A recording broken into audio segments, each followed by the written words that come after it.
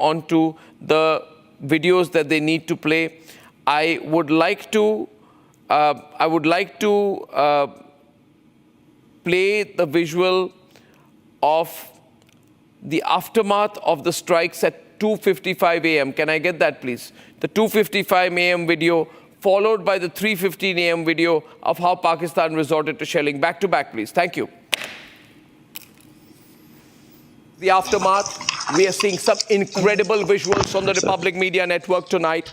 Ladies and gentlemen, the Pakistani threat is empty. The Pakistan are an incapable people. They have got an incompetent army. We are beginning to avenge them. Now, General Bakshi, what have we just seen?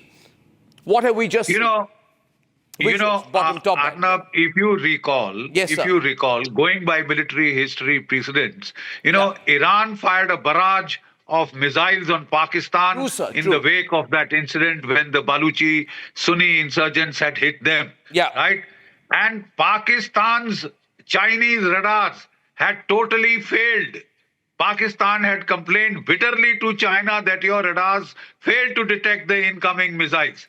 They have still Pakistan has declared an emergency. Keep the breaking news ticker on, for God's sake. Pakistan has declared a state of national emergency. The latest updates I'm also getting tonight is that residents in the area of Jhulas have moved into bunker amidst constant firing from the Pakistani side. There is heavy shelling on the borders of Kupwara district, which are continuing. I'm going to get our reporters up who are in the area. I have more visuals, full frame, ladies and gentlemen. The Pakistani army, full frame. Pakistani army assessing the damage. Full frame, please. Full frame, please. Thank you. Ladies and gentlemen, look at this. This is the Pakistani army. They just don't know what has happened.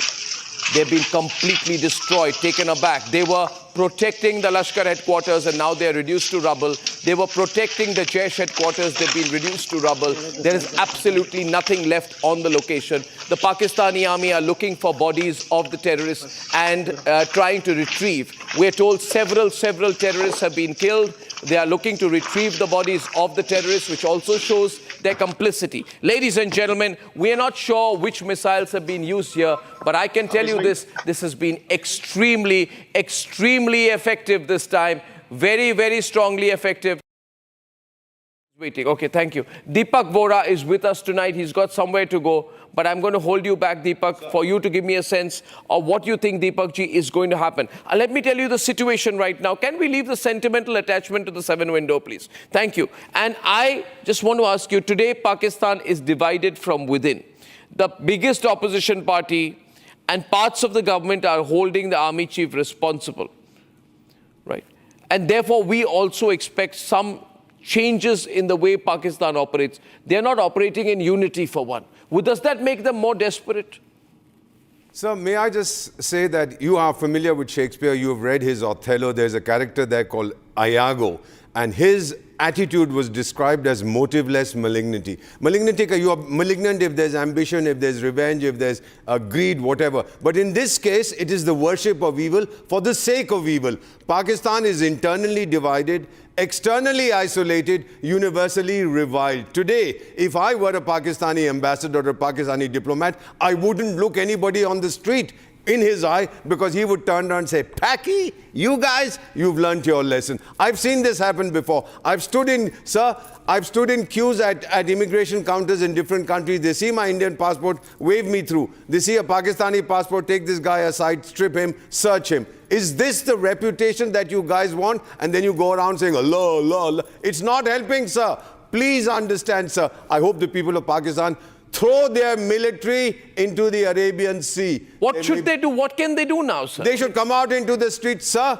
A revolution begins with one man. I saw it in Tunisia. I was posted there. He doused himself with kerosene, set himself on fire. The Arab Spring started. The then chap, Bin Ali was the president. I knew him well. He ran away. One chap comes out, then a caravan forms, and the military will go, sir. They have to go. They have axed their own feet. This fellow, Mad Mullah Munir, doesn't know what he has done, sir. Now, what would they do for a face saver, sir, Deepak ji? What would they do for a face saver? Right, sir. They are going to... Sacking Asim Munir is not a face saver tonight. No, they are going to say, we will not retaliate because we are a responsible nation and we we are responding to the UN Secretary General's appeal for restraint.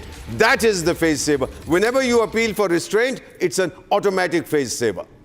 Appeal for restraint is a face saver. Yes, sir. Do Very nothing much is a face saver. Because then you Get say... smashed by India as a face saver and do nothing. Because then you say, I'm restraining myself in response to international appeals. Well, I think they're also very, very worried today. Very, very worried because, and last question to you, I know you have to go. Sir. They're worried because they have a JF-17 that's also crashed or been downed by us. So they're in trouble. They tried to move past. The radar systems are so great. The air defense systems are so great. We've told it's down. Sir, our systems are foolproof, sir. And sir, look at the confidence of our leadership, sir. I don't know how you feel, but as far as I'm concerned, I feel terribly proud. I'm 74 years and I've seen the best leadership this country has had in my life. The Prime Minister of India tweeted and he congratulated his British counterpart about the free trade agreement. Not a word about what we were going to do. This is strategic deception. If those jokers across the border were monitoring his tweet, saying, "Arey, ye kya baat kar raha hai? Iska matlab kuch hone nahi wala." Sir, they have been hit. They are not going to recover. And my only request to the people who decide India's destiny, we've put our destiny in your hands, sir. Now make sure that this scourge of terrorism is eliminated forever. The existence of Pakistan as a terrorist state is no benefit to anybody. Its disappearance as a terrorist state is no loss to anybody. Absolutely, Deepak ji, you liked the studio with your intellectual ferocity. I learned from you, sir. And your sheer energy. You can only be matched by people like Saurabh and Samar who've been laboring all night with me. Look at Saurabh Mr. Goswami, you are the best, sir. Please. No, sir, you're fantastic. Yeah, you go to whichever channel you're going to, but like a boomerang, we want you back here, sir. Right, sir. I'll come, Thank you very much, sir. Deepak Bora. Saurabh, this is a great day. This is a great day. Now, how's the international community going to look at this? I think every international news channel, every major news corporation is going to be reporting this and this and this alone. It is already happening, Arnab. I'm getting a lot of messages. Stepping out. I can tell you, and I want to say, Indian diaspora all over. Here in the US, there are a lot of ex-servicemen, people who, have known me. I'm getting messages that people are so happy that India has taken this action because, as I said earlier, last time the audio was not there. India's battle alone. This is a battle of every democracy facing terrorism from Pakistan, which has been the epicenter. Every terror attack across the globe had a Pakistani connection. And India has hit deep down this terror ayatollahs and terror infrastructure, which sends a strong message that you cannot dare to pose threat to democracies. From here on, this is a new edifice against terrorism, the new war against terrorism that has started today. This is the message that is coming from across the globe, Arnab. Yeah, I think that we were also told that the Defense Minister Asif Khwaja is under pressure to quit. Samar? Asif Khwaja under pressure to quit? You see, these are signs of their internal disagreements. None of them have been synchronized. As on date, none of the ministers came together in front of the television to depict as a single entity when their nation was, wanting to see them the most. So I'm telling you, this is the beginning of the downfall of PMLN, and PTI is going to make a big noise regarding this. Oh, it's going to be a civil war-like situation in Pakistan. Jayant Satpathy is joining us tonight. He is the brother of Prashant Satpathy from Balasore, who was unfortunately among the 26 people who was killed in the April 22nd Pahalgam terror attack. Jayant, can you hear me? This is Arnab here.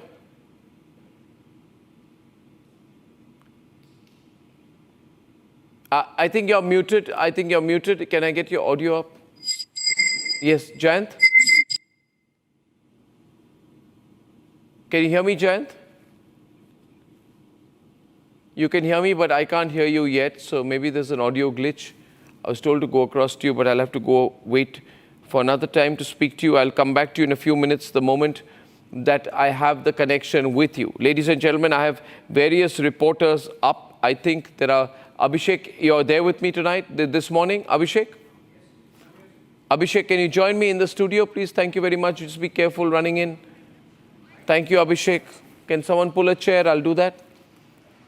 Thank you, Abhishek, just being multifunctional this morning, calling people in, getting the guests, fixing the windows, getting the hot visuals right.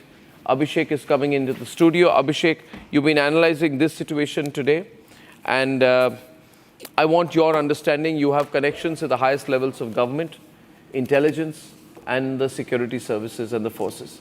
Are you mic'd up, Abhishek? Can you tell us the latest news updates you have with us this morning? So the latest is that we are looking at the joint briefing by the three forces and the Ministry of External Affairs. There would be a joint briefing with a united front being presented by India and a statement being made to the rest of the world about the details of the precision strikes which we have carried out. 9 locations, all terror targets, no military targets, and Pakistan has confirmed that 24 missiles of India struck those targets in those locations that we have already shared and are on air. Yeah. And the joint briefing is going to be done by senior officials of the Army, Navy, Air Force, and the Ministry of External Affairs. Yeah. And we are going to see India making a statement. We have some reactions, global reactions coming in. Yeah. The United States has said that there should be no escalation. We have seen Turkey making a statement in support of... statement? So their ambassador has reached out and in Islamabad and made a statement that Turkey stands with Pakistan in the time when their sovereignty has been breached by India. Yeah. That's the statement coming in from Turkey. Not unexpected. Not unexpected. How much does it matter? How much weight does it carry? Turkey traditionally has stood with Pakistan, Arnab, so that it's a given. China? China, no statement yet. Russia, no statement yet. The United Kingdom, no statement yet. They're still sort of... Israel is very supportive, saying terrorists must know they have no place to hide. Yes. And effectively, overnight, we saw Prime Minister monitoring the entire exercise. The NSA, of course, leading the whole operation. And it was his go-ahead, after which these strikes were carried out. We were told that after 5th of May, any day, this would happen. And exactly that is how it has happened. And the Pakistanis really caught off guard in terms of not being able to respond. There was some rumor mongering from the Pakistani side that they have shot down 5 Indian jets, etc. Everything has been debunked. We will see more of it getting done during the press conference. Pakistan Defense Minister has egg on his face. He first said that there have been some Indian soldiers have been captured. He himself retracted the statement. He had to go back on that. He had to retract his statement. So obviously, the situation on the border is tense but under control. We are told our forces are retaliating to Pakistani ceasefire violations. There is heavy artillery fire going on in affected areas of Jammu and some parts of border, which is there, the line of control in Kashmir. And effectively, what we are seeing is that India has avenged the Pahalgam terror attack with Operation Sindoor. In fact, Indian Army...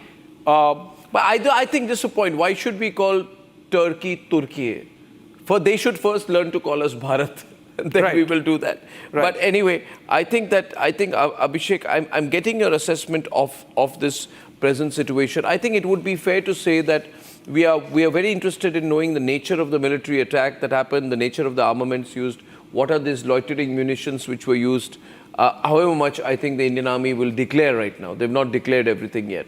They will in the press conference. They will declare in the press conference. Maybe not all the details, but a substantial amount of detail to confirm, corroborate. Remember, Arnab, we faced the situation earlier, and we have faced that situation till 2 days back of the Saboot gang asking for what evidence do you have. This time that doesn't apply because there is so much So social when this was building up, I was told that the strike India would carry out, our action would be demonstrable, our action would be visible, our action would be comprehensive, our action would be precise Get and for Israel the up world live. to see. And Yeah. exactly that is what has happened in terms of the pictures coming in from the Pakistani side, making it clear that the damage has been extensive and that all these camps that have been targeted have suffered major damage. And there has been some loss of life also. The Pakistanis have to confirm that.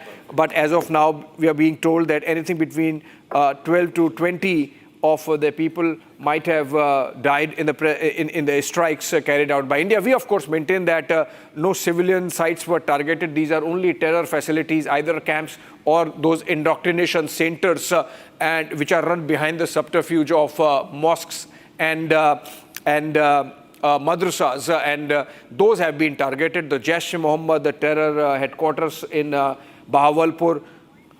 Okay, I think we have a tweet from Jay Shankar which says, very, very important, the first tweet, Shawan, from Foreign Minister Jay Shankar, who has said that the world must show zero tolerance for terrorism.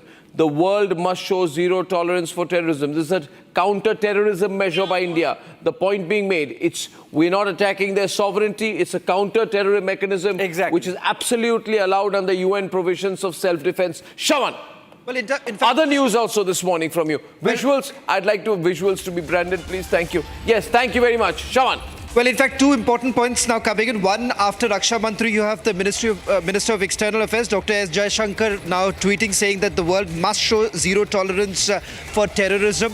In fact, we're also picking up some more details. There is cross-border firing that is going on. This is intense cross-border firing. We've just got details right now on that in Rajouri, there are 3 places where the cross-border firing is going on. That's Gambhir, Brahmana, Manjakot and Lam. In Punj, it's in Krishna Ghati, Shahpur and Mankot. In fact, heavy artillery firing that is taking place, and a confirmation now coming in. 3 Pakistani posts have been destroyed. Yeah, yes. Okay, can I share? Yeah, Can I share Abhishek has some more information. Okay, Abhishek. so this is basically both the Army and the Air Force carrying out these strikes. Interestingly, majority of these strikes are carried out by the Indian Army, just about 1/3 by the Air Force, and those were standoff weapons, as they say. We did not cross the border. We shot those missiles off, the details of which would be shared by the forces. The Army essentially, Arnab, this is the first time that the Indian Army has done this. These were those kamikaze drones that were used, which went in and shot themselves into those targets. And that's a big one. So precision munition being used there.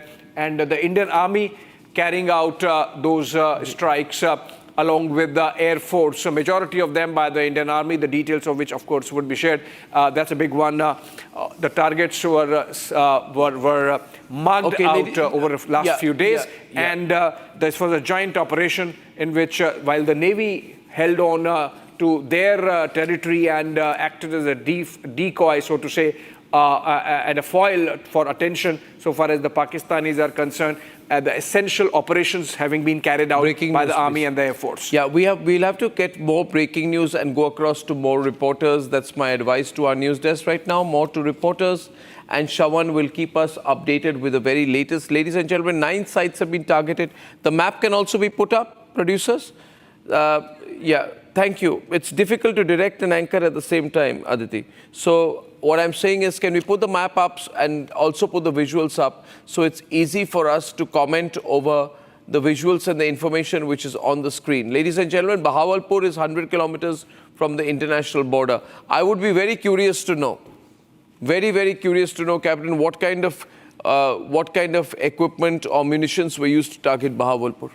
As we are getting the reports, firstly, we are thinking of the Rafales, the standalone weapons like, Scalp missile, surface-to-surface missile, and the kamikaze drones that we are coming up. We don't have to cross the IB for that. So with this, we have a range of, say, 15 kilometers from the LOC up to about 150 kilometers. And according to the distance, the ammunitions would be used. So I'm sure when we are talking about kamikaze drones, this would be used for 15 to 30 kilometers. And for the longer ranges, this time we have gone beyond imagination. Bottom left.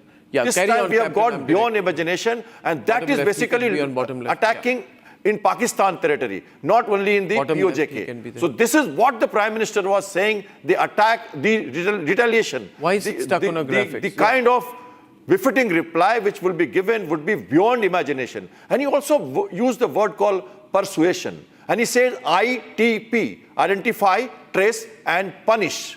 Now he didn't say eliminate or kill. He used the word very, very in a calibrated manner, that punish. And enablers, supporters and financiers. So now we know when he talked about persuade, that means the hot persuade. You know, this is a requirement, this is a legal requirement. You know, we are not attacking a country. I don't even call it a strike, I call it persuade. We have done a hot persuasion and we have actually hit the target, which is actually damaging the country by soft bleeding. So we must understand that we have not attacked Pakistan. We have done our job well within our rights, and we are at liberty to do so at the right place, right time, and right occasion. So therefore, hot persuasion has been done. The entire world has been taken into stride, and we are actually well within our rights. I'm sure Pakistan will know this. They will understand. They are under the pressure of the international community. They know they will not carry out any retaliation. If they do, the Army, Navy, Air Force is very much ready operationally at all fronts. I'm sure Pakistan would show restraint. They will show the mature democracy as we did. Our Prime Minister came from Saudi Arabia, did a CACS meeting, and then he gave some 5 decisions, went to Madhubani. And then he says, identify in English. He told the world, identify, trace, and punish. Yeah, I have Abhishek has information and Shravan have information, both Abhishek and Shravan. First, the information that Abhishek has on kamikaze drones. Can you tell us that on more? Well, yes or no. So I said exact details. I'm just picking up information Breaking as news, I've been please. sent. Exact details come in during the press conference, but Indian Army using kamikaze drones and precision munition riding on those kamikaze drones and hitting those targets. In all, 24 of those drones and Air Force missiles used. Exact numbers, again, we have to wait for a while to get, but a total of 24 missiles or drones hit those targets, those 9 locations in Pakistan and Pakistan-occupied Jammu and Kashmir.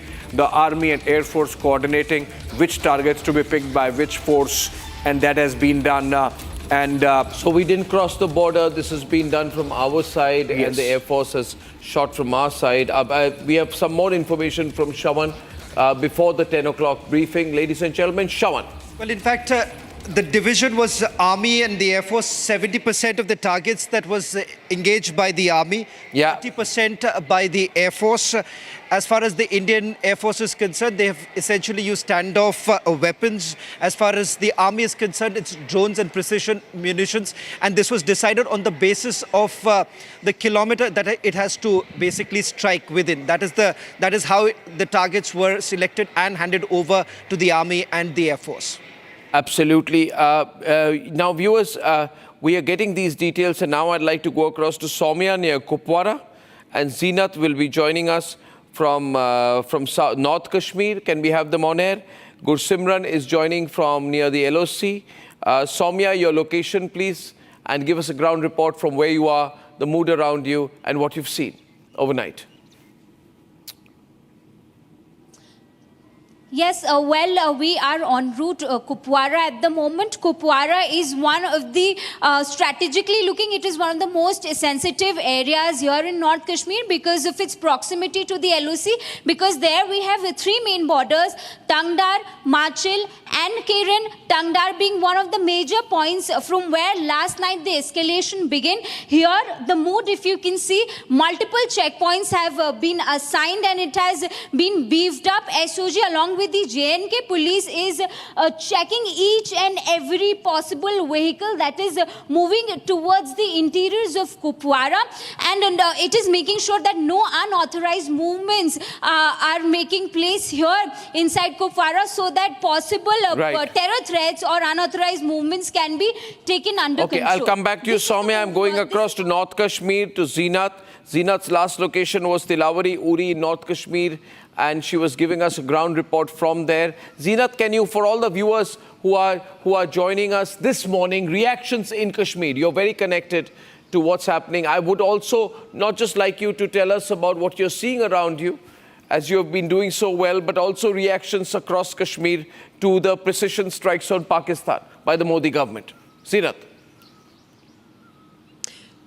See, Arnab, we have always been seeing that the Prime Minister Modi has always taken people by surprise, whether it was the Balakot or the Uri time. But this time also people were expecting this mock drill, and when actually the Indian Army, along with the two other services, strike inside the Pakistan, and people in Kashmir Valley itself were taken by surprise when these planes and fighter jets starts hovering in the sky. People start coming out from their homes to see what actually is going on, and within no time there was a press release coming from the government that they have gone all inside the Pakistan and hit their 9 locations, although they have not touched the Pakistan army. But yes, those who planned that attack and carried their hideouts, their territory was targeted by the Indian Army, Air Force and other services. As far as the Uri sector is concerned, this is Uri sector.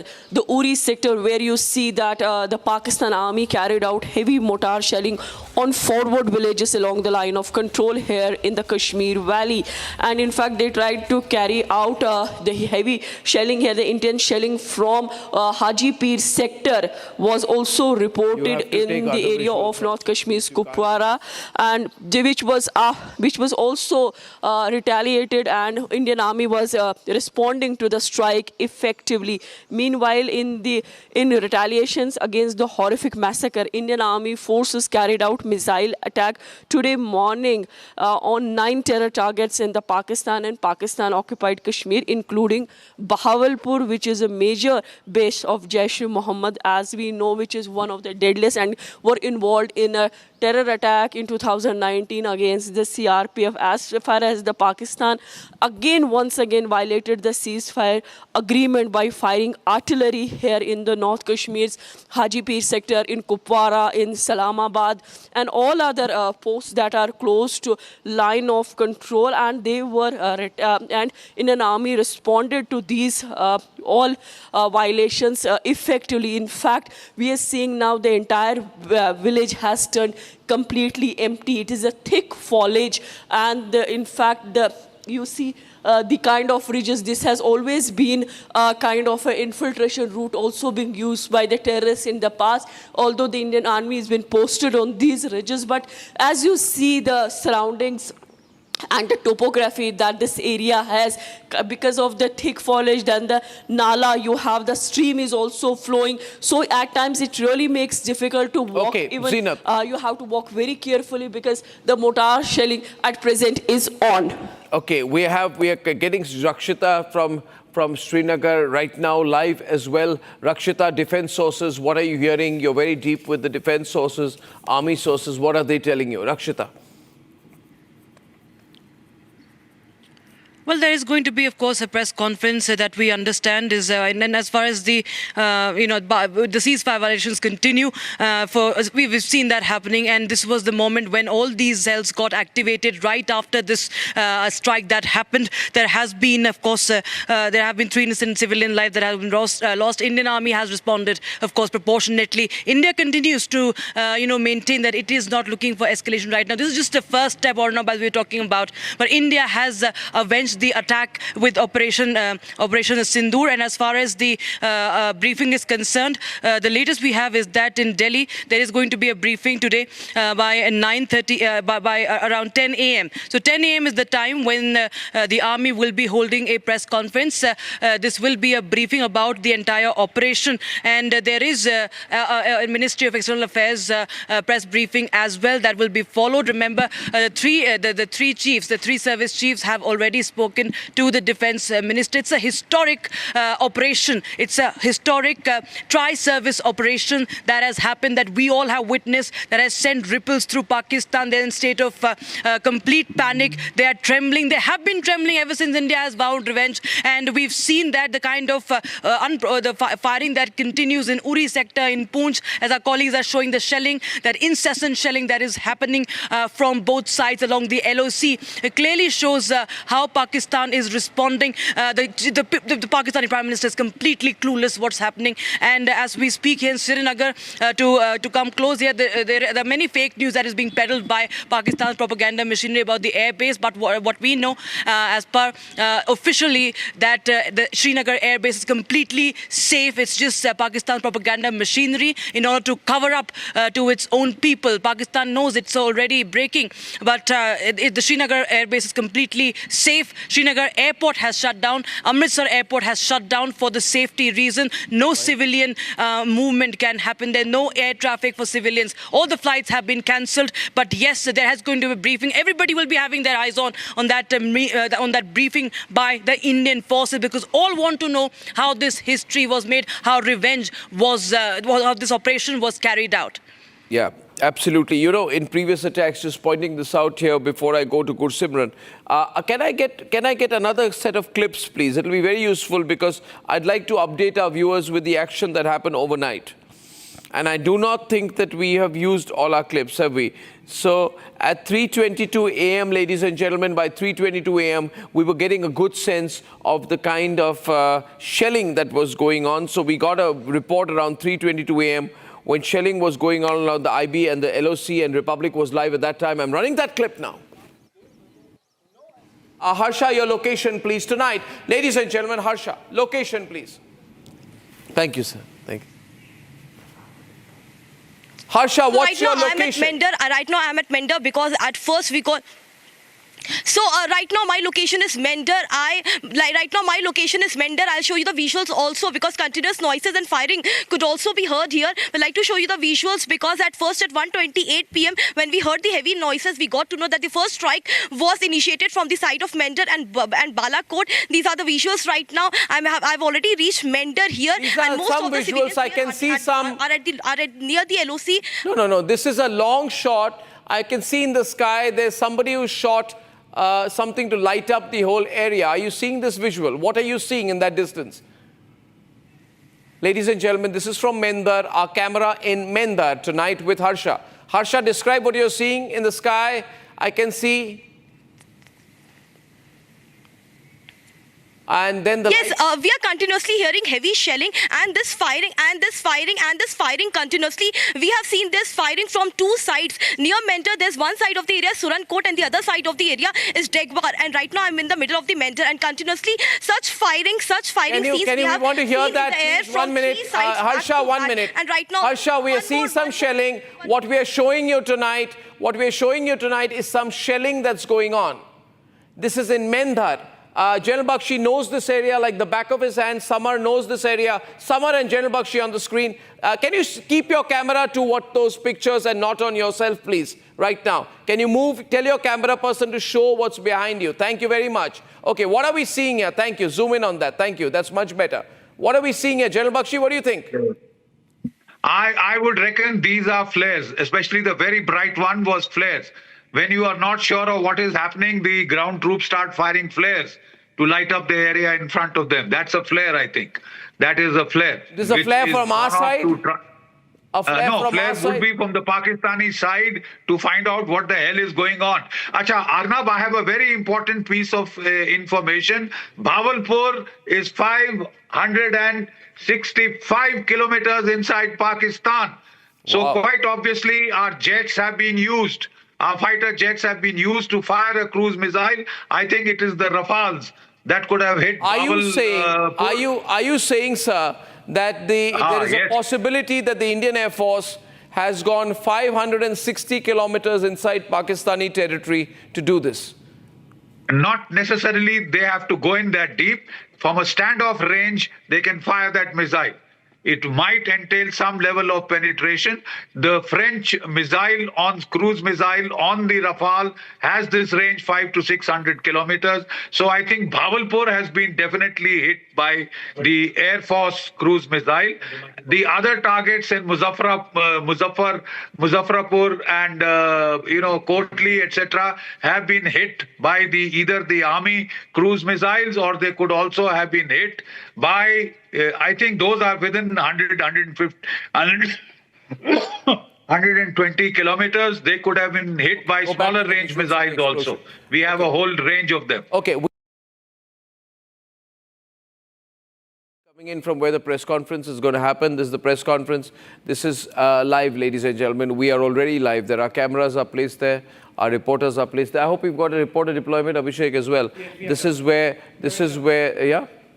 Yeah, so this is where the big press conference of the day is going to happen. Now, you can see there 7 chairs, okay? And this is going to be a tri-services press conference. Yeah, which and the Minister of External Affairs. And the Minister of External Affairs will also be there, where the full detail of all that we have done, the action we have taken, and how we view this will be put out. We know the world is watching tonight, and the entire world's focus is going to be on these visuals. Abhishek, look up. And, this is where the focus is going to be.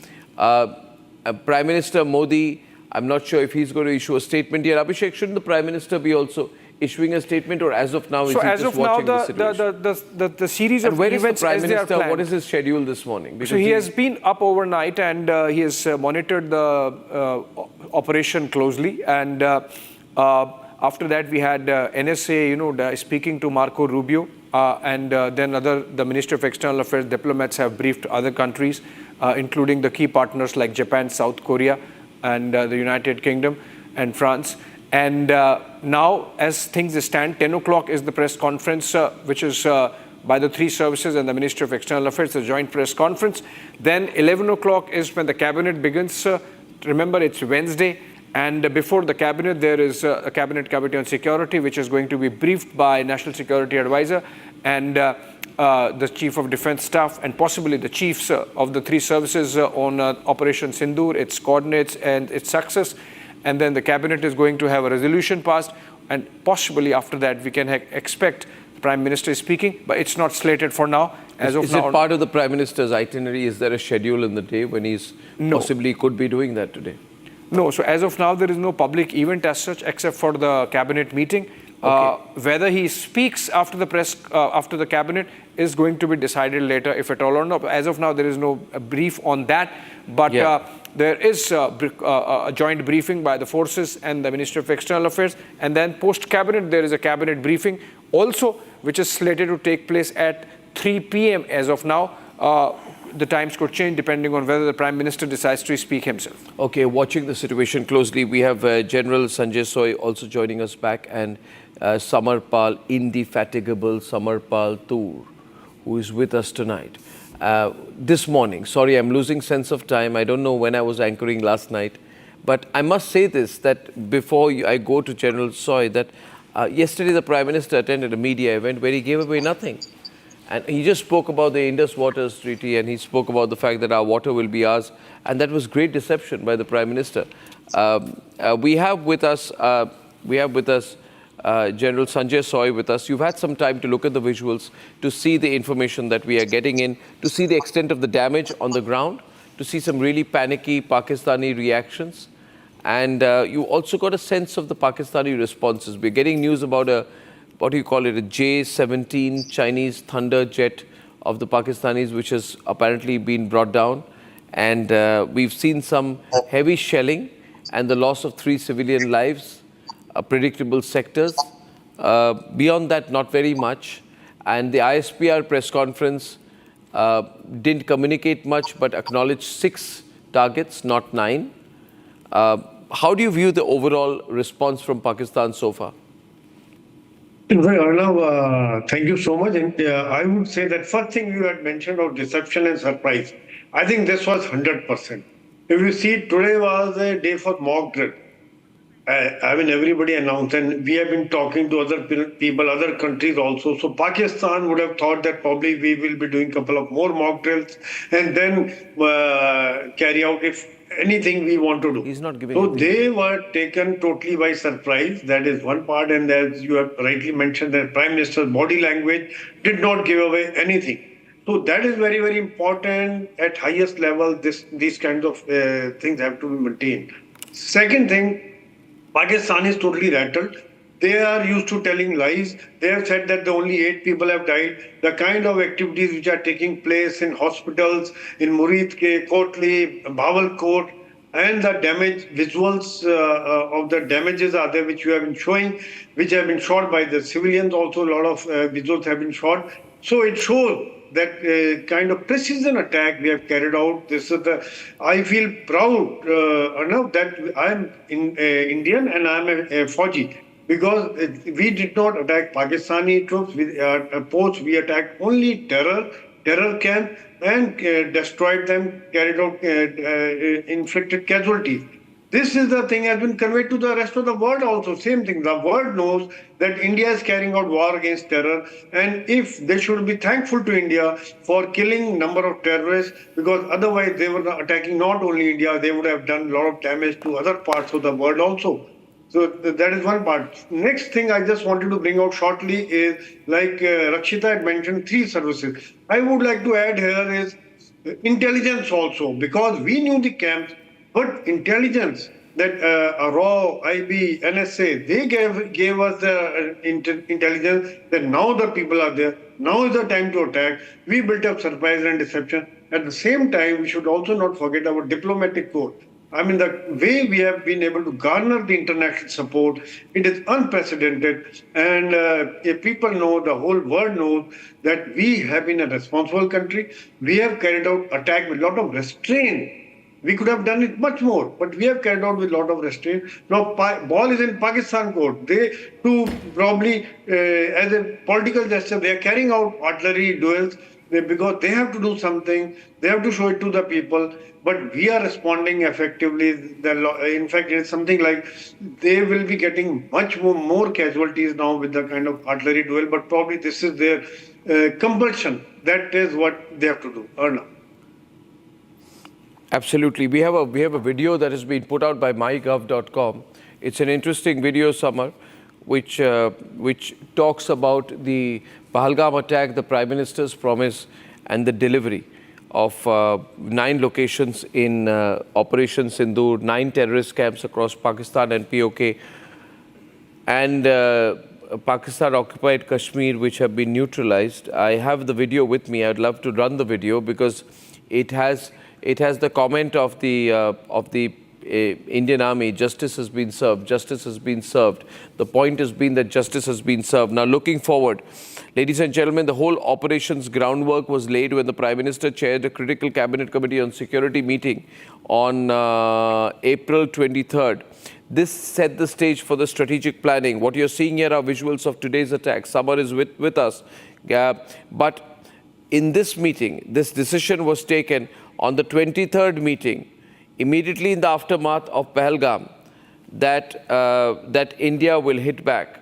Now, ladies and gentlemen, we have that video. I'd like to play the video, please. Thank you. Play the video. Hello. Ami Debo Patabo.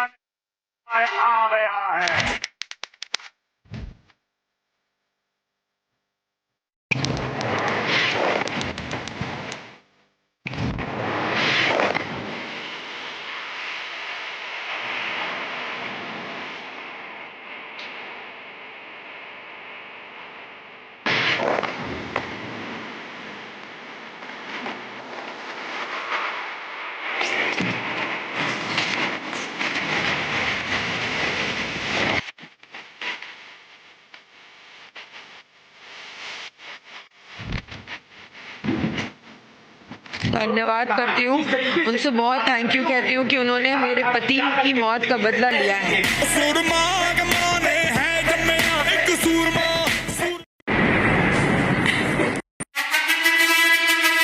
पातंकियों की बची खुशी जमीन को भी मिट्टी में मिलाने का समय आ गया है।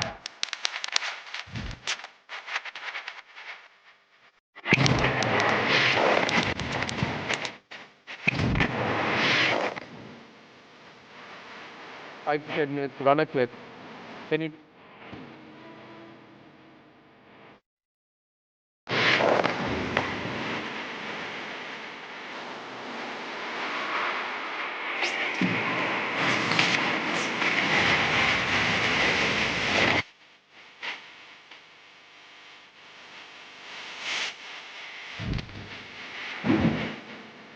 धन्यवाद करती हूँ उनसे बहुत थैंक यू कहती हूँ कि उन्होंने मेरे पति की मौत का बदला लिया है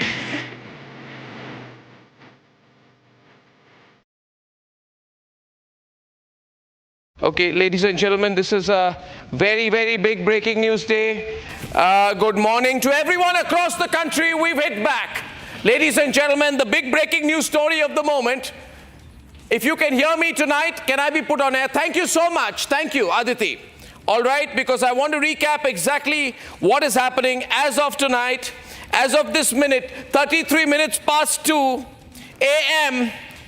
on the 7th of May, history has been made. This is a very direct and straightforward attack by the Indian Army we are reporting tonight. Ladies and gentlemen, Pakistan has been hit. Muzaffarabad has been hit. A total of 9 places in Pakistan have been hit. And the government has said very clearly that we are focused, we are measured. What we are doing is non-escalatory in nature. They've said that no military targets of Pakistan have been targeted.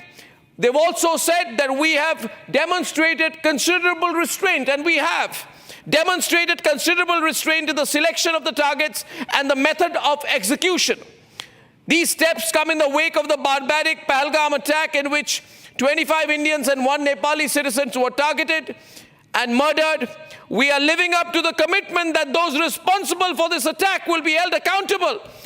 And there was going to be a very detailed briefing on Operation Sindoor later today. This is the PR that I got from the Ministry of Defense.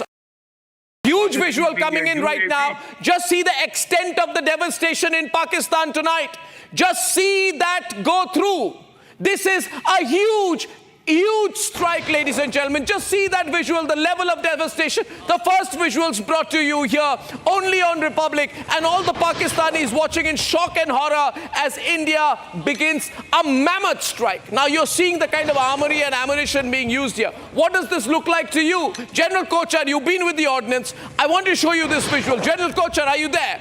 Are you seeing this visual with you, sir? You see the nature of the visual, the nature of the explosion. What does it look like to you, sir? My assessment is, Arnab, from what I can see on your screen. Yes, sir. This is a combination of a drone and a missile strike. A mix of drone and missile? Yeah. Because I don't. One second, sir. One second. Can the drones go so deep? I also want you to expect, General Bakshi, how deep did we go? General Bakshi, how deep have we gone when we go to Bahawalpur, when we go to Muridke? How deep have we gone into that territory?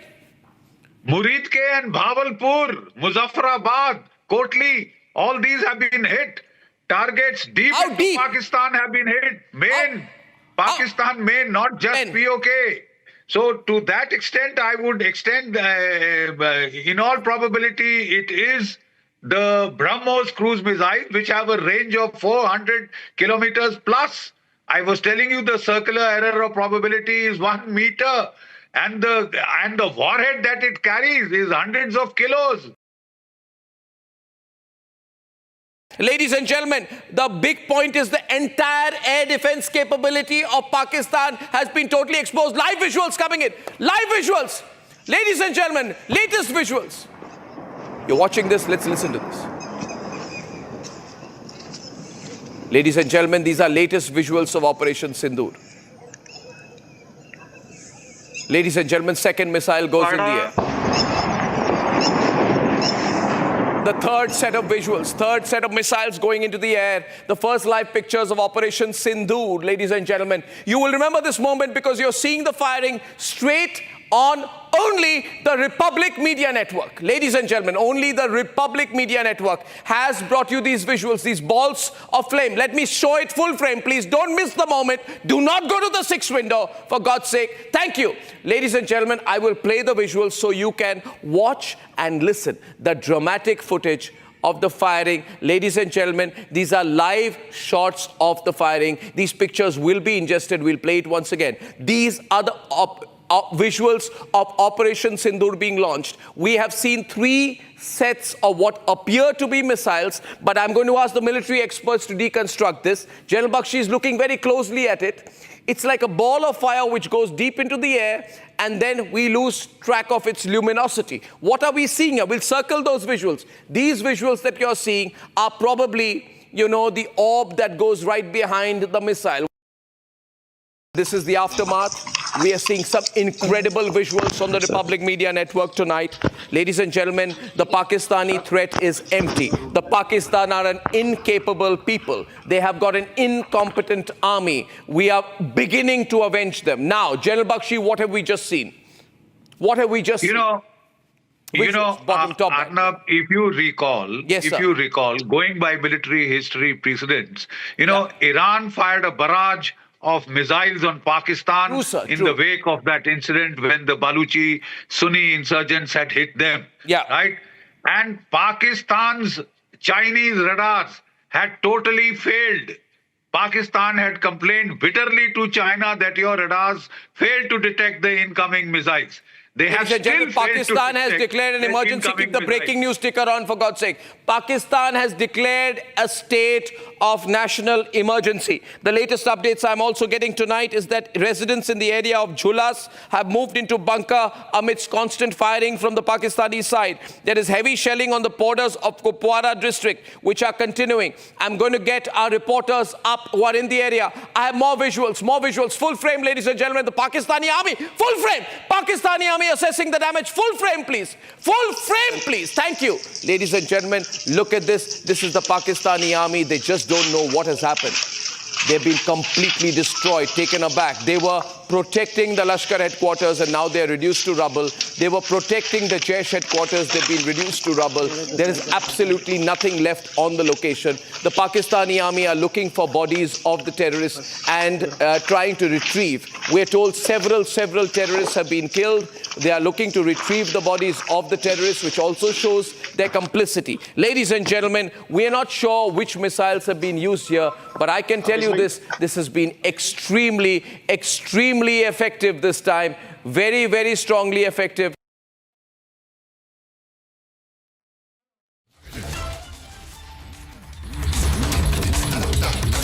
All right, we are getting one more breaking news development connected with Operation Sindoor, which is that the name itself, Operation Sindoor, was given by Prime Minister Narendra Modi himself.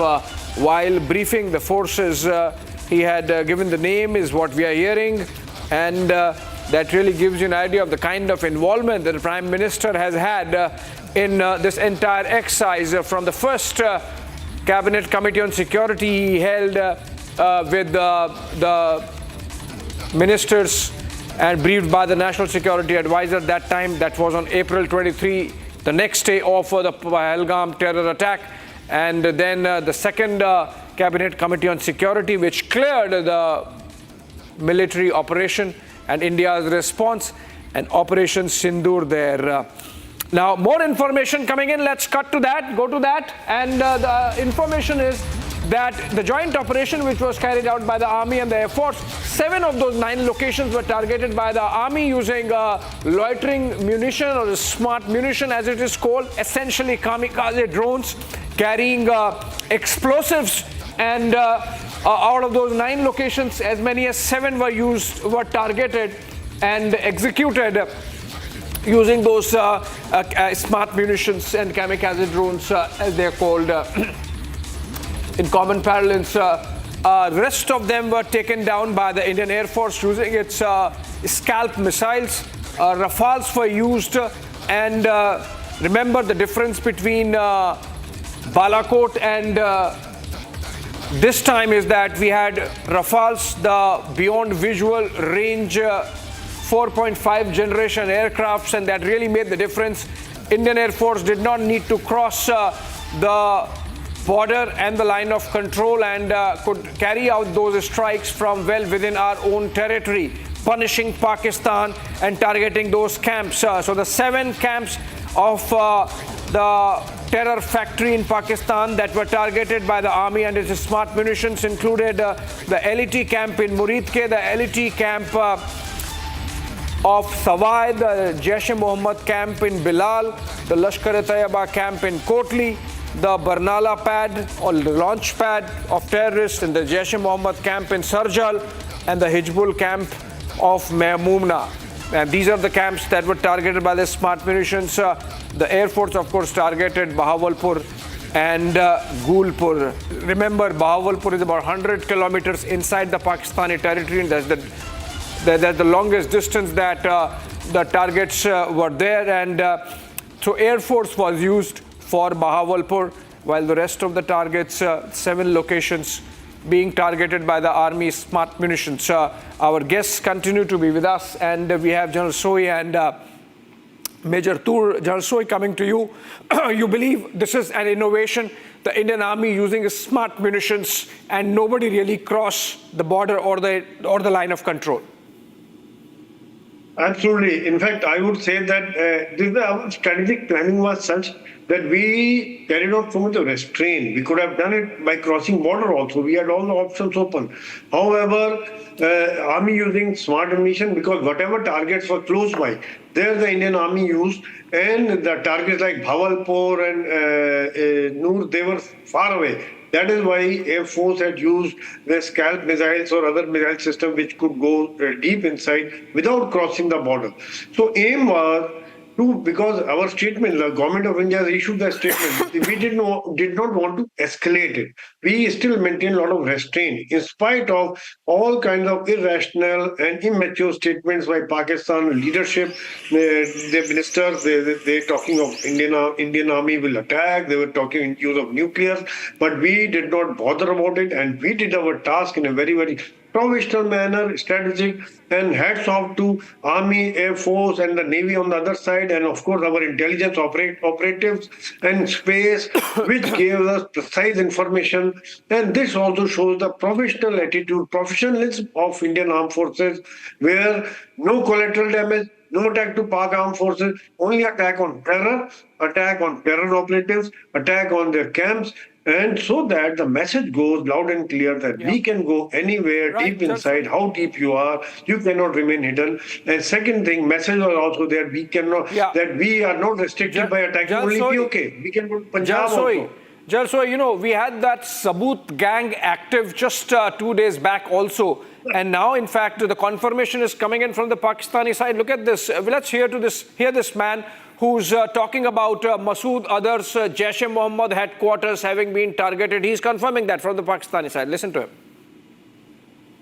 Pakistani और India ने जंग शुरू कर दी है। अभी मेरे Bahawalpur city के अंदर मौलाना मसूद अजहर साहब के जो है मदरसा है उसके ऊपर 4 मिसाइल दागे गए हैं। 4 मिसाइलों के साथ हमला किया गया है मौलाना मसूद अजहर साहब के Balakot. These are the visuals right now. I've already reached Mender here, and most of the visuals I can see some are near the. Pakistani और इंडिया ने जंग शुरू कर दी है। अभी मेरे बहावलपुर सिटी के अंदर मौलाना मसूद अजहर साहब के जो है मदरसा है उसके ऊपर 4 मिसाइल दागे गए हैं। 4 मिसाइलों के साथ हमला किया गया है मौलाना मसूद अजहर साहब के मदरसे के ऊपर। हम अपनी अफवाज पाकिस्तान के साथ खड़े हैं, लेकिन मेरा सवाल है कि हमारी एजेंसीज कहाँ सोई हुई थी, हमारी अफवाज पाकिस्तान कहाँ सोई हुई थी जब ये हमला हुआ। मुजफ्फराबाद की भी खबर आ रही है कि मुजफ्फराबाद वाली साइड पर भी ये अटैक हुआ है, लेकिन सबसे पहले मेरे बहावलपुर सिटी के अंदर अटैक हुआ है ब्लास्टिक मिसाइल के साथ। उन्होंने हमला किया है मौलाना मसूद अजहर साहब के मदरसे के ऊपर। 4 मिसाइल मारे गए हैं। अभी ये कहना कबल वक्त है कि गोया कितनी सच्चाई है इस खबर के अंदर, किस साइड से ये मिसाइल आए हैं, ये अभी कंफर्म होना बाकी है, लेकिन ये कंफर्म न्यूज़ है कि उनके मदरसे के ऊपर 4 मिसाइल मारे।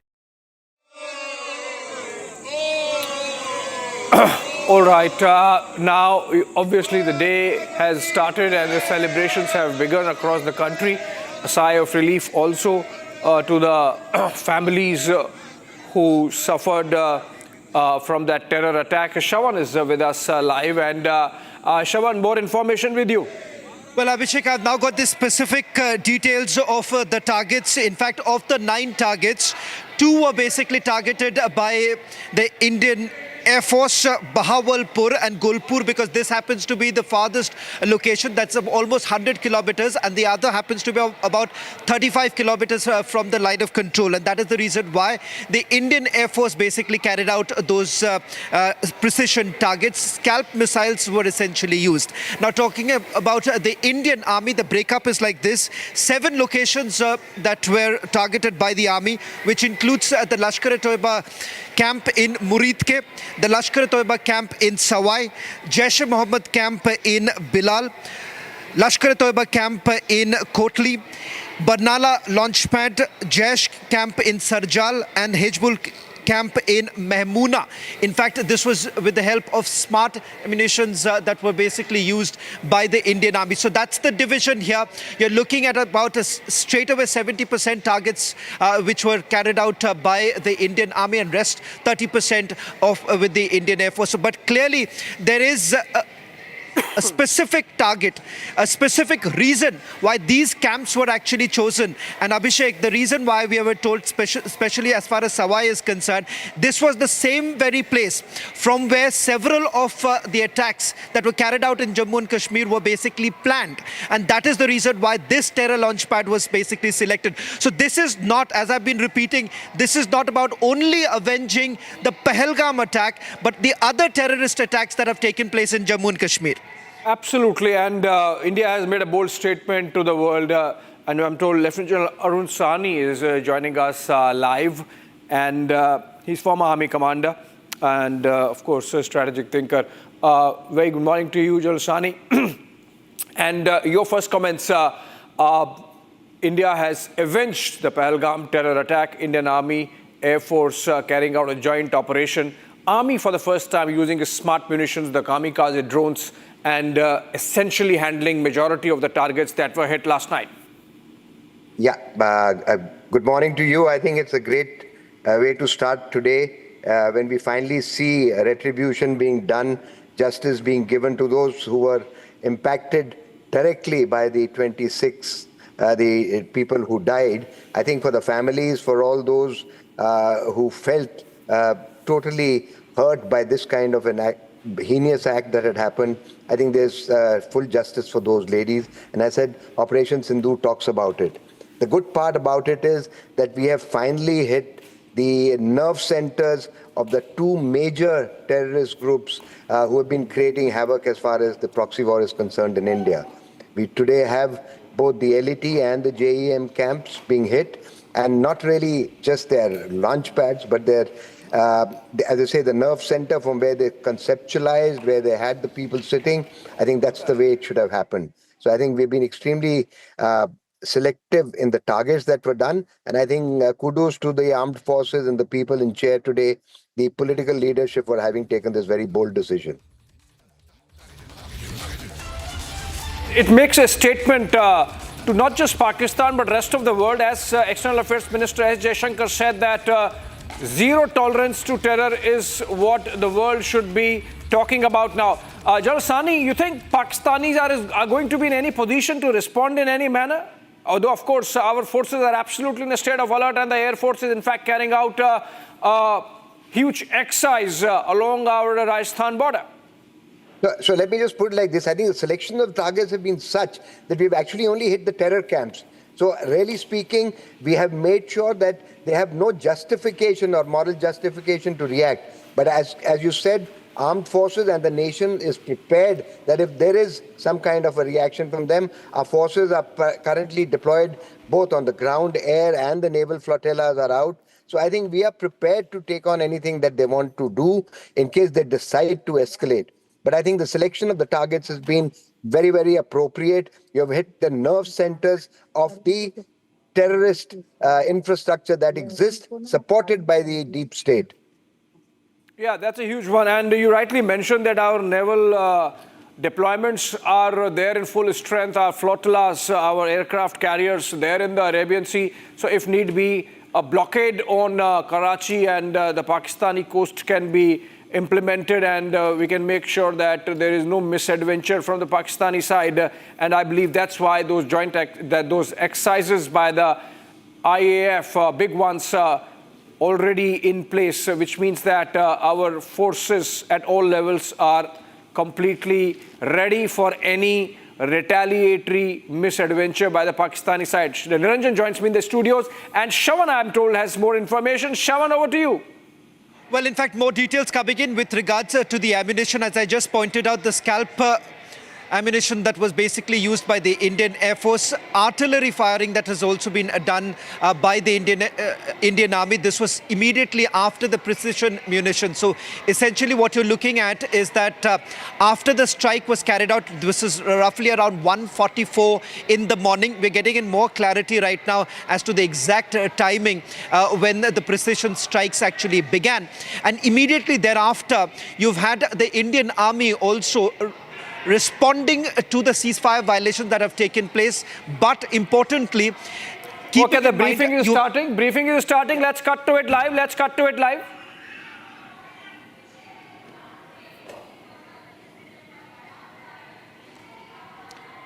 Okay, we are told that these are just test visuals, essentially checks going on as a preparation to the briefing that is slated to take place at 10 a.m. You see officials from various ministries, the Ministry of Defense, and some defense officials also, officers also. And then, of course, you have people from the Ministry of Information and Broadcasting. I can see some. And this is essentially prep visuals. These are essentially prep visuals coming in. We also have Gopi live. Can we cut to Gopi and just check with her what's really happening? Gopi, if you're getting me, what are the preparations going on? We can see some in your backdrop. Who are these officers? Can you tell us? Well, in fact, what in fact you can see here is this is the National Media Center's conference hall, and we are awaiting the most important press conference to begin, which will jointly be addressed by the Ministry of Defense as well as Ministry of External Affairs. What we are learning, what we are picking up from our sources is it will also be the MEA spokesperson Randhir Jaiswal will be here along with the Army as well as Air Force Chief. This is what we are picking up from our sources as of yet. But yes, we are yet to confirm who all will be holding this press conference. As you are seeing the live visuals, the preparation is underway. All eyes at this press conference, which is going to begin at 10 a.m. The preparations are going on in full swing. What we are expecting is Randhir Jaiswal will be here along with the Army as well as Air Force Chief. That is what we are picking up from our sources as of now. All right, building up to that big moment when our forces together with the Ministry of External Affairs hold that press conference, brief the world, brief India first and rest of the world, of course, about India's Operation Sindoor, India's avenging the Pahalgam terror attack, India's massive anti-terror strike on Pakistan and targeting of the terror factory that Pakistan harbors. Even now we are getting those pictures, Niranjan, of Pakistanis giving away the fact that they have been harboring terrorists. There are visuals coming in of Jaish-e-Mohammed sympathizers talking about how those camps have been hit, their headquarters has been hit, and many of their facilities have been hit. Abhishek, these are visuals that we've accessed, and we are doing some background checks before we put that video on air. But what primarily we see is because one of the stills that we also saw from this video, one of the stills matches that of the initial picture that comes in. So this is from a hospital in Pakistan. It is a Pakistani army officer in the hospital. Now we are checking the details of what they have said in that video. What it confirms is that Pakistan army was backing Jaish because they are seen in that video. Secondly, some slogans are being chanted. Jaish slogans are being chanted, which will only confirm what we have been saying, that we have struck Jaish and Lashkar targets. Now, on Operation Sindoor, you just saw the preparatory visuals in New Delhi. The joint Ministry of Defense, Ministry of External Affairs news conference lined up in just about 90 minutes from now, 80 minutes from now. It will be live from Delhi where the full details will be given. But let's tell you a little bit about Operation Sindoor. we have successfully struck 9 targets in Pakistan. We have gone deep into Pakistan territory, which means we haven't just gone into POK, not just POK, we've gone deep inside Pakistan and struck targets even close to big cities in Pakistan. Let's tell you that we have specifically targeted terror camps, and the strikes began a little after midnight. Some of the details show that perhaps it started a little after 12:10, 12:15, lasted perhaps anywhere between 20 minutes to half an hour.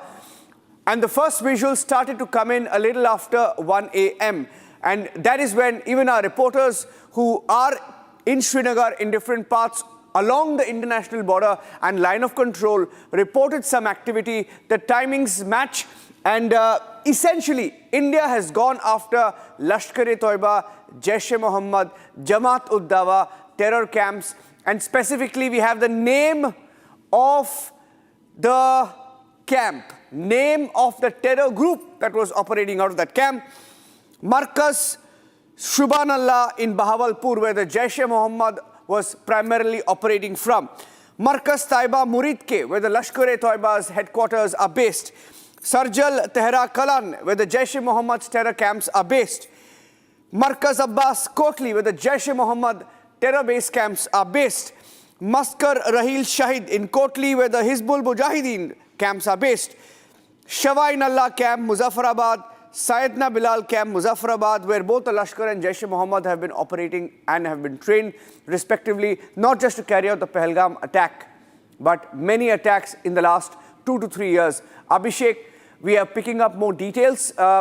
We've been told the Prime Minister was monitoring the situation since 8 p.m.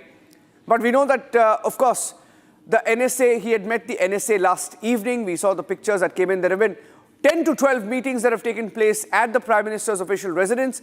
Give us more details of the planning, the monitoring that took place. Shravan and Abhishek. Abhishek, you can take that one.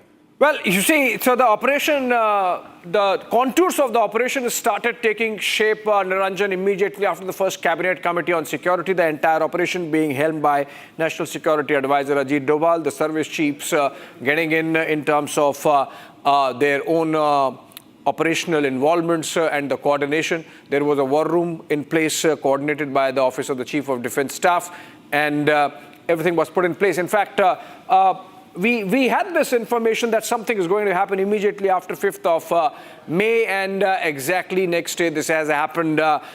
Indian Army, Indian Air Force and the Indian Navy in a joint operation executing Operation Sindoor. Indian Navy, of course, did not actively participate in hitting the targets, but they were involved in holding Pakistan, pinning down Pakistan insofar as the coastline is concerned, and their defense forces on that side are concerned.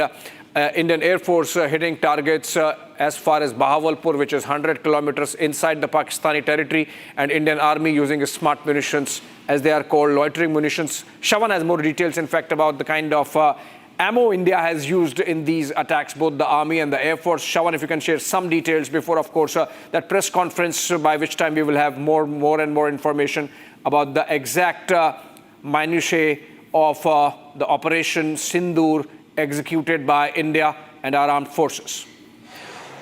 Well, in fact, Abhishek, the inside story of Operation Sindoor, remember, this is something that was spearheaded by the National Security Advisor with a special team from the 3 services.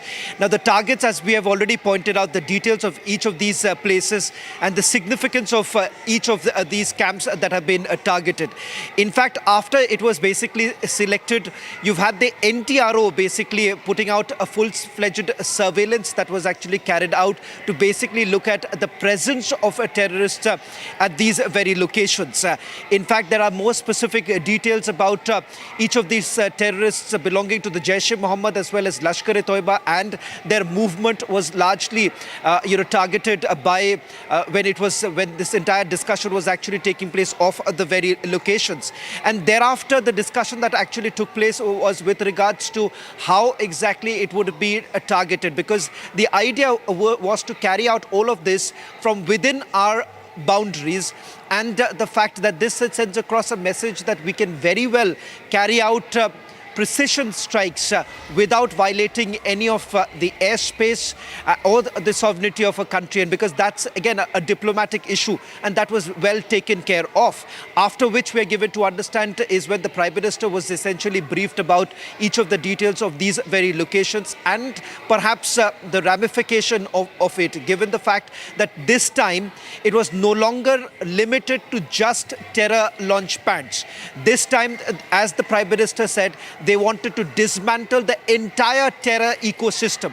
That is the reason why it wasn't limited to Jaish-e-Mohammed as well as Lashkar-e-Toiba, but it was also Hizbul Mujahideen, because remember, Hizbul Mujahideen, despite being a fledgling terror group, you've still had them targeting and ensuring that nothing is left. Yeah, absolutely. And let me get in General Sani again once more. General Sani, India has effectively really raised the bar in terms of our response. So look at Uri surgical strikes, then the Balakot air strike, and now this massive Operation Sindoor. I think Pakistan should get a message that this far no further. If they do anything of Pahalgam kind attack in future, the escalation would be much higher. A benchmark has been set. You're absolutely right. I think the most important thing is, by saying terrorist camps, I think we actually downgrade the impact of the targets that have been selected. You actually hit the nerve centers. You have the places where this whole thing was conceptualized, and that is where I think the messaging goes, that every time you now do this, we will get in deeper. Distance doesn't matter. We have the wherewithal, and I think what you have seen in the last about 4 to 5 years is that today the capacity to be able to carry out standoff attacks has improved, whether it is with loiter munitions, whether it is with the standoff missiles which the aircrafts have, or what we have with the arsenal that is available on our ships today. So you're absolutely right. The messaging is there that you have crossed a red line, and hereafter, thank you very much. If you try this, we will keep coming back to you. And I think that is where the message is. We are going to sustain this kind of activity every time you try and raise your head till you stop supporting this terrorist, financing this terrorist, and supporting them in their endeavors to try and create chaos in our country. I think that's where the whole messaging goes. And I think what this shows is the capability and the capacity of the armed forces to be able to carry this out. I think the synchronization is one aspect, but more importantly, today you have the wherewithal to be able to do this, sitting very much within your own boundaries, without transgressing the LOC or the international border, but hitting targets which actually materially will affect this whole terrorist infrastructure as far as Pakistan is concerned. And it's unfortunate that those military officers who are supporting this kind of initiative may have been there in the camps of JEM, as well as the Hizbul Mujahideen or the LET are being part of the collateral damage. I do not see any justification, moral justification for Pakistan to react, but let us be very sure there will be a reaction like it happened last time, and the country needs to be prepared. Our defense forces, the armed forces are fully ready, so I don't think we have to worry on that. But we have to make sure that those living along the borders are a little more conscious, and these drills which have been initiated since yesterday will actually tell them that they need to take action every time there is the necessary signaling from the government of India. Right, sir. Thank you so much, General Sani, for joining us and that perspective. India really setting a benchmark now in terms of our policy of hot pursuit. Whenever terror attacks happen from Pakistani soil, we'll go right there and target the terror infrastructure, dismantle it as we have done it this time with Operation Sindoor. Niranjan. Abhishek, now I'd like to play out a few clips because we've been live since 1 a.m. Since 1 a.m. we've been rolling live here on Republic TV. And in the course of our broadcast, as those pictures came in, we had our editor Arnab Goswami as well live in the studios. Of course, he will be back in a few minutes. But as those videos came in, something inside all of us, as those pictures came in, just charged us up. I want to play out some of the videos. When the first video came in, when the impact was shown on television and how Pakistan tried to retaliate but failed, here are some of the clips from our coverage earlier today. One set of visuals, I'm not sure of the location, but this is probably of the firing. We play this again. Live firing. This is the firing that happened.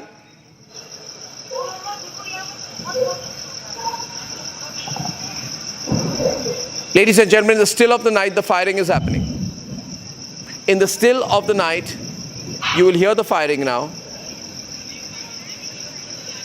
Ladies and gentlemen, now we just heard something. These are live visuals I'm told that we are getting right now. Live. I'll show you the visuals also because continuous noises and firing could also be heard here. We'd like to show you the visuals because at first at 1:28 p.m. when we heard the heavy noises, we got to know that the first strike was initiated from the side of Mender and Balakot. These are the visuals right now. I've already reached Mender here. These are and most some of the visuals. I can see some. Are near the LOC. No. This is a long shot. I can see in the sky there's somebody who shot something to light up the whole area. Are you seeing this visual? What are you seeing in that distance? Ladies and gentlemen, this is from Mendar, our camera in Mendar tonight with Harsha. Harsha, describe what you're seeing in the sky. I can see. And then the yes, we are continuously hearing heavy shelling and this firing and this firing and this firing continuously. We have seen this firing from two sides. Near Mentor, there's one side of the area, Surankot, and the other side of the area is Degbar. And right now I'm in the middle of the Mentor and continuously such firing scenes we want to hear that? Please, 1 minute. Harsha, 1 minute. And right now, Harsha, we are seeing some shelling. What we are showing you tonight is some shelling that's going on. This is in Mendhar. General Bakshi knows this area like the back of his hand. Samar knows this area. Samar and General Bakshi on the screen. Can you keep your camera to what those pictures and not on yourself, please, right now? Can you move? Tell your camera person to show what's behind you. Thank you very much. Okay, what are we seeing here? Thank you. Zoom in on that. Thank you. That's much better. What are we seeing here? General Bakshi, what do you think? I would reckon these are flares, especially the very bright one was flares. When you are not sure of what is happening, the ground troops start firing flares to light up the area in front of them. That's a flare, I think. That is a flare. This is a flare from our side? A flare no, from flare our side? would be from the Pakistani side to find out what the hell is going on. Acha, Arnab, I have a very important piece of information. Bawalpur is 565 kilometers inside Pakistan.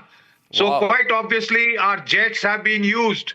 Our fighter jets have been used to fire a cruise missile. I think it is the Rafales that could have hit. Are you saying, sir, that there is a possibility that the Indian Air Force has gone 560 kilometers inside Pakistani territory to do this? Not necessarily they have to go in that deep. From a standoff range, they can fire that missile. It might entail some level of penetration. The French cruise missile on the Rafale has this range 500 to 600 kilometers. So I think Bawalpur has been definitely hit by the Air Force cruise missile.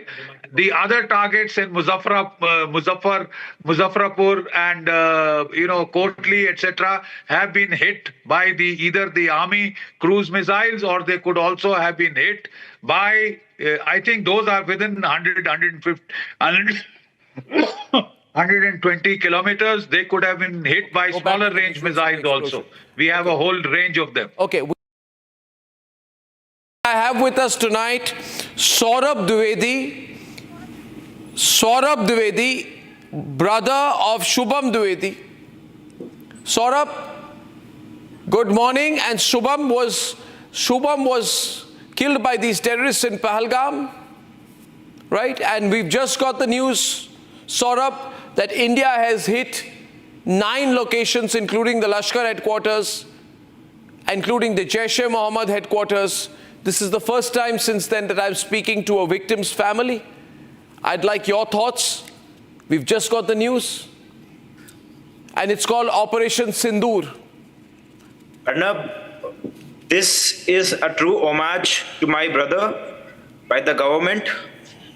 Through you, I would like to thank PM Modi, Home Minister Amit Shah ji, the whole Indian Army, all 3 defense forces. This is a true homage to my brother. My whole family is in debt. And I have my brother here sitting with me. I have my whole family here sitting with me.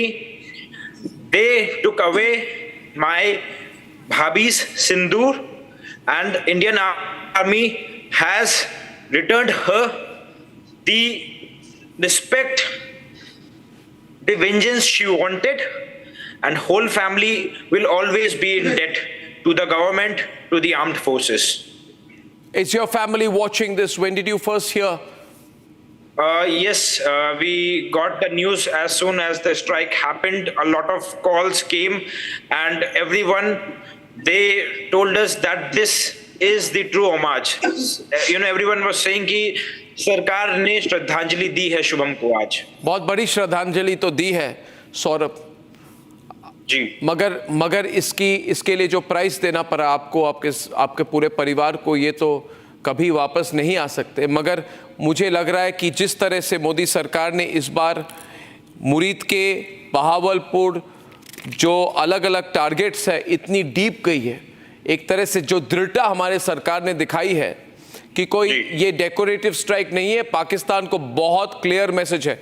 इस वक्त अगर आप और आपके परिवारजन ये तस्वीरें देख रहे हैं तो मैं कहना चाहूँगा आपको, और आपके लिए एक खबर मैं देना चाहता हूँ कि वही पाकिस्तानी आर्मी, वही आसिफ मुनीर जिसने पहलगाम करवाया, उसी ने अभी अपने फौज को भेजकर कहा है कि जहां जहां भारतीय सेना ने अटैक की है उस पूरे एरिया को कॉर्डन ऑफ कर दो, ताकि पाकिस्तान की जनता को पता ना चले कि कितनी बुरी तरह से हमारे मिसाइल्स ने अटैक किया है.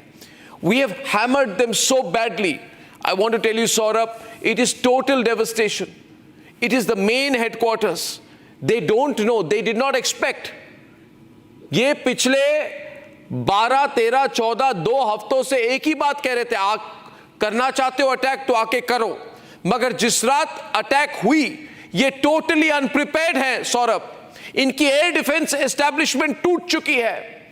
ये सिर्फ वहां पे निहत्थे लोगों पर अटैक कर सकते हैं. ये कायर पाकिस्तानी सिर्फ निहत्थे इनोसेंट टूरिस्ट को मार सकते हैं. मगर जब इंडियन आर्मी बाहर आती है और ये जॉइंट ऑपरेशन है Saurabh, I want you to tell your family, this is a joint operation of the Bharatiya Vayusena and the Bharatiya army. This is a big operation, big operation. Arnab, मेरे भाई की शहादत पूरे देश को एक तरफ जोड़ेगी. अगर पाकिस्तान युद्ध करेगा तो हम उसको बहुत बुरी तरीके से हराएंगे. इस बार उनको खत्म कर देंगे सौरभ. हमने फायर पार तो अभी शुरू किया. मैंने आज कहा, जब ये अटैक हुई, मैंने कहा कि ये मुरीद के में तो हमारा ट्रेलर है, बहावलपुर में हमारी फर्स्ट चैप्टर है. अगर पाकिस्तान हिम्मत करे, इसके बाद मुझे नहीं लगता करेगी, सिंबॉलिकली कुछ कर सकती है, मगर इस बार छोड़ने वाले नहीं है. समरपाल तूर, कुछ कहना चाहते हैं आप? हमारे रक्षा विशेषज्ञ कुछ कहना चाहते हैं आपको? समरपाल तूर, सौरभ द्विवेदी जी को कुछ कहना चाहेंगे? उनकी पूरी परिवार आज इसको देख रही है. क्या करेंगे वहां करके? सौरभ, मैं आपको विश्वास दिलाता हूं कि जो आज जवाब दिया है बहुत ही सोच समझकर प्लानिंग के साथ दिया गया है. अगर दुश्मन इस बात को आगे बढ़ाएगा तो मैं आश्वासन देता हूं कि शायद मैं इस टीवी स्क्रीन पे भी ना हूं, क्योंकि मैं भी जाऊंगा जंग लड़ने के लिए. तो आप फिक्र ना करें, और हम सब आपके परिवार के साथ इस वक्त खड़े हैं और पूरी जिंदगी भर खड़े रहेंगे. हम ये कुर्बानी और ये शहीदी कभी नहीं भूलेंगे, और अपने मरते दम तक कोई भी हिंदुस्तानी, आपके परिवार ने जो खोया है वो हमारा लॉस है, हम सब का नुकसान हुआ है, और हम सब आपके साथ कंधे से कंधे मिलाए खड़े हैं इस मुश्किल वक्त में. और आप अभी बस मैं इतनी दरख्वास्त करूंगा कि आने वाली पीढ़ियों को एक ये मिसाल बने, और लोग जय हिंद के नारे लगाएं और विश्वास. भारत माता की जय, भारत माता की जय. सौरभ, भारत माता की जय, भारत माता की जय, भारत माता की जय. इस बार नहीं छोड़ेंगे. और सौरभ, हम पूरी तरह से आपके साथ हैं. हम पूरी तरह से आपके साथ हैं. बहुत बहुत धन्यवाद आपके पूरे परिवार को. पूरा भारत आपके साथ है, पूरा भारत आपके साथ. We're expecting a news conference from the MoD and MEA. It's a joint briefing in New Delhi with full details of Operation Sindoor. Meanwhile, Gursimran sharing some details. He also brought in some pictures of the firing by Pakistan, the shelling across both the international border and the line of control. We're getting in some details now that 8 civilians have been killed. So Pakistan trying to take aim at civilian homes on the Indian side. We will wait for an official word on that. Unofficially, there are Indian casualties. Many have been injured, including women whose pictures came in earlier, as Pakistan trains its guns towards civilian areas now. Lieutenant General Nitin Kohli also joining us on the broadcast. General Kohli, Pakistan has tried to give a response in terms of shelling. Their retaliation has been limited to that after their air defense systems have failed overnight. Yes. Good morning. You see, the Pakistan has been given a very strong message. They've been hit very badly. Now, since the army has created over a period of time an image of larger than life, and they claim that they are the only saviors, they certainly need an off-ramp. So this firing which has been going on, like cowards, they've been firing on civilians. So they will find some excuse.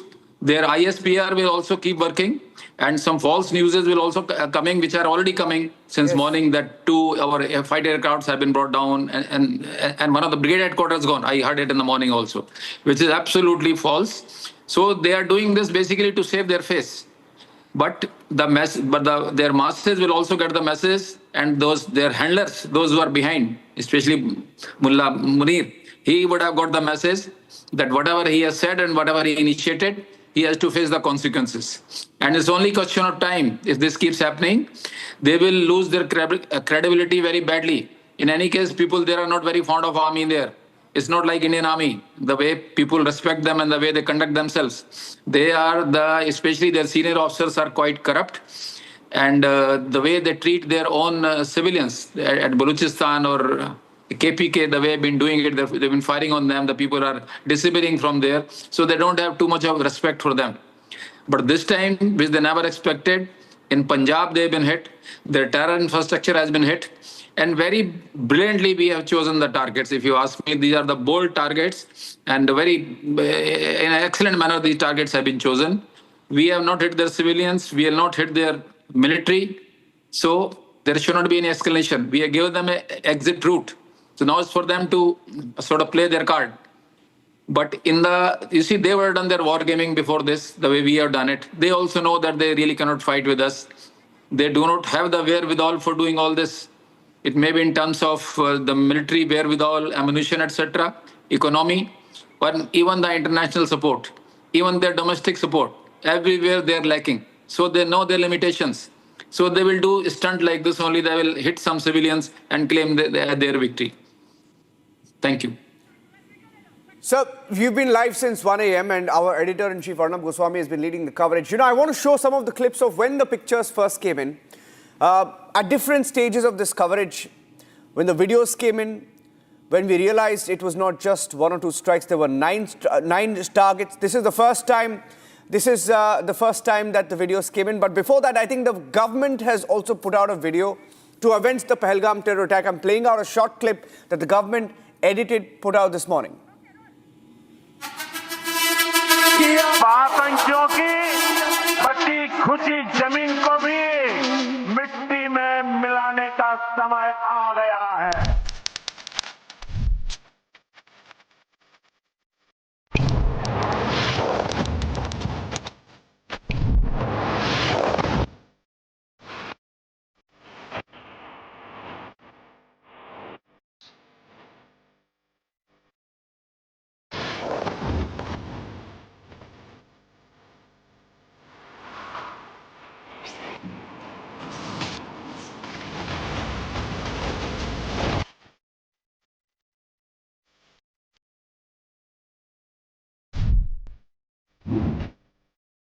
धन्यवाद करती हूँ, उनसे बहुत thank you कहती हूँ कि उन्होंने मेरे पति की मौत का बदला लिया है। All right, let's go back to the moment when those strikes happened, and Arnab Goswami was there in the newsroom, in the studio for you. Look at the broadcast of that moment to understand how it all panned out. Okay, ladies and gentlemen, this is a very, very big breaking news day. Good morning to everyone across the country. We've hit back. Ladies and gentlemen, the big breaking news story of the moment. If you can hear me tonight, can I be put on air? Thank you so much. Thank you, Aditi. All right, because I want to recap exactly what is happening as of tonight, as of this minute, 33 minutes past 2 a.m. on the 7th of May, history has been made. This is a very direct and straightforward attack by the Indian Army we are reporting tonight. Ladies and gentlemen, Pakistan has been hit. Muzaffarabad has been hit. A total of 9 places in Pakistan have been hit. And the government has said very clearly that we are focused, we are measured. What we are doing is non-escalatory in nature. They've said that no military targets of Pakistan have been targeted.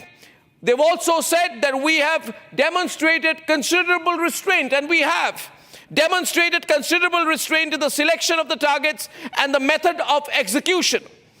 These steps come in the wake of the barbaric Pahalgam attack, in which 25 Indians and 1 Nepali citizens were targeted and murdered. We are living up to the commitment that those responsible for this attack will be held accountable. And there was going to be a very detailed briefing on Operation Sindoor later today. This is the PR that I got from the Ministry of Defense. Huge visual coming in right now. Just see the extent of the devastation in Pakistan tonight. Just see that go through.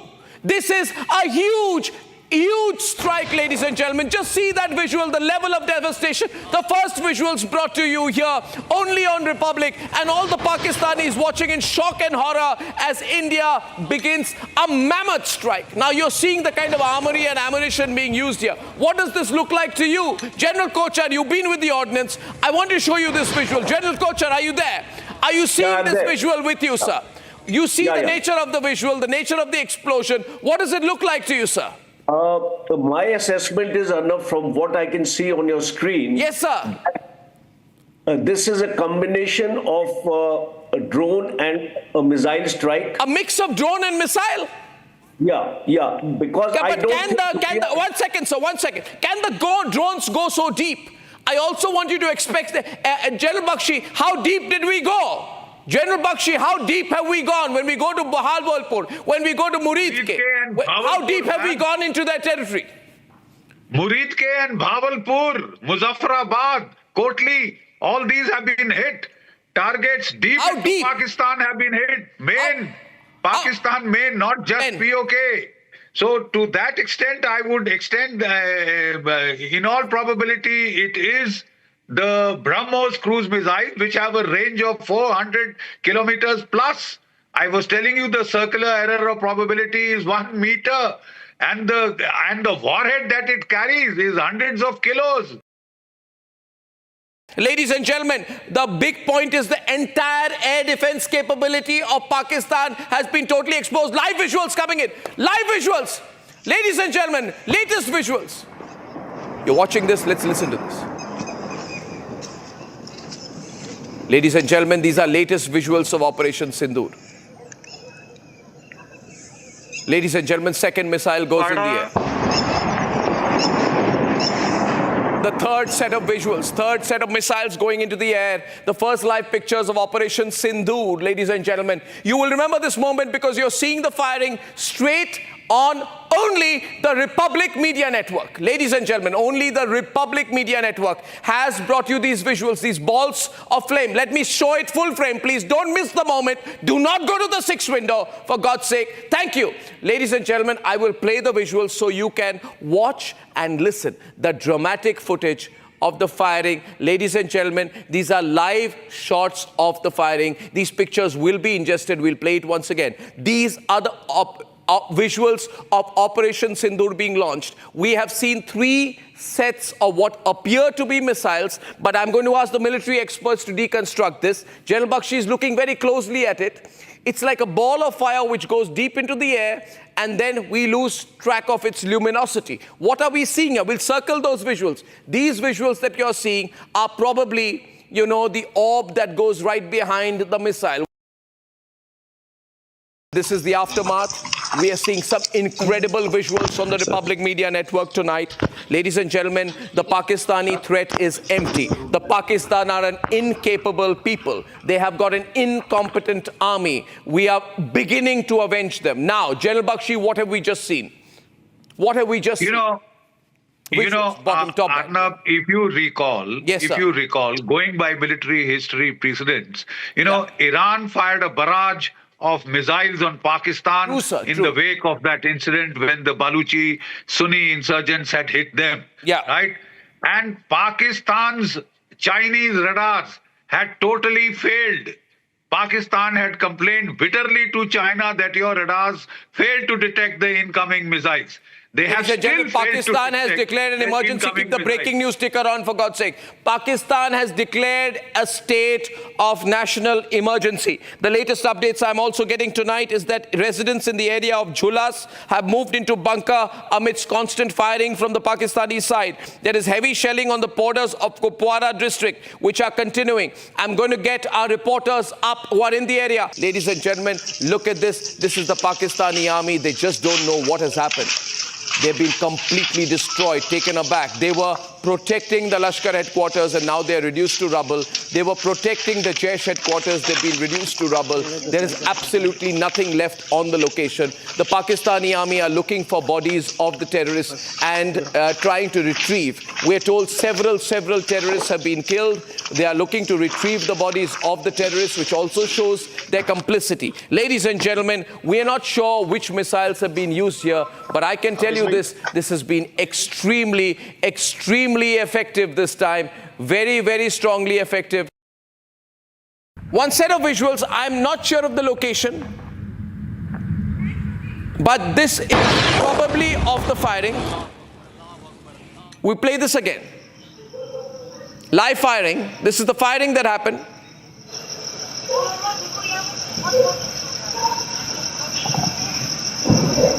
Ladies and gentlemen, in the still of the night, the firing is happening.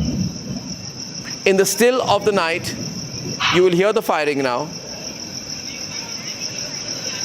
Ladies and gentlemen, now we just heard something. These are live visuals I'm told that we are getting right now. Live news agency feed coming in. And another news agency feed coming in of the devastation on the right. Can we go to the international news agency feed?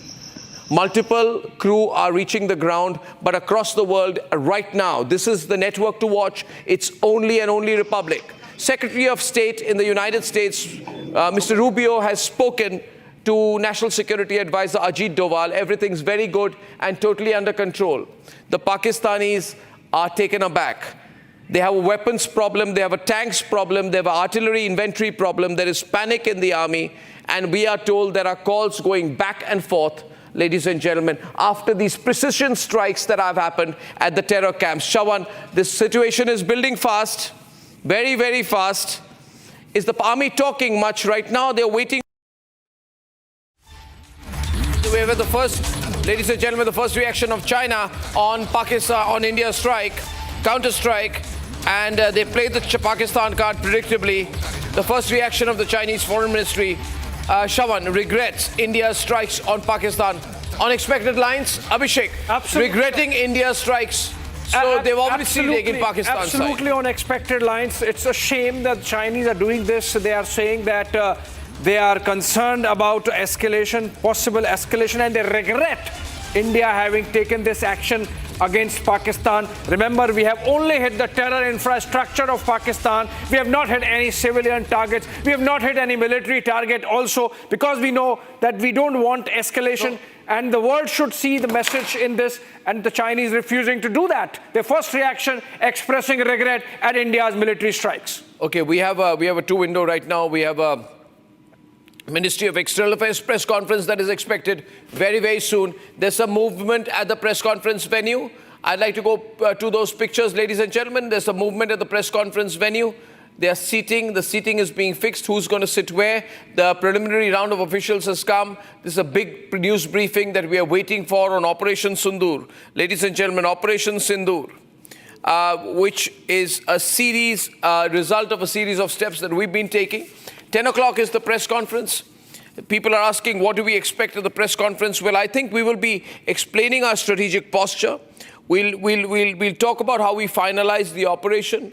We'll talk about the successes of the operation. Probably any high-value targets that we've struck, we'll give details of that. And then we'll also give a detail of the diplomatic and non-military steps that we've been taking since the 22nd of April. Ladies and gentlemen, it's a huge press briefing. All eyes are on that press briefing of the Ministry of External Affairs, and you're with me here on Republic. In fact, you've been with me since about 2 o'clock this morning. Now, this is fantastic, Abhishek. We have to look at the situation. I'd like to go across to some of our reporters waiting for that press conference. Zeenat, your location, please. Let's line up all our reporters. First to Zeenat. Ladies and gentlemen, Sensex is down by about 400 plus points tonight. But of course, Sensex is sentimental. It'll go up. This is just nervousness. In the Sensex, 0.12% means nothing. I'm just giving you this information as trivia tonight. I don't take the Sensex seriously. Zeenat. Now, from your defense source, yes, I'm reporting what from is the situation the around LOC and IB overall? See, I'm reporting from Uri sector of North Kashmir's Baramulla, and as far as the situation on ground is concerned, we see the borders they have felt silent for some time. We don't see any movement or not hearing even the shelling or anything, but there is a process that is taking place, that is of the evacuation.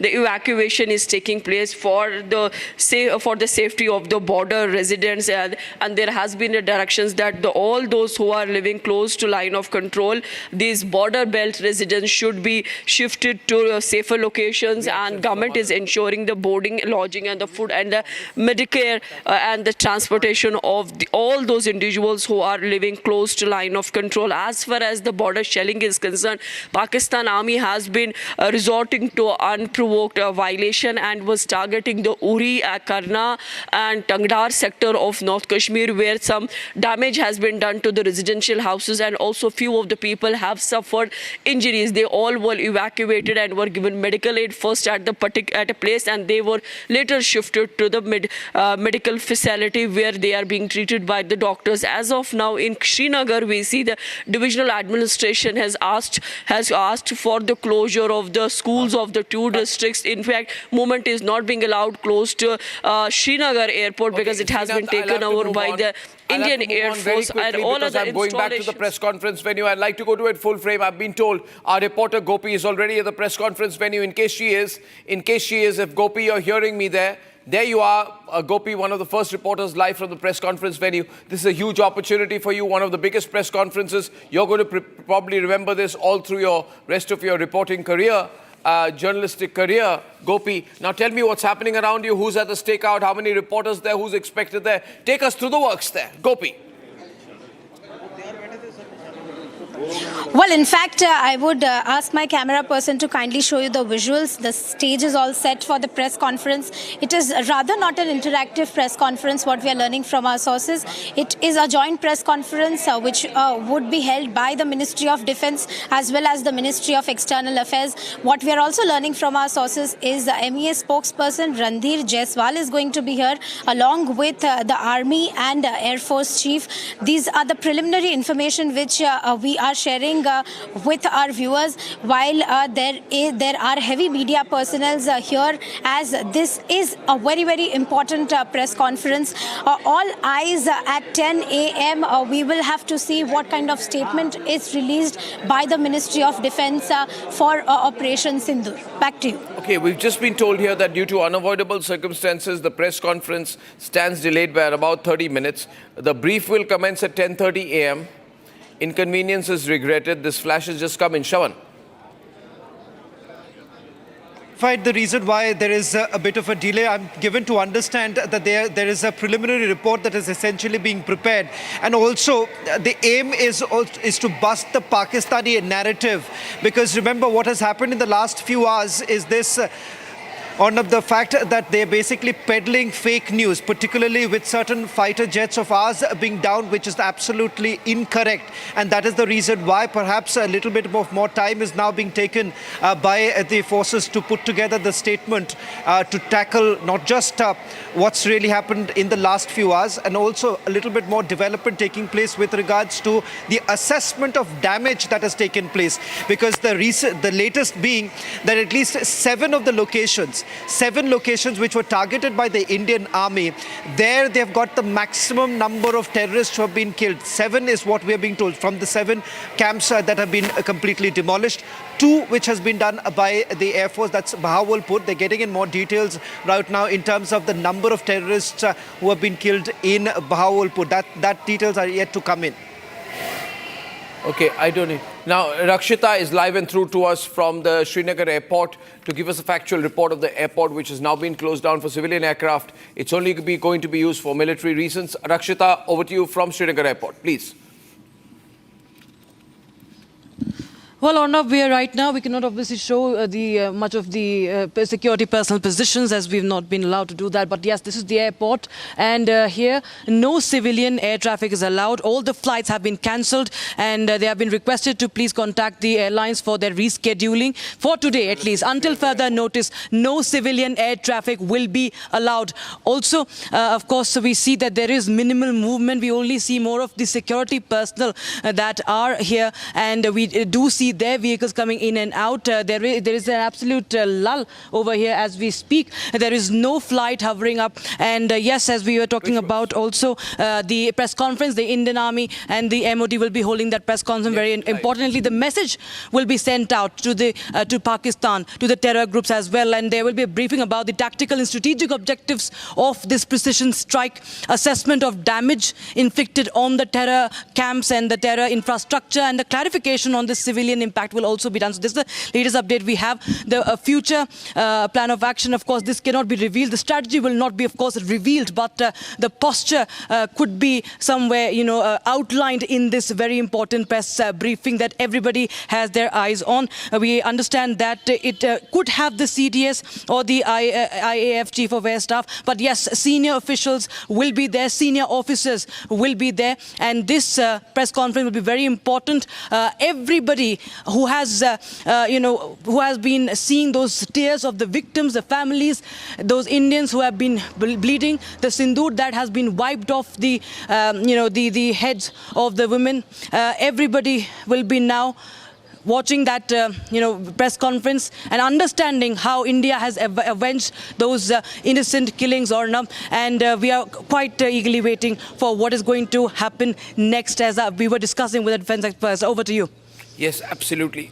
Viewers, now, we have been doing a multi-pronged operation. By the way, that press conference has been delayed for a while, and we would like to go across to our esteemed guest this morning. Yeah. We have with us, we have General Asthana with us. Good morning, General Asthana. Arnab here.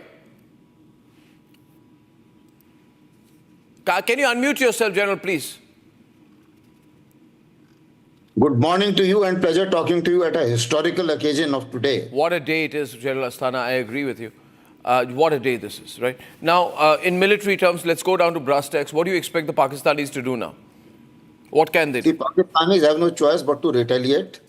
And this was very well calculated, because what we have done is a very professional military strike. And this strike is purely onto the terror camps. It's a very matured decision and a very professionally conducted strike in a manner that it is a standoff strike. Nothing has crossed line of control. The targets have been pinpointed and have been precisely targeted. And the best part is the surprise aspect. Nobody would have dreamt in Pakistan that previous day we were talking of that today morning we will start the mock drills.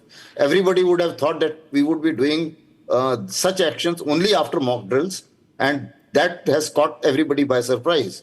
Even in our country, maybe perhaps nobody would have imagined because of these mock drill announcements.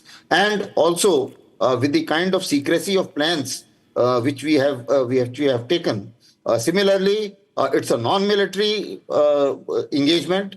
It's an engagement which is a non-escalatory engagement, but we would have worked out at least 2 to 3 steps in the escalation ladder.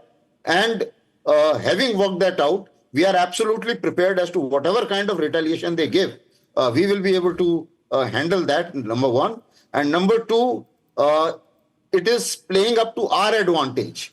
We didn't want to start a war, but if they want to do it, we are absolutely prepared. So let them take a call. Ball is in their court now. We have avenged the response to the dastardly attack in which they have killed our innocent people. A nation wanted a revenge of this kind, and I think it has been delivered appropriately. And my compliments to defense forces and to the leadership which took a decision of this kind. Back to you. Yeah, well, that's very interesting. I mean, we have a visual of, ladies and gentlemen, some Pakistani, explosives that have been fired into civilian areas. Can I run those visuals, please, viewers? And that just shows that Pakistan is really flailing its hands about right now. It is not sure how to respond. It wants to inflict damage, but it has not, it does not have a strategy in place, especially because of the press release of the Ministry of Defense that accompanied the attacks, which made it amply clear. We are not, Abhishek, they said, we are not targeting military installations. Why was that clarification made? For layman terms, because that's how Pakistan can justify, carrying out some kind of military retaliation. So we are making it clear that we have target, and there is a moral high ground, because if terror emanates from these terror factories, these madrasas, these terror outfits, Jaish-e-Mohammed headquarter, Lashkar-e-Taiba headquarter in Bahawalpur and Muridke respectively, so we have to hit them. And yeah, okay, now we have a call coming in here. Abhishek is taking a call from an important source, so we'll let him do that. And viewers, as of now, I want to mention here that this entire operation has been overseen personally by the National Security Advisor, the incredible, brave Ajit Doval. He has been commandeering the operation, and I think, Shravan, we must say he's done a brilliant job, because, with Ajit Doval in charge, you have strategy, covert, clandestine, overt, all rolled into one. But nobody really can predict what his next step is going to be. So Shravan, I lost you out there, but I can see you on the screen. Could you like to say something about Ajit Doval's role in this? Well, in fact, this morning when we were basically trying to get more details of how this operation looked like, what we've been able to pick up is this, that the National Security Advisor basically created a special team which included members of the three forces, the three services who were part of it.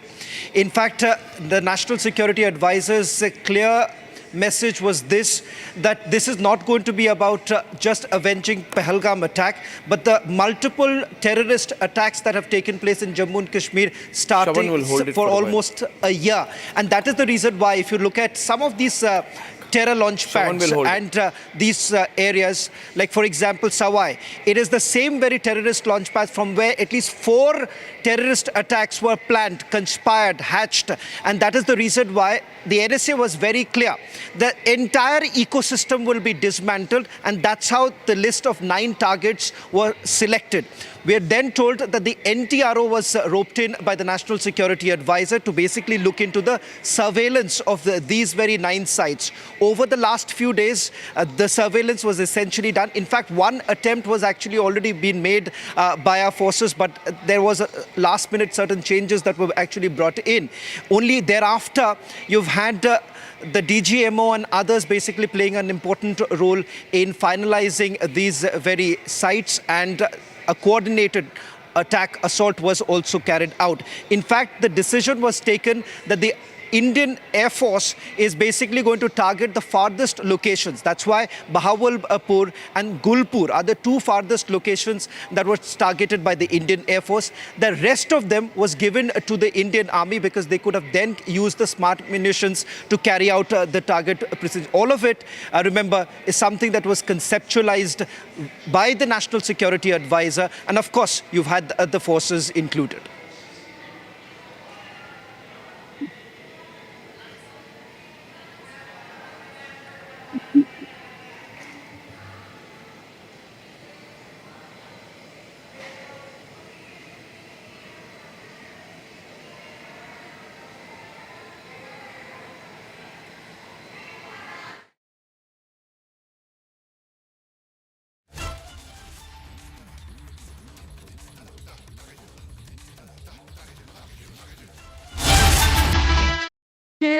आतंकियों की बची खुशी जमीन को भी मिट्टी में मिलाने का समय आ गया है।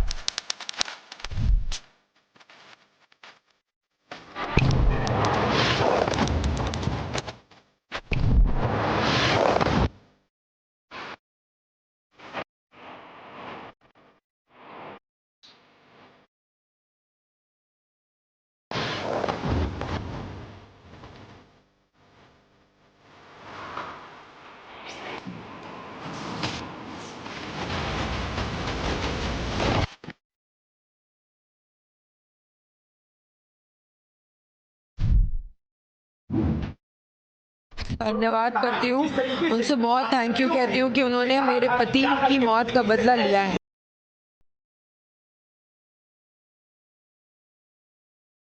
This is the aftermath. We are seeing some incredible visuals on the Republic Media Network tonight. Ladies and gentlemen, the Pakistani threat is empty.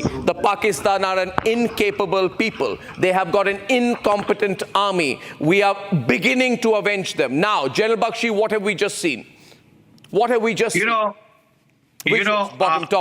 if you recall, going by military history precedents, Iran fired a barrage of missiles on Pakistan in the wake of that incident when the Baluchi Sunni insurgents had hit them. Right?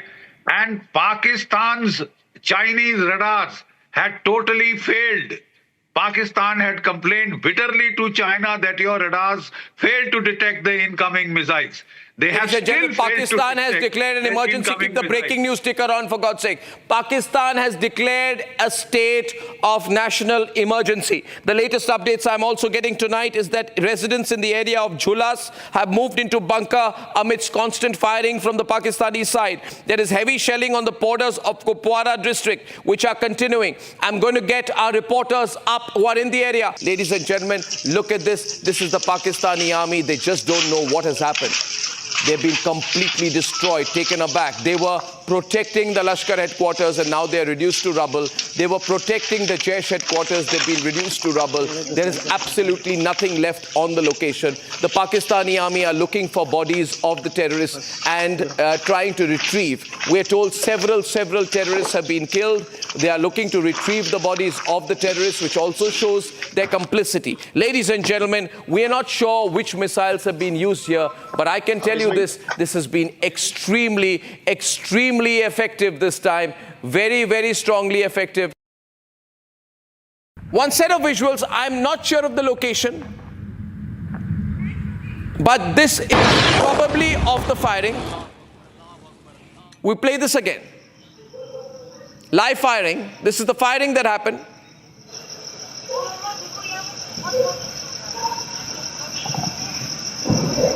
Ladies and gentlemen, in the still of the night, the firing is happening.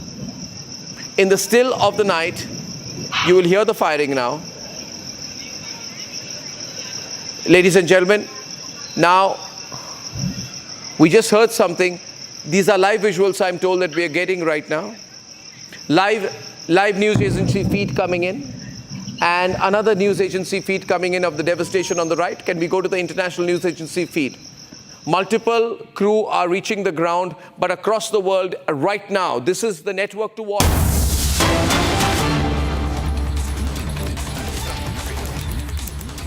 A red alert has now been issued in Uttar Pradesh after Operation Sindoor. Remember, we've also been on high alert. The Border Security Force has also issued an alert along the international border at this point in time as the cross-border firing still continues along the international border as well as the line of control. So important to point out here as what we are essentially looking at, two things. One, the cross-border firing which continues as we speak and the matter is being looked into.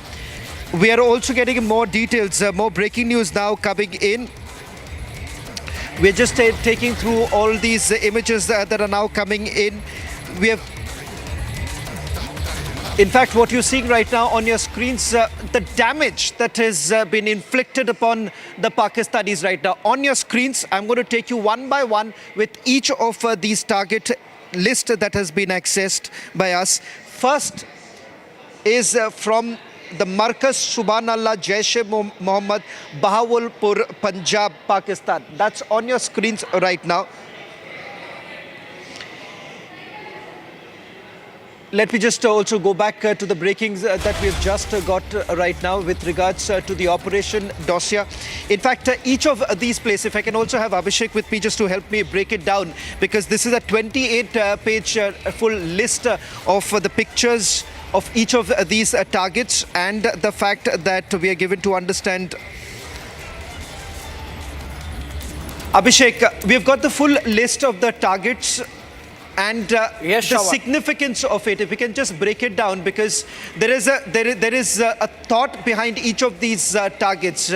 And as we just pointed out, that for the National Security Advisor, this time it was important that this is not going to be just symbolic, but it sends across a very strong message to the Pakistanis right now.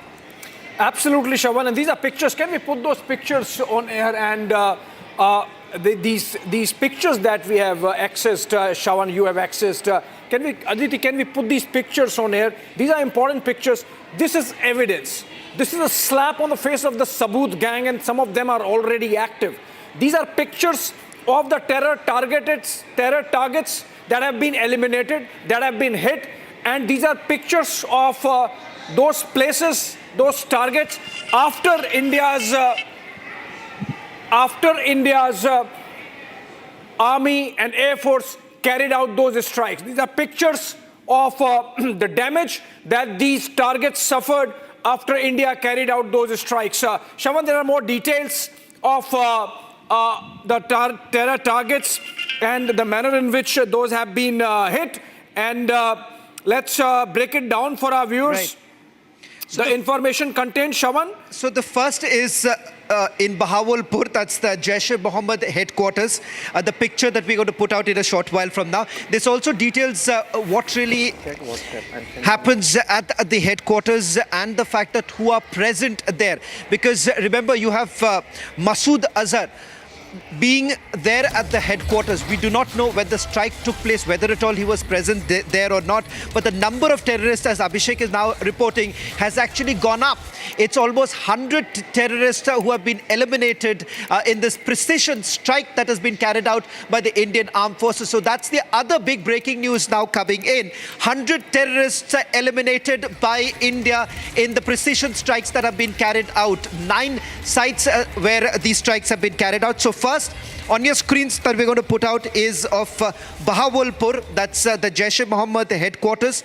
Then you have Marcus Taiba, that's the Lashkar-e-Taiba's headquarters in Muridke.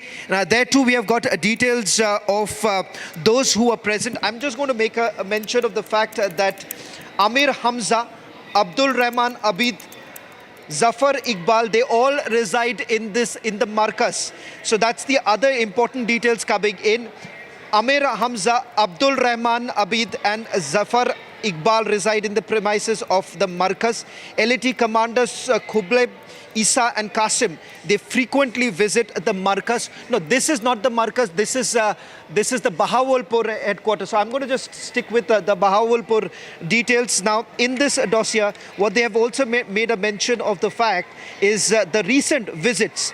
The recent visits that was made, the last known visit of Maulana Masood Azhar is of 30th of November. That's the other breaking news now coming in.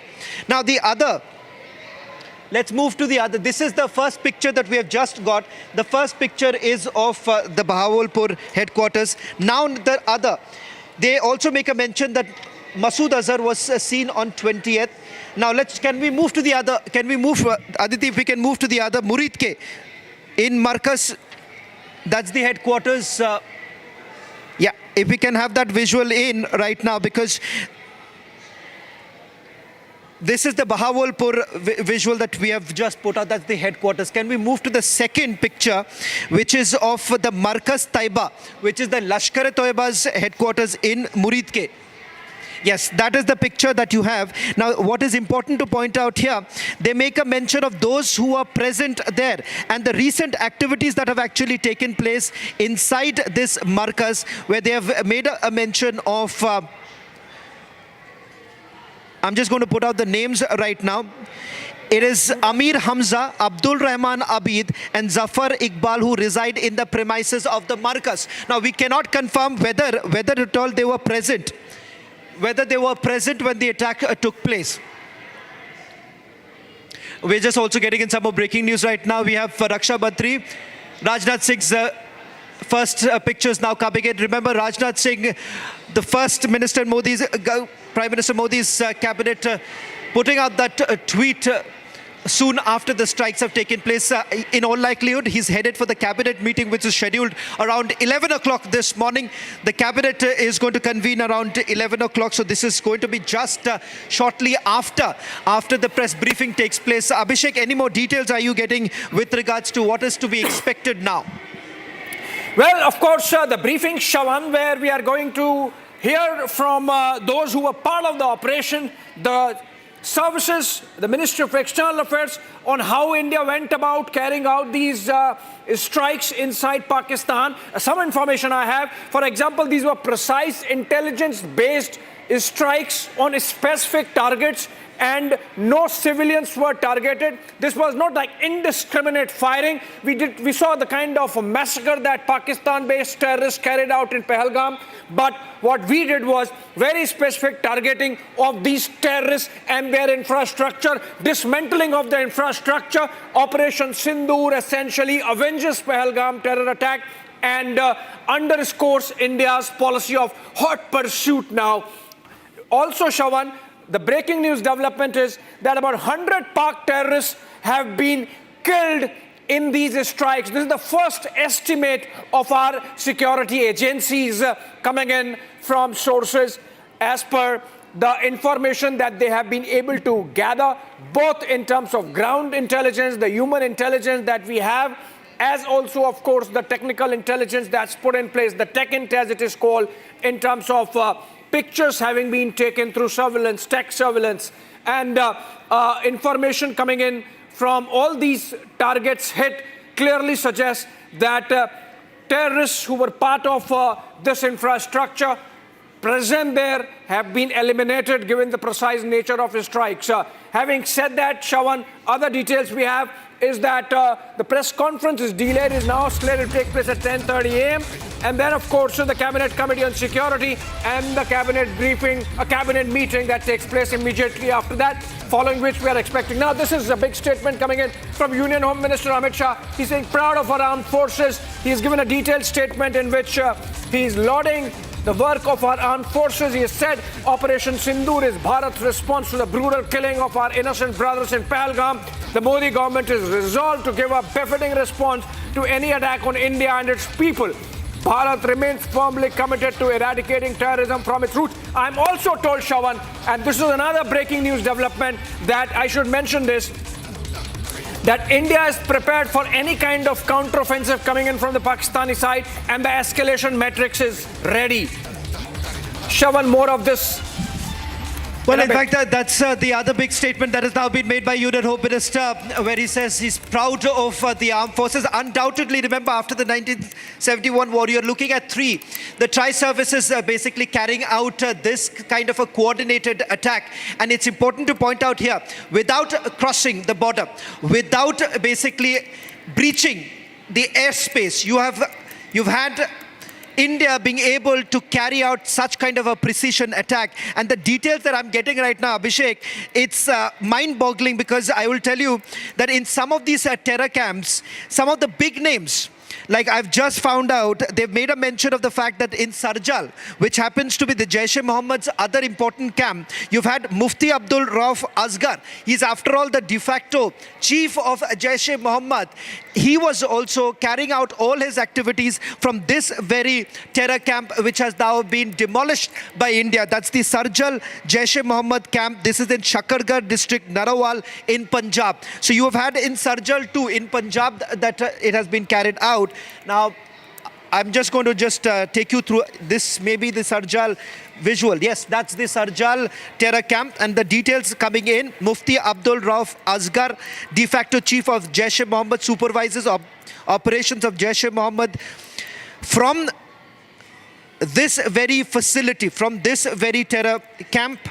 where he was operating. Can we also now move to the other details coming in? Apart from that, we are being told that this was the same very terror camp from where Shahid Latif, he's now already been killed, Shahid Latif was operating. Apart from that, Ali Jan, Kashif Jan was also operating from Sarjal facility of the Jaish-e-Mohammed. So that's the other important details now emerging of the first pictures of these terror camps. Now, it's very interesting, Abhishek, that you have the Hizbul Mujahideen that has also been targeted. The first breaking news that we brought in this morning, unlike the other networks which were saying that this is only limited to Jaish-e-Mohammed and Lashkar-e-Toiba, we have got a confirmation about the Hizbul Mujahideen, and in fact that Mehmoona Joya facility was also targeted. Now, this is yes, that's the Mehmoona Joya facility, that's of the Hizbul Mujahideen, and the confirmation now coming in that when the reconnaissance was carried out by our security agencies, Muhammad Irfan Tanda, which is the commander of the Hizbul Mujahideen facility, was actually present in this particular facility, was operating out of it. Just a caveat here, Abhishek. Now, this is part of the reconnaissance, so we do not know whether they have now been eliminated or not. But this is the last known intelligence input about the presence of these terrorists at these very facilities. So it's important to point out here that the reason why they were selected, how they were selected, and what has essentially happened. The other important is coming in from Markaz Al-Hadith, that's in Barnala, that's a Lashkar-e-Toiba camp, that's in Bimbar district of Pakistan occupied Kashmir. And here we are being told that two of them who are part of the Lashkar-e-Toiba, and they were operating from this Markaz. That's LET terror operatives Qasim Gujjar and Qasim Khanda. Anas Jarar were operating from this Markaz, and they were residing in its vicinity. So that's another. These names are now coming in of each of those locations where the attacks have taken place.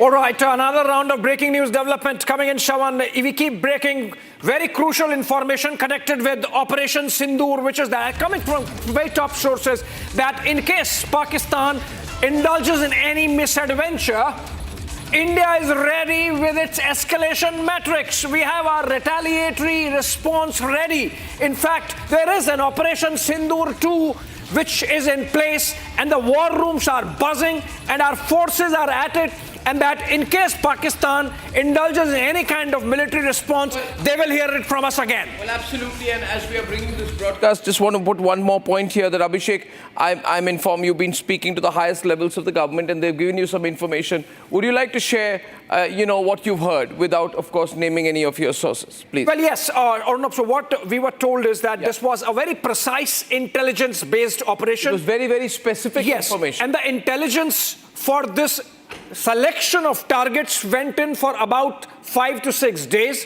And in fact, I was told that this operation could have happened maybe 3-4 days earlier also, but then it was delayed because we were looking at very specific location of certain targets that we were after. Are there any human targets here? Yes, there were, and in fact we are told that in a bit we should be hearing about the scale of achievement in terms of what we hit and whom we hit. That information is still being gathered. Yeah, and there's a briefing going on. Prime Minister Narendra Modi is speaking right now to Rajnath Singh. Ladies and gentlemen, Rajnath Singh is briefing the Prime Minister, but the man who's really at the center of all of this, who's executed this for the Prime Minister, is Ajit Doval. He's done a great job.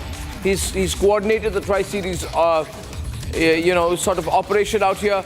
Rajnath Singh is meeting the Prime Minister on Operation Sindoor. This is breaking news coverage here on Republic TV. Ladies and gentlemen, the key terror targets which have been hit under Operation Sindoor are, those are pictures of the Prime Minister's residence, and Rajnath Singh just about going in. He's going in or coming out right now? He seems like he's going in, parking the car. Okay, he's going in to meet the Prime Minister. Big press conference delayed to about 10:30 p.m. today. Ladies and gentlemen, only fast and quick news here on Republic. I'd like to give the list once again of the key terror targets which have been hit under Operation Sindoor. Back on the screen. 1. Markaz Subhan Allah, Bahawalpur, Pakistan. Operational since 2015. This is a 15-acre Jaish-e-Mohammed headquarters, which is the nerve center for the training, radicalization and operations. And it hosts all the top leadership, including Masood Azhar, Abdul Rauf Asghar and Maulana Amar. Now, do we have any information here yet on whether Masood Azhar has been killed or Abdul Rauf Asghar or Maulana Amar have been killed? We haven't been told yet. But I suspect that in 38 minutes from now, we should be able to get you very specific information on that. Shawan is more breaking. Shawan. Arnab, in each of these facilities, what has happened is that in the last reconnaissance that was done, they have named out each of the terrorists. Like in Bahawalpur, the last known location of Maulana Masood Azhar was on 30th of November. And thereafter, he has made 2 such more visits. There are other operatives also, we are being told, who are present at Bahawalpur. Now, they have specifically named, as far as Muridke is concerned, there they have named 2 of them. That's Amir Hamza, Abdul Rahman Abid, Zafar Iqbal, who were present at the Markas. And that is the reason why Muridke was actually chosen. Then you have, similarly, in each of these locations, they've named out the handlers who were coming in and going, and that's how they have selected. As far as Mehmuma is concerned, importantly, you've had Abu Lala, Maz Bhai, as well as Irfan Tanda, who are present there. In fact, all of this is based on the reconnaissance that was done before the precision attacks were carried out. So these are some of the details we're getting in. We've got specific names for each of the targets. We have got pictures of each of these targets now. Now, also the Hizbul Mujahideen has also been hit here, Shawan. We need to mention the Hizbul Mujahideen target here, which is also, been very much on the radar. We are speaking about the Markaz Abbas. The Markaz Abbas is the center of the Jaish-e-Mohammed in Kotli. But there's also centers of the Hizbul Mujahideen which have not been spared either, have they, by this attack? Can I just share this? This morning, all the other networks were largely saying that this was only about Jaish and Lashkar. But this was clearly a bigger message because Hizbul Mujahideen, remember, this is one of the most important terror camps that have been hit. And here, they make a mention of some of the attacks, the recent attacks that were basically carried out in Jammu and Kashmir by the Hizbul Mujahideen. Their operatives were basically present, and that's the reason why in Mehmuma, there were about 5 of the terror operatives directly linked to attacks that have taken place in Jammu and Kashmir. They have now been targeted. Ladies and gentlemen, what you're seeing here are pictures of the installations. We are now going to show you pictures of the attacks themselves. This is very targeted, very focused. And as I said, National Security Advisor was looking into this extremely closely. Now, National Security Advisor was basis a lot of covert information, and nobody understands Pakistan quite as well as he does. Obviously. And he understands Pakistan, he understands sensitivity. But I am still not clear about... I spoke to somebody, Arnab, okay, and I said, what's next? That was my question, what's next? And I was told that we are ready with Operation Sindoor 2, if need be. Okay, government sources, we are ready with Operation Sindoor 2, if need be. Breaking news from the highest levels. If Pakistan escalates, we're ready with Operation Sindoor 2, if need be. Ladies and gentlemen, so we're completely prepared. There's nothing, we're actually testing the Pakistanis out. And my sense is that they will, the next 24 hours is extremely critical, Shawan. Next 24 hours, they'll have to decide how, to what extent they need to respond, how much they're going to be egged on by the Chinese, how much the Chinese will actually back them. Because I think the Chinese are only doing empty words out here. But that's also very irresponsible enough to say that they regret India taking action. Why not? On terrorist targets? Yes. On terrorist targets? Yes. Yeah, so they've been partisan on this also. Absolutely partisan. China and Turkey coming as absolutely partisan on this whole episode. Expected from Turkey and obviously... But absolutely also isolated, so... Completely isolated because remember the consultations of the Union Security Council that took place.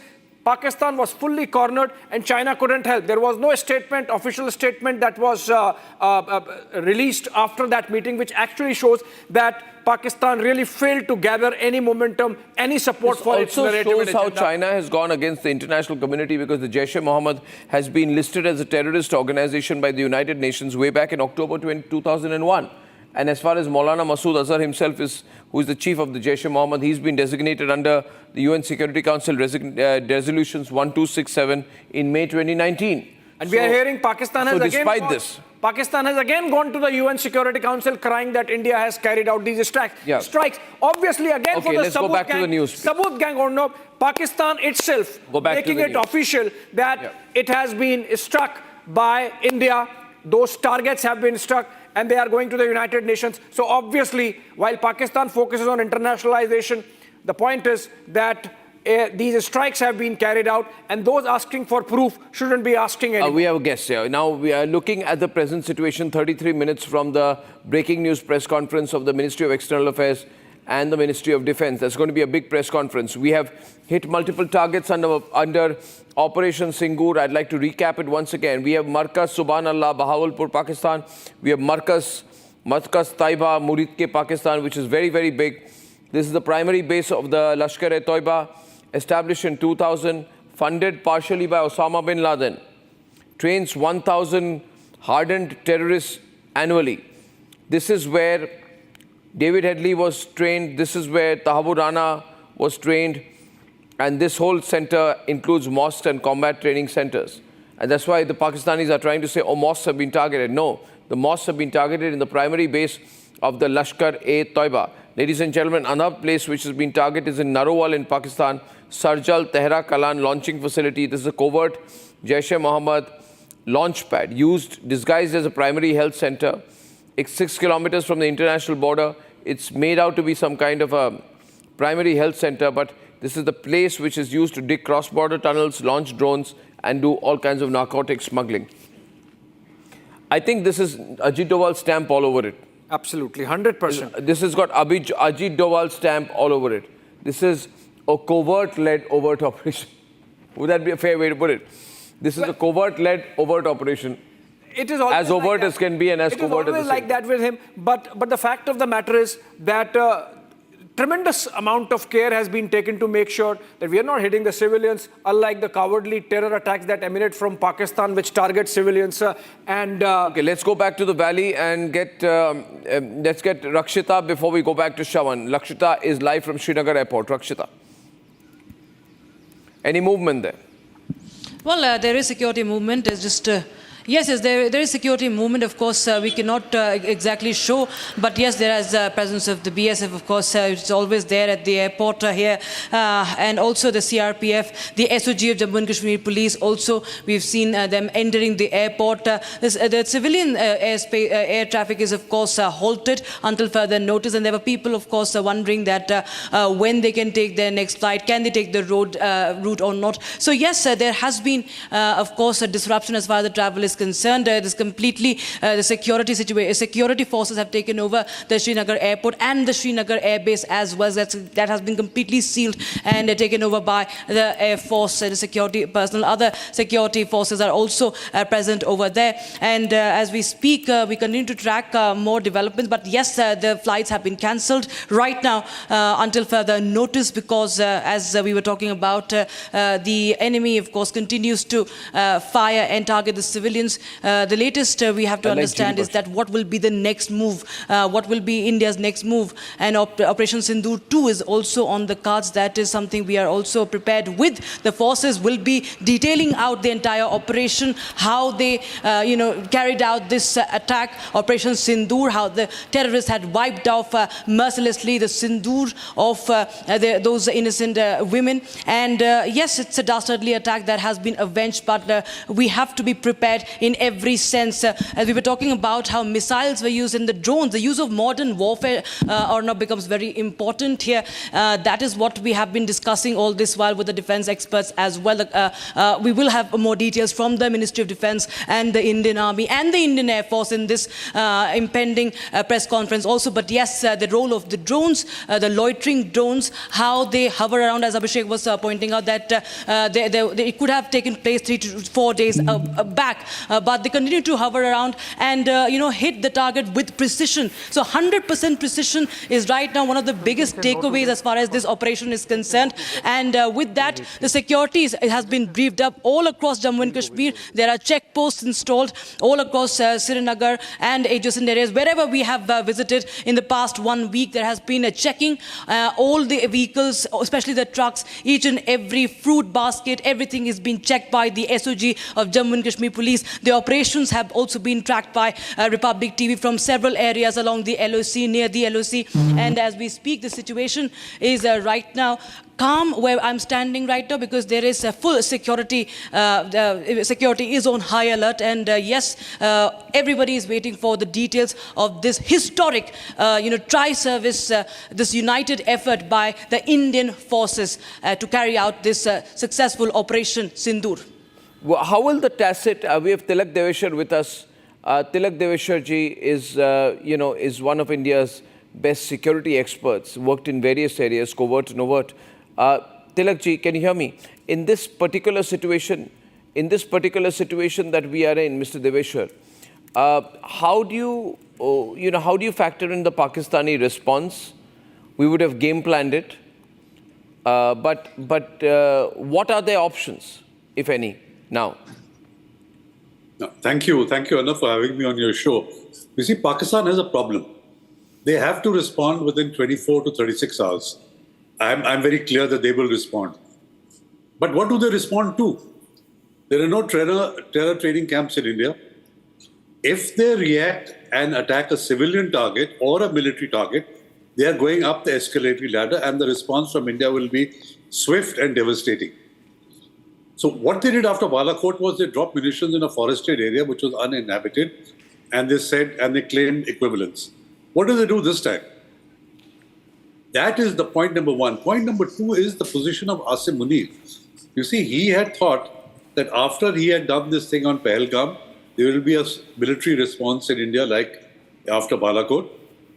He will establish his credentials and his extension in November. He did not expect the non-kinetic response of withholding the waters of the Indus and the 9 areas that we have struck. What does he do now? So I think his position is extremely tenuous, and what happens to him in the next 3 to 6 months is something which we will need to watch. So coming back to your question, I think Pakistan will react, but with very limited options. And whichever action that they take, whichever route they follow, will go up the escalation ladder, and India will hit back at them. So you're saying this is going to continue for some time? This will continue for some time. I don't see it stopping by just a Pakistani response. Because what do they respond to? Where can they hit you? What's your guess? I think they will go in for a military target. But if they go in for a military target, it goes up many notches. Absolutely. That's why I'm saying they have no good options. I spoke to some sources and I have it from them that in case Pakistan indulges in what you are suggesting, then obviously our escalation metrics and our response is ready. In fact, our forces are right there at the border. Absolutely. Absolutely. You see, because a terrorist strike, another terrorist strike in India, whether it's in J&K or whether in other parts of India, will prove Pakistan as a terrorist state. Firing on the LOC itself will not satisfy the people of Pakistan. You know, the Pakistan army pretends to be this macho kind of an organization. They have to strike at some equivalence with India. And what that equivalence will be, we'll come to know within 24 to 36 hours. But as I said, they don't have any good options. Well, really, literally running out of options, they're saying, but the point you're making about a possible military escalation is one which will, make alarm bells ring. I'm sure we factored it Absolutely. out. I'm sure we factored it out, and there's a lot of posturing also happening right now. Ladies and gentlemen, the CDS and Rajnath Singh are meeting, and then they're meeting the Prime Minister. Pakistan is getting away with a lot of misinformation, Arnab. So one report which is being circulated there on their side is that Pakistan has already retaliated and an Indian military battalion has been hit, their headquarters have been hit. Obviously, those things do not happen. And so this is essentially for their own consumption. Yeah, but there's a lot of that doing the rounds. Abhishek. A lot of it, yes. And so, for example, they're saying we have lost about 5 or 6 of our jets because the Pakistanis hit them. Nothing like that has happened. Of course, a final word on that comes in the press conference that happens in about 25 minutes from now. Okay, ladies and gentlemen, 24 minutes from now, we're going to have that press conference. Gopi is there with us. I think the media is gathering. Gopi, over to you. Gopi, I think the media is already beginning to gather around in that location. We need to get Gopi live up out here. Ladies and gentlemen, all key airports in Pakistan are shut for 48 hours. The United Nations is repeatedly saying they want maximum restraint on both sides. Now, in previous attacks as well, India has more or less responded within this time frame. I remember in the case of the Pulwama attacks, the Prime Minister gave a statement the very next day. The Balakot airstrikes happened about 12 or 13 days later on the 26th of February, if I'm not mistaken. Similarly, after the Uri attack happened September 18th. 2016, 2 years into the Prime Ministership of Narendra Modi, and the surgical strikes happened within 10 days on the night of September 28th. So if you actually see the nature of responses from India,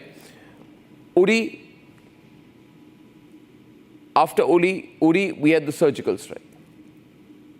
Now, Pulwama, we had Balakot within 12 days. This time, between the attack in Pahalgam and now, it's been 2 weeks. But each time, the length is also slightly more, by 2 or 3 weeks. But it can be roughly said that anyone who's trying to analyze the Pakistani military establishment, they would know that their assessment of the Indians would be that you generally take some action within 2 to 3 weeks.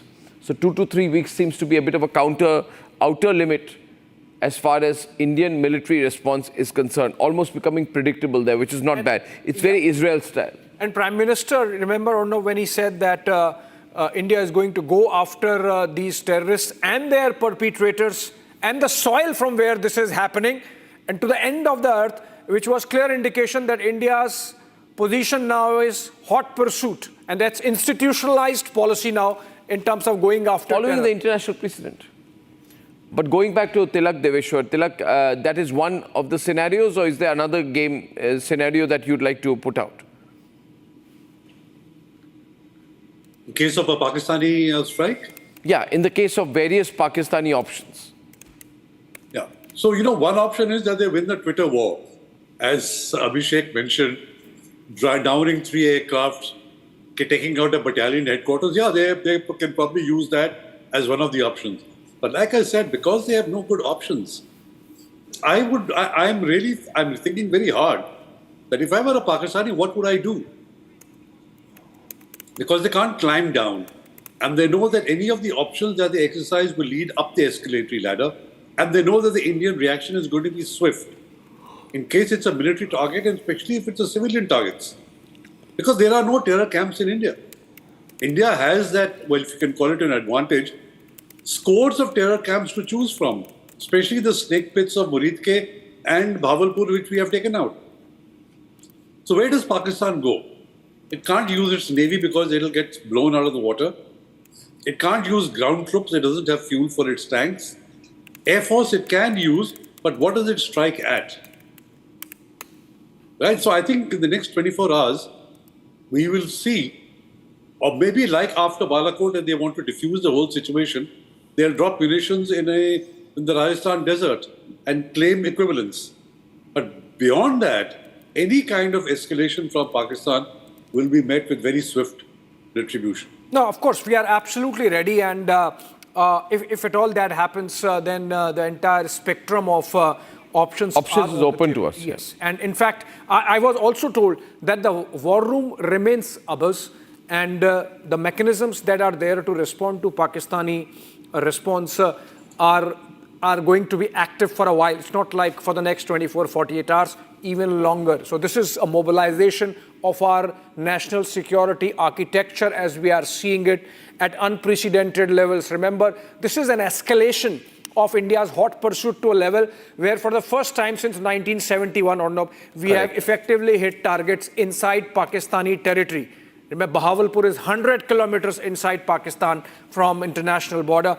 And first of all, this has been completely meticulous, this whole operation, and it's been a very, very well coordinated operation. very real-time intelligence, very high-accuracy missile systems, stealth tactics under the cover of darkness, taking advantage of the weak nocturnal ability of the Pakistani armed forces, looking at their weak points. We have penetrated Pakistan's heartland with very deep strikes. And there is some movement at the press briefing. Let's go to Gopi. Gopi, are you there? Gopi's. Okay, so Gopi is on her way to get some material. We have the ANI news feed, ladies and gentlemen, that is from the MEA and MoD press briefing. Full frame to that, please. Now, these press briefings usually, are most unexpected, but I can see that there's a full screen put behind, which means there is going to be some visual elements which are going to be shared in the press briefing. Now, either this could be airborne visuals, either this could be the data that remains with the fighter jets, but there is some visual, some graphic, some imagery which is going to be presented at that press conference. Ladies and gentlemen, huge press conference of the Ministry of External Affairs and the MoD. Shawan, would you like to share more on how these press conferences work? What is the protocol usually?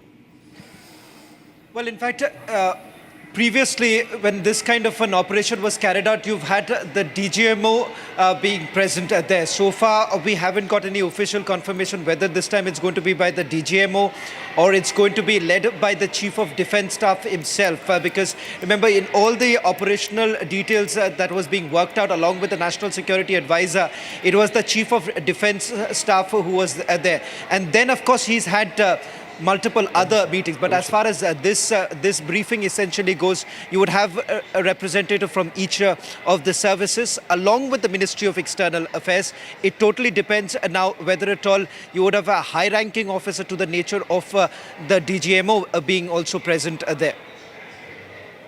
All right, so we're building up to that press conference. More and more information coming in of how India carried out those precision strikes right there inside Pakistan. And this really gives an idea of the kind of work we did. The people we have spoken to includes the US NSA, Marco Rubio, the UK NSA, Jonathan Powell, Saudi NSA, the UAE NSA, and we have established contacts with the French and the Chinese. Remember, India has made an outreach to China also. They were briefed about terrorist attack by Pakistan-based terrorist groups and the Indian attack on their facilities. Dr. Masood Al-Ahad, Minister Security of Saudi Arabia, among others. So this is essentially the massive outreach that India has made around the world, and we are getting this information that India has made a massive diplomatic outreach with National Security Advisor Ajit Doval, speaking to all these respective counterparts in UK, US, UAE, Saudi Arabia, China, Japan, Korea, all these NSAs. Remember, so the phones have been working all night, and this information coming in.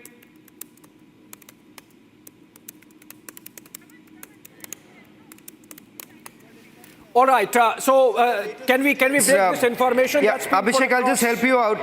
Yes. Put it on the wall, put it on the BBG, get this information out. This shows the kind of diplomatic engagement, Shawan, that has happened overnight since the strikes. This is massive here because the engagement the national security has had with his counterparts in the US, UK, Saudi as well as UAE, all we are being told have already been briefed about this Operation Sindoor. Contacts have also been established with the French as well as Chinese NSA. Now that's important to point out here that the attempt that is being also made by India to let the Chinese know that we are going to carry out this attack, and the fact that this was basically to eliminate what the Prime Minister has been saying, the terror ecosystem that exists within Pakistan right now. They were all briefed about the terrorist attack by Pakistan-based terrorist groups and the Indian attack on their facilities. In fact, we are being told that the Minister of Security of Saudi Arabia, Dr. Mossad Ahad was also briefed by the National Security Advisor. Foreign NSAs all have been briefed. So we can just put this out that the National Security Advisor, that's on our screens right now, the breaking news coming in, the National Security Advisor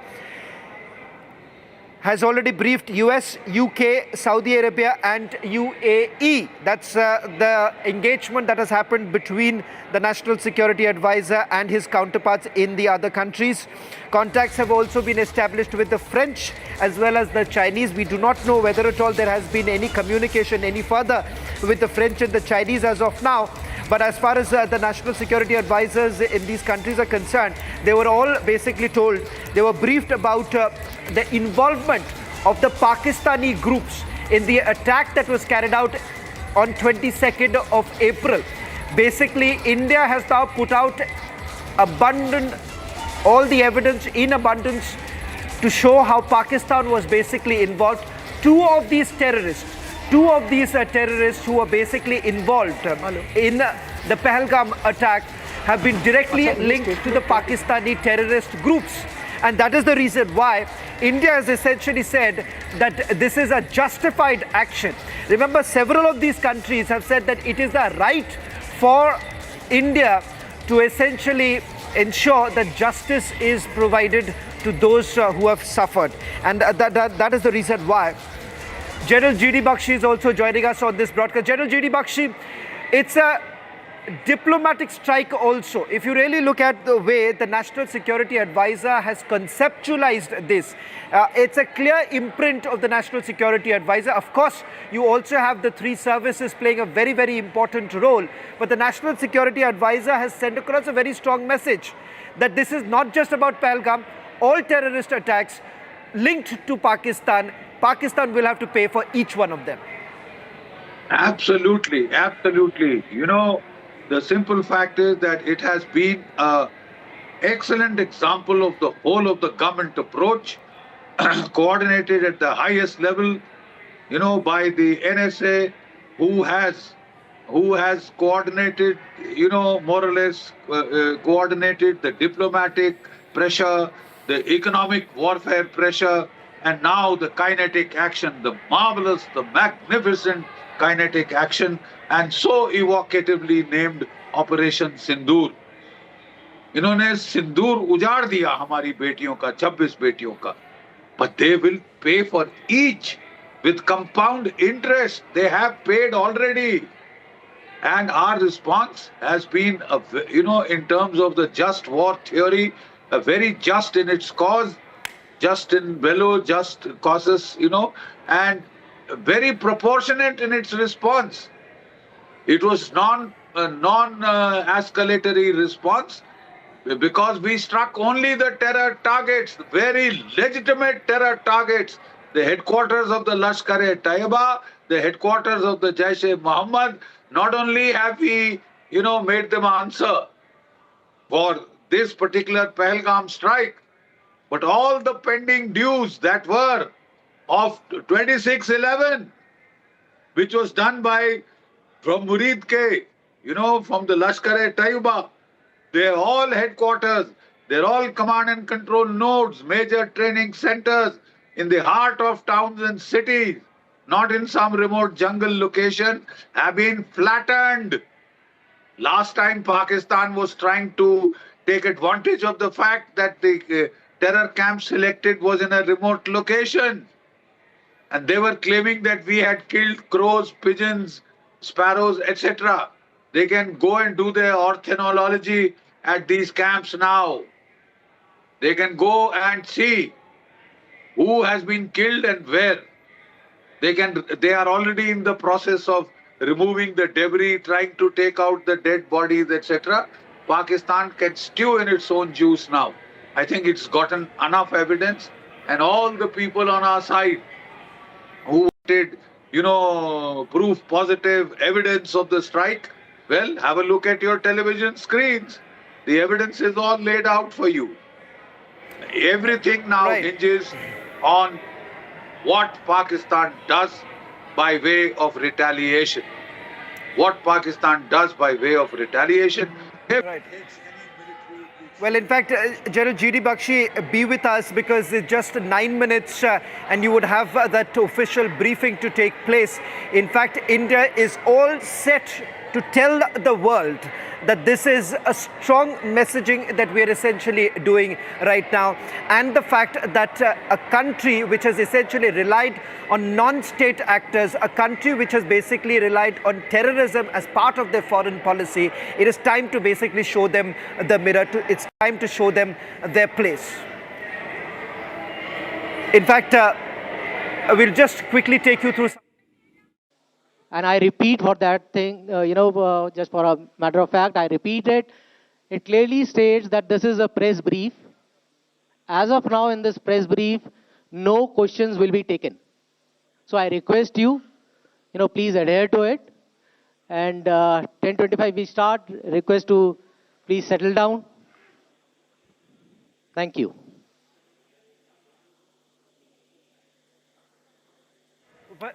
Well, in fact, in the next few minutes, you would have the briefing to take place, and there you have all the officers who are now settling down. The latest information now coming in as far as those officers who will be involved in a briefing. You have 2 young women officers, Colonel Sophia Qureshi, Wing Commander Vyomika Singh. In attendance, you would also have the Foreign Secretary Vikram Misri, who would be briefing about Operation Sindoor. That's the latest now coming in. Also, visuals coming in of Raksha Mantri Rajnath Singh, who's left from the South Bloc. In fact, immediately after this briefing actually takes place, you would have the cabinet meeting to take place. That's scheduled for around 11 o'clock. A joint briefing of the Ministry of Defence and External Affairs is also expected in a short while from now. In less than 3 minutes or so, it's expected to begin. Around 10:25 is the latest announcement that has been made. So it's going to be very crucial.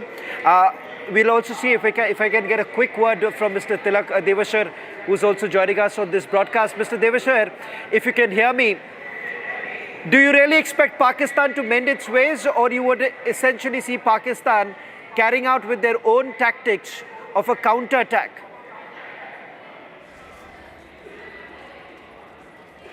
Unless it is forced to. Because the very nature of Pakistan is such that it is built on hatred for India.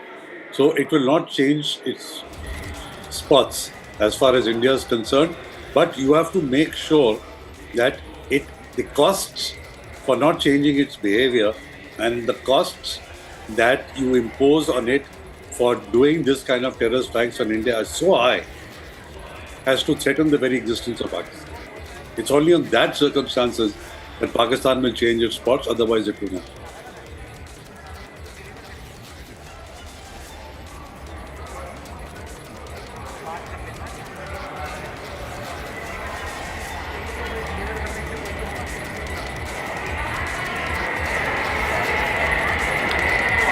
In fact, development coming in, which is that the briefing that's going to take place in a while from now, there also India is going to make a big statement. And the statement is that the official briefing would be done by 2 young officers, one each of the Indian Army and the Air Force. From the Army, it would be Colonel Sophia Qureshi, and from the Air Force, it would be Wing Commander Vyomika Singh. Of course, assisted by Foreign Secretary Vikram Misri. The press conference is going to start in a while from now. And India's big statement to the world.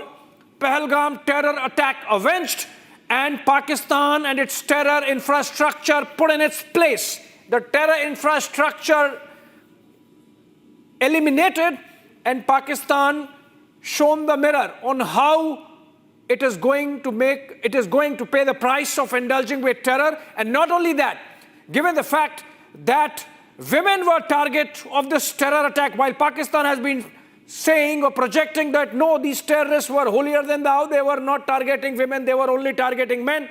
These young women were targeted by killing their husbands, murdering their husband in front of their eyes. And so India making a statement, 2 young lady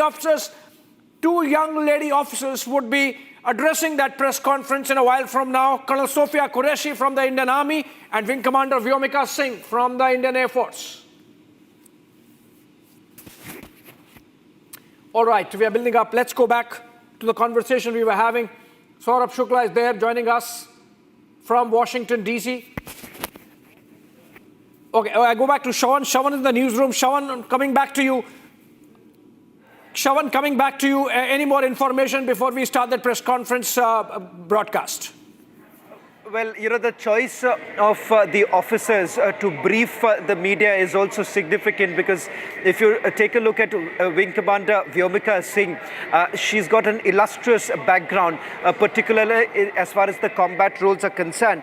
And the fact that I'm not very sure about Colonel Sophia Qureshi, I do not have the details at this point in time, but there is certainly some sort of a symbolism that has been attached to this very choice this time. And it's different than what you remember. If you remember, Abhishek, when the surgical strikes were carried out and the Balakot strikes were carried out, the officers who were basically present, I'm told, I think so, the briefing is expected to start right now. We can just cut to that. Yeah, we can cut to it. We can cut to it. No, I think it's still just preparation, Shawan. It's still just preparation. The briefing is to start any time now, but of course... Abhishek, I want to add a quick word here. Yeah, Saurabh, quickly. Yeah, you know, I think the messaging from India is that this is an operation against terror. This is an operation against... if you see the whole messaging that's coming out, fielding young officers here for the briefing, so the whole zero tolerance to terror approach, you will see, will be the mainstay of the briefing, and how India is going to expose Pakistan in the next few coming days. You will see post this briefing as well. That's what I wanted to just quickly add.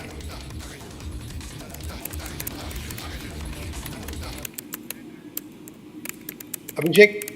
Yes, thank you so much, Saurabh. In fact, we have a breaking news development, which is that Union Home Minister Amit Shah has spoken to Omar Abdullah, the Chief Minister of Jammu and Kashmir. This is important because, remember, internal security aspects are also under the focus now of our government. And while today is the day we are carrying out mass mock drills of civil defense to make sure that there is a whole of the nation approach in defending India, and the citizens are also involved in this entire exercise, sensitized to what they need to do whenever, if at all, there are military escalations building up, given India's response. We have General Bakshi with us. General Bakshi, sir, you were mentioning about the possibility of Pakistani counter-move. You think with the kind of mobilization we have across the border, Pakistan would have the stomach to really indulge in any kind of military misadventure?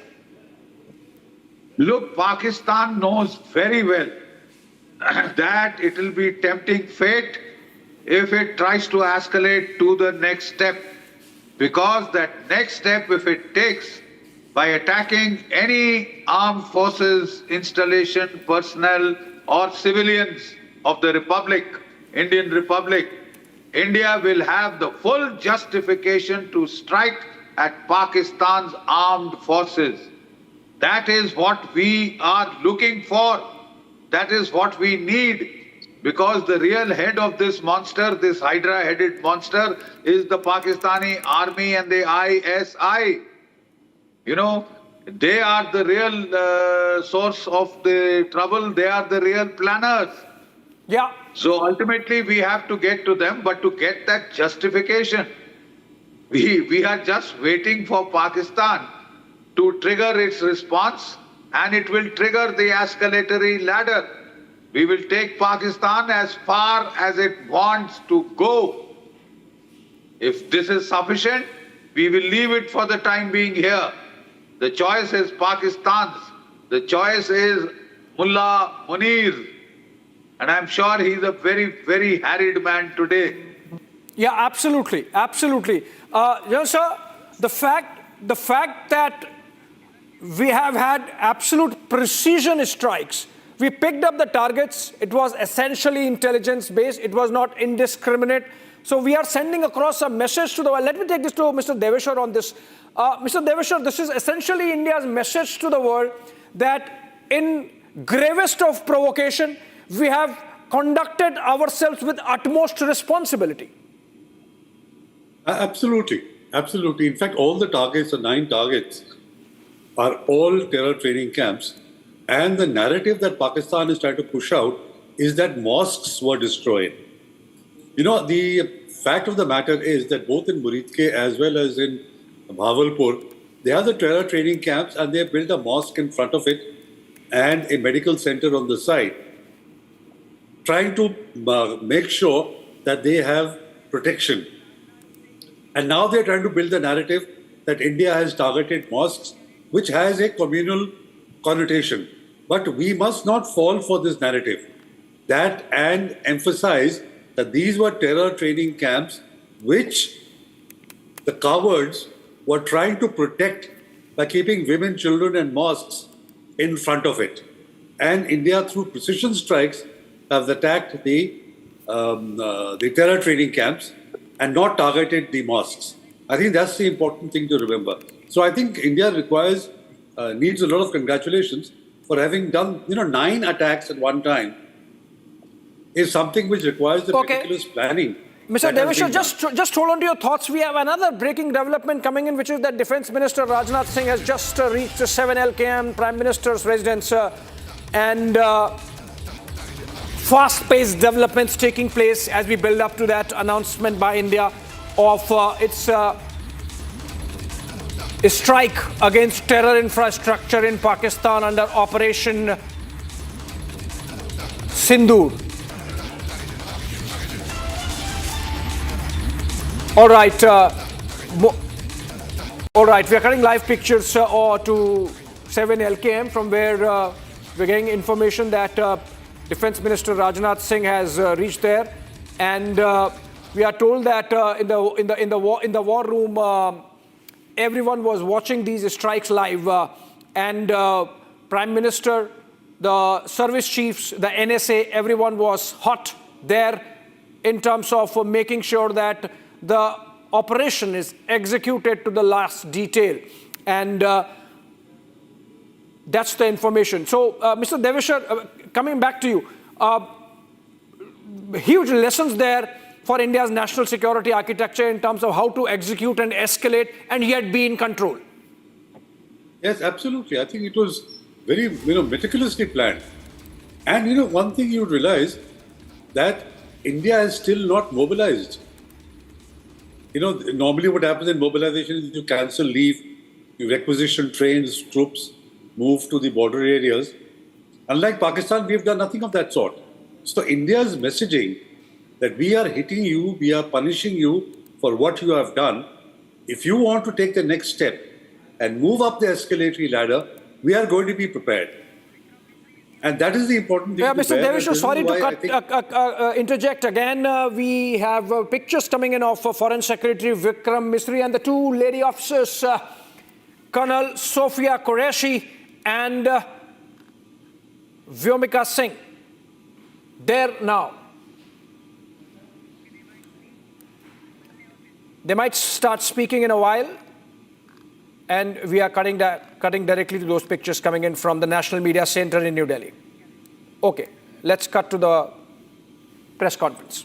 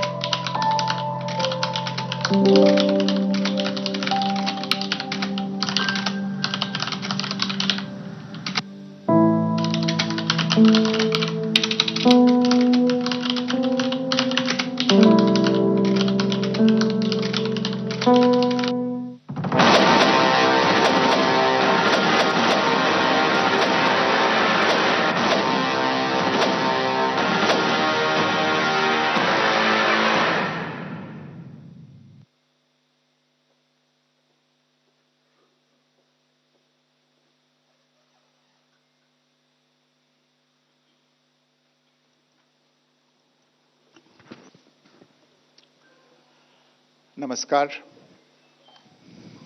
इस briefing में शामिल होने के लिए आप सभी का धन्यवाद। जैसा कि आप सभी जानते हैं, 22 अप्रैल 2025 को लश्कर तैयबा से संबंधित पाकिस्तानी और पाकिस्तान प्रशिक्षित आतंकवादियों ने भारत में जम्मू और कश्मीर के पहलगाम में भारतीय पर्यटकों पर बर्बरतापूर्ण हमला किया। 25 भारतीयों और एक नेपाली नागरिक को कायरतापूर्ण मौत के घाट उतार दिया गया।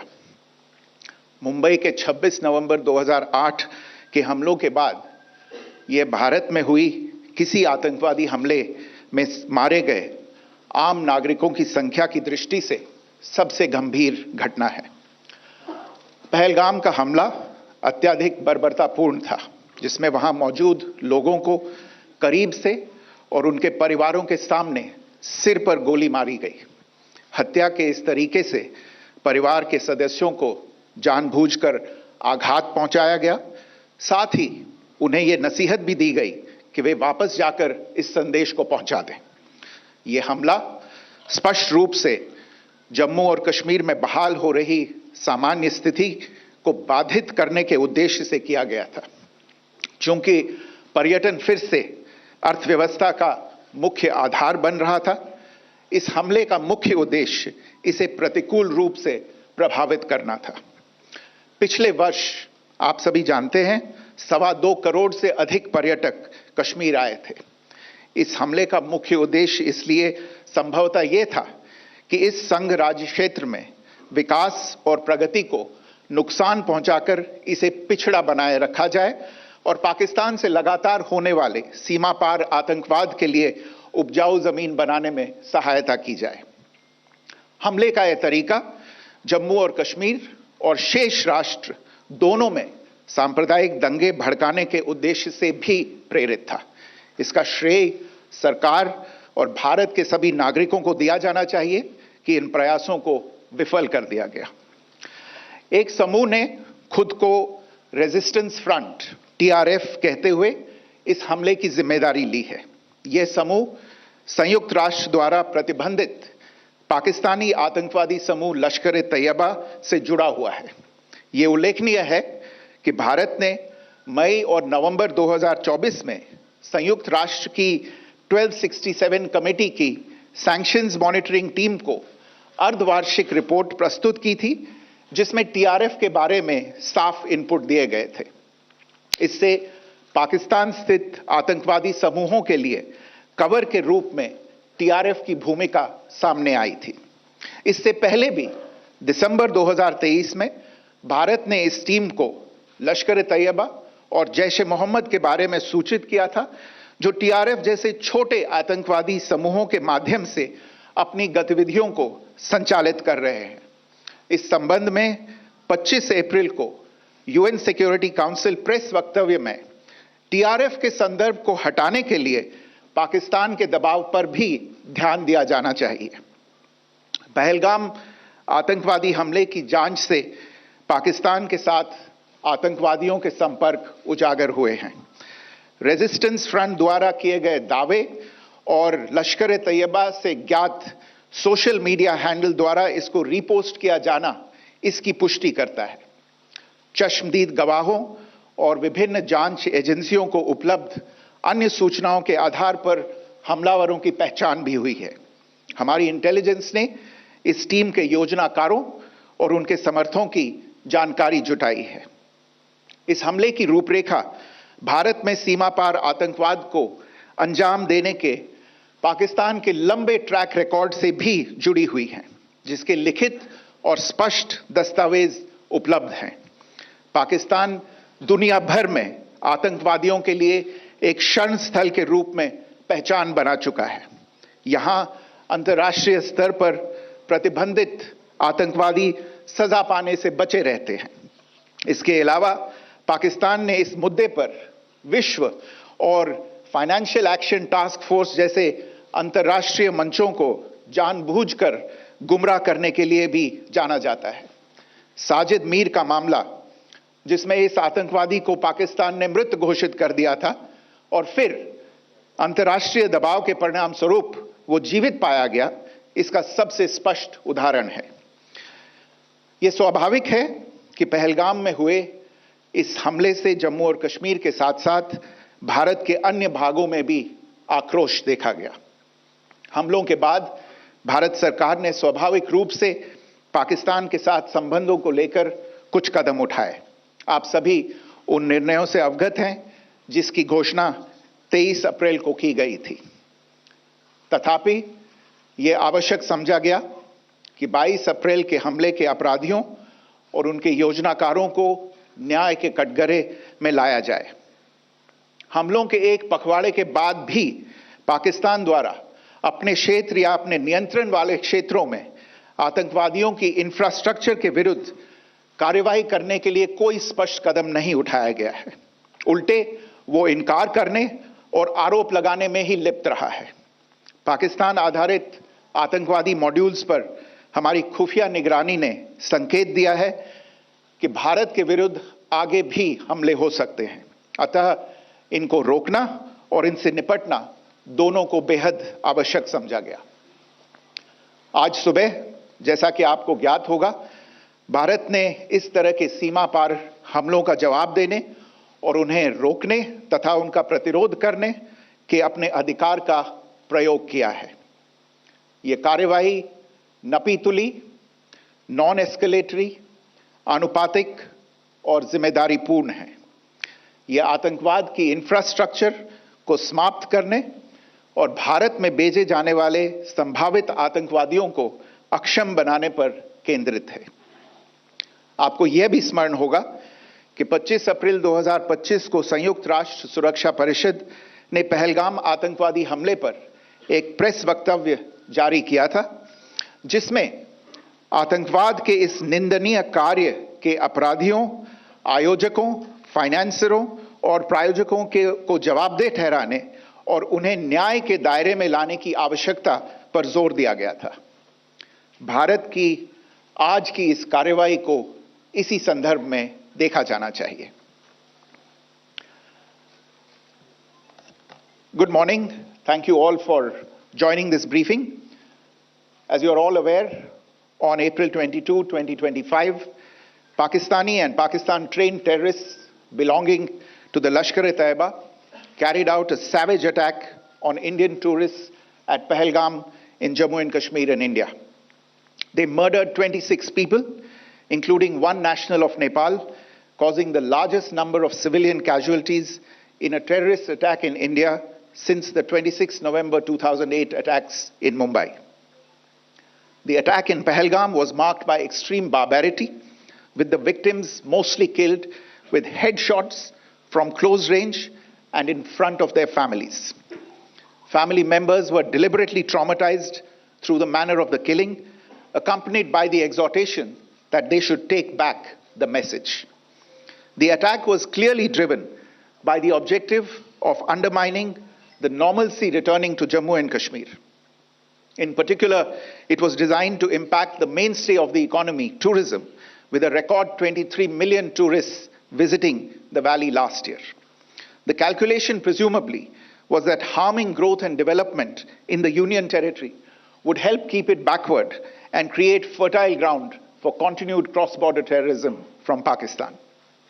The manner of the attack was also driven by an objective of provoking communal discord, both in Jammu and Kashmir and the rest of the nation. It is to the credit of the government and the people of India that these designs were foiled. A group calling itself the Resistance Front has claimed responsibility for the attack. This group is a front for the UN-proscribed Pakistani terrorist group Lashkar-e-Taiba.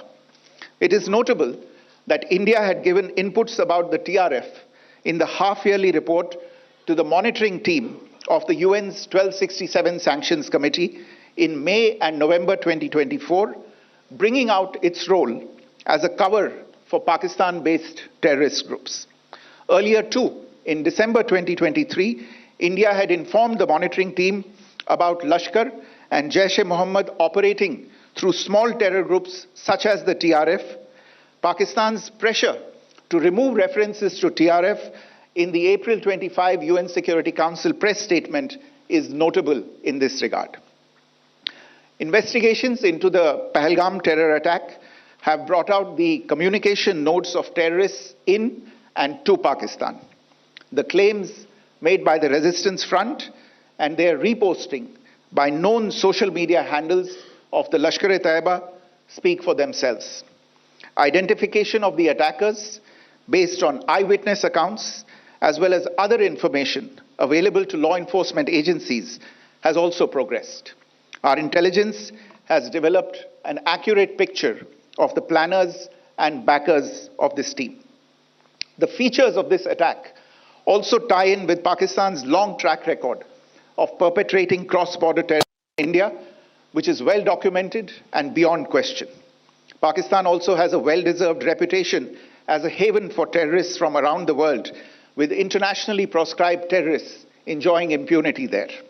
In addition, Pakistan has been known to willfully mislead the world and international forums, such as the Financial Action Task Force, on this issue. The Sajid Mir case, in which this terrorist was declared dead and then, in response to international pressure, brought back to life, found alive and arrested, is the most glaring example. The latest attack in Pahalgam has understandably generated deep anger in Jammu and Kashmir and in other parts of India. Following the attacks, the government of India naturally responded with a set of initial measures relating to our engagement with Pakistan. You're all aware of the decisions that were announced on the 23rd of April. However, it was deemed essential that the perpetrators and planners of the 22nd April attack be brought to justice. Despite a fortnight having passed since the attacks, there has been no demonstrable step from Pakistan to take action against the terrorist infrastructure on its territory or on territory under its control. Instead, all it has indulged in are denials and allegations. Our intelligence monitoring of Pakistan-based terrorist modules indicated that further attacks against India were impending. There was thus a compulsion both to deter and to preempt. Earlier this morning, as you would be aware, India exercised its right to respond and preempt as well as deter more such cross-border attacks. These actions were measured, non-escalatory, proportionate, and responsible. They focused on dismantling the terrorist infrastructure and disabling terrorists likely to be sent across to India. You would also recall that the Security Council on 25th April 2025 had issued a press statement on the Pahalgam terror attack, underlining, and I quote, the need to hold perpetrators, organizers, financiers, and sponsors of this reprehensible act of terrorism accountable and bring them to justice, unquote. India's latest actions should be seen in this context. Joining me for this briefing on our actions earlier this morning are Colonel Sophia Qureshi and Wing Commander Vyomika Singh. I will request them to share some details regarding Operation Sindoor with all of you.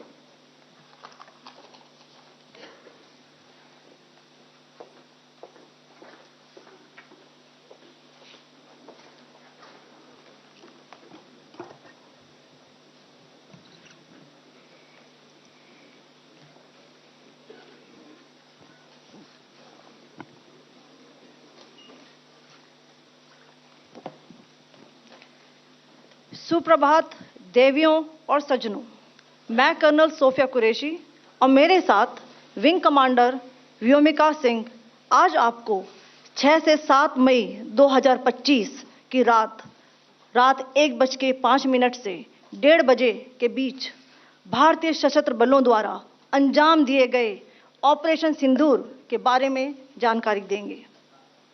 Operation सिंदूर 22 अप्रैल को पहलगाम में हुए विभत्स आतंकवादी हमले के शिकार मासूम नागरिकों व उनके परिवारों को न्याय देने के लिए लॉन्च किया गया था। इस कार्रवाई में 9 टेररिस्ट कैंप्स को टारगेट किया गया और पूरी तरह से इसे बर्बाद किया गया। पाकिस्तान में पिछले 3 दशकों से टेरर इंफ्रास्ट्रक्चर का निर्माण हो रहा है। इसमें recruitment, indoctrination centres, training areas व लॉन्च पैड शामिल थे, जो पाकिस्तान और पाक अधिकृत जम्मू कश्मीर POJK दोनों में फैले हैं। Operation Sindoor was launched by Indian Armed Forces to deliver justice to the victims of Pahalgam terror attack and their families. 9 terrorist camps were targeted and successfully destroyed. Over the last 3 decades, Pakistan has systematically built terror infrastructure. It is a complex web of recruitment and indoctrination centers, training areas for initial and refresher courses, and launch pads for handlers. These camps are located both in Pakistan as well as Pakistan-occupied Jammu and Kashmir areas. Some of the well-known training camps are located, as you can see on the screen.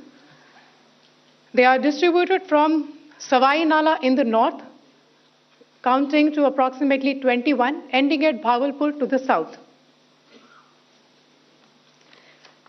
इन लक्ष्यों का चयन विश्वसनीय intelligence सूचनाओं के आधार पर हुआ, ताकि आतंक गतिविधियों की रीढ़ तोड़ी जा सके, और यह खास ध्यान दिया गया कि निर्दोष नागरिकों और सिविलियन इंस्टॉलेशन को नुकसान न पहुंचे। The selection of these targets for Operation Sindoor was based on credible intelligence inputs and role of these facilities in perpetrating the terror activities. The locations were so selected to avoid damage to civilian infrastructures and loss of any civilian lives. This was done with due diligence, and the camps selected for targeting and their engagement will now be shown to you one by one.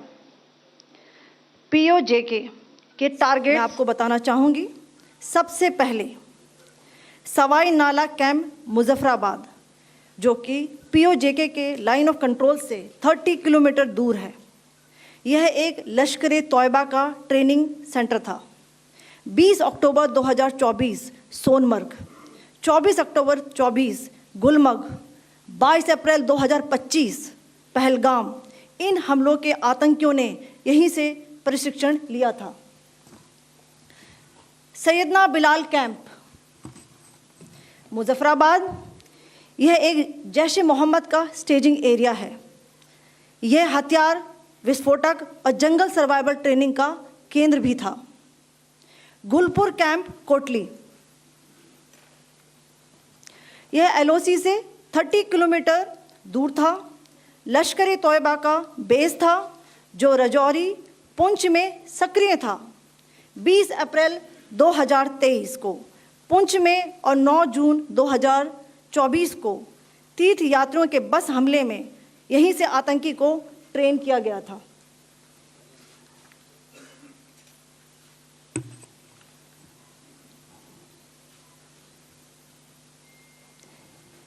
Barnala camp बिम्बर, ये LOC से 9 kilometre दूर है। यहाँ पर हथियार, handling, IED व जंगल survival का प्रशिक्षण केंद्र था। अब्बास कैंप कोटली,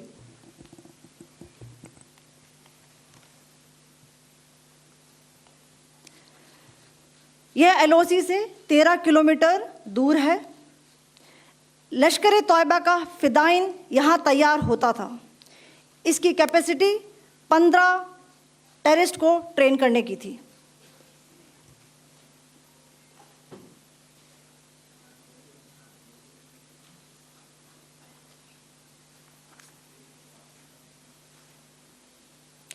अब मैं पाकिस्तान के अंदर के टारगेट से अवगत कराना चाहूंगी। पहला, सर्जल कैंप सियालकोट, यह अंतर्राष्ट्रीय सीमा से 6 किलोमीटर की दूरी पर है, सांबा कठवा के सामने।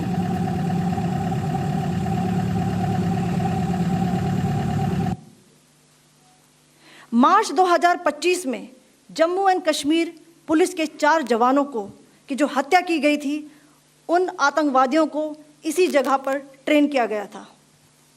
दूसरा, महमूना जाया कैंप सियालकोट, यह 18 से 12 किलोमीटर IB से दूर था। हिजबुल मुजाहिदीन का बहुत बड़ा कैंप था। ये कठुआ जम्मू क्षेत्र में आतंक फैलाने का नियंत्रण केंद्र था। पठानकोट एयरफोर्स बेस पर किया गया हमला भी इसी कैंप से प्लान और डायरेक्ट किया गया था। मरकज ताइबा मुरीद के, यह आईबी से 18 से 25 किलोमीटर दूरी पर है। 2008 के मुंबई हमले के आतंकी भी यहीं से प्रशिक्षित हुए थे। अजमल कसब व डेविड हेडली भी यहाँ ट्रेन हुए थे।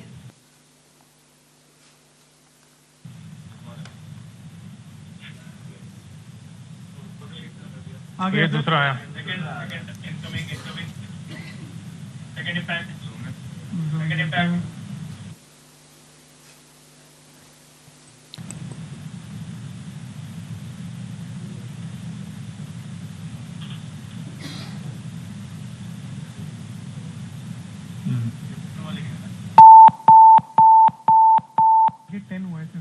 टारगेट 10 हुआ, एंक्लोजर सेम ही है। 7 it is hit the target. हाँ हाँ।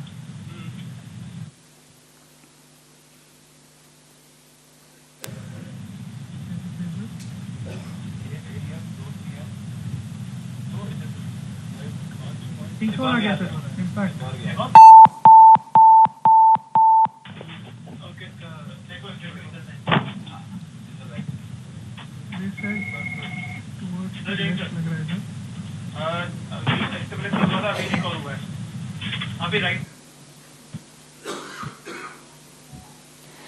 मरकज सुभान अल्लाह भावलपुर, ये इंटरनेशनल बाउंड्री से 100 किलोमीटर दूर है। जैश ए मोहम्मद का मुख्यालय था। यहाँ पर रिक्रूटमेंट, ट्रेनिंग व इंडॉक्ट्रिनेशन का केंद्र भी था। शीर्ष आतंकी अक्सर यहाँ आते थे। मैं आप सबको बताना चाहती हूँ कि किसी भी सैन्य ठिकाने का निशाना नहीं बनाया गया और अभी तक किसी तरह की नागरिक क्षति की रिपोर्ट नहीं है। धन्यवाद। जय Hind. The strike on the terror camps were undertaken through precision capability, as shown to you. A niche technology weapons with careful selection of warheads was ensured so that there will be no collateral damage. The point of impact in each of the target was a specific building or a group of buildings. All the targets were neutralized with clinical efficiency, and the results reiterate the professionalism of the Indian Armed Forces in the planning and execution of their operations. No military establishments were targeted. India has demonstrated considerable restraint in its response. However, it must be said that the Indian Armed Forces are fully prepared to respond to Pakistani misadventures, if any, that will escalate this situation. Jai Hind, and thank you very much. Ladies and gentlemen, friends in the media, I ask your indulgence today in view of the fact that this is still an evolving situation. We will therefore not be able to take questions and answers today, but we will come back for more updates and more briefings shortly. Thank you all very much for joining us this morning. Thank you. Jai Hind.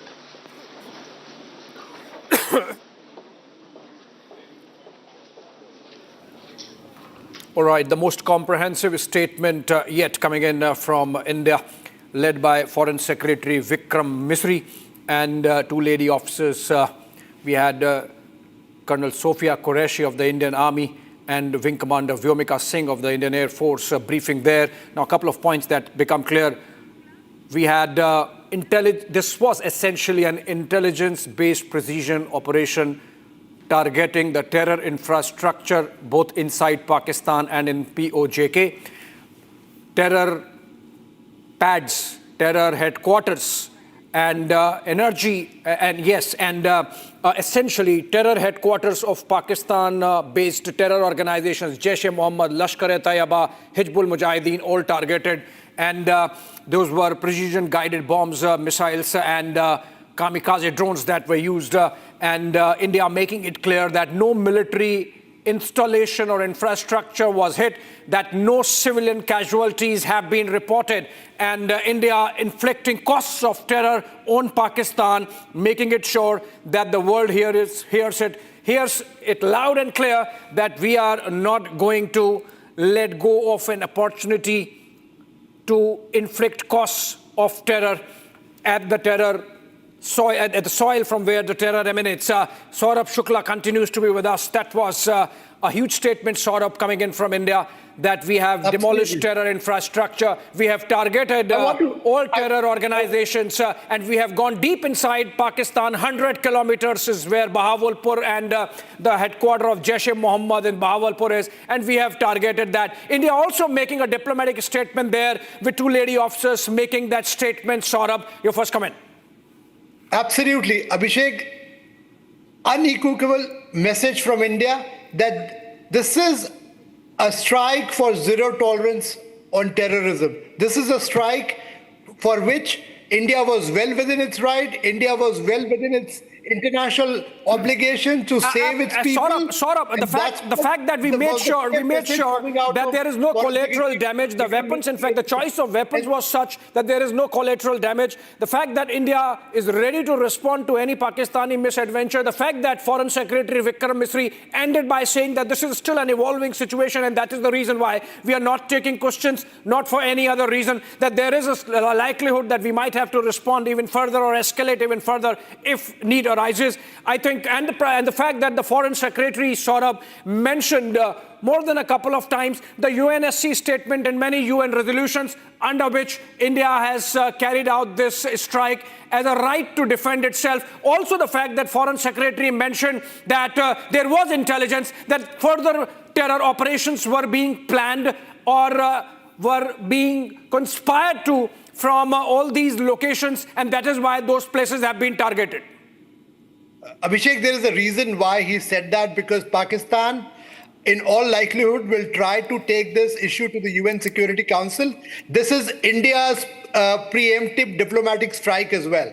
India has declared very smartly by having this briefing that this was a targeted campaign against terrorism. It was not a strike against Pakistani military. It was not a strike against Pakistani civilian. This was a pure play strike against terrorism, and that's what India has done, for which India was well within its right. It has defended its citizens. So when Pakistan tries to play foul and go to UNSC, India already has a counter to it. So I think it's a very smart strategy to have a briefing like this, and I'm sure in the days to come, India will have a briefing, a follow-up where they will field questions. But I thought it was a very, very fine-tuned and a well-calibrated diplomatic strategy after a fine, I would say, Operation Sindoor, which happened yesterday. Absolutely, Abhishek. absolutely. I'm going through some of the pointers that come out really of that briefing by MoD and MEA. We have General Bakshi continuing with us. Essentially, Jaish-e-Mohammed's Tehra Kalam facility destroyed, Hizbul Mujahideen's Mehmoona Joya facility destroyed, by MoD and MEA. Lashkar's Markaz Hadith Barnala in POK destroyed, Jaish-e-Mohammed's Markaz-e-Abbas destroyed in Kotli, that's the Kotli terror camp, and we have Lashkar-e-Tayyiba's Markaz-e-Tayyiba Indoctrination Center destroyed, JEM's Markaz-e-Subhan Allah destroyed, terror camps selected for strikes exposed in that briefing by the joint briefing by the Ministry of Defense and the Ministry of External Affairs. And as it was mentioned, the strikes were based on credible inputs accessed by India through its technical intelligence and, of course, ground human intelligence. Remember, we have deep sources there also in Pakistan. And we ensured that civil installations or civil infrastructure or even civilians were not targeted. even military installations or military infrastructure was not targeted. It was out and out an attack on the terror infrastructure on the Pakistani soil. Go back to the statement made by Prime Minister Modi that we will go after these terrorists to the end of the earth and make sure that the soil from which it emanates is targeted. I think Prime Minister could not have been more forthright, General Bakshi, in making that statement that we are going to do what we are going to do. I mean, there was no hiding behind the cowardice, hiding behind in any manner like the Pakistanis do, in the cowardly manner that they do behind these non-state actors.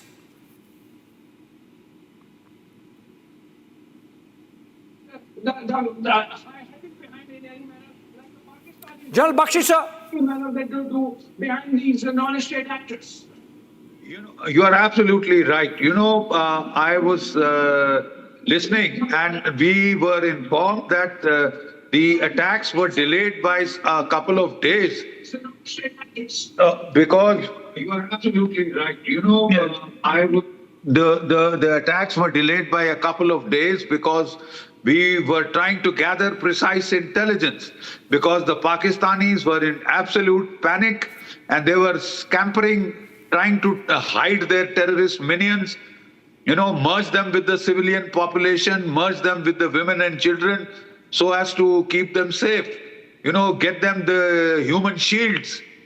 That is why, there was so much turbulence in the terrorist infrastructure. And we had to keep a precise eye, minute by minute eye on who was moving where.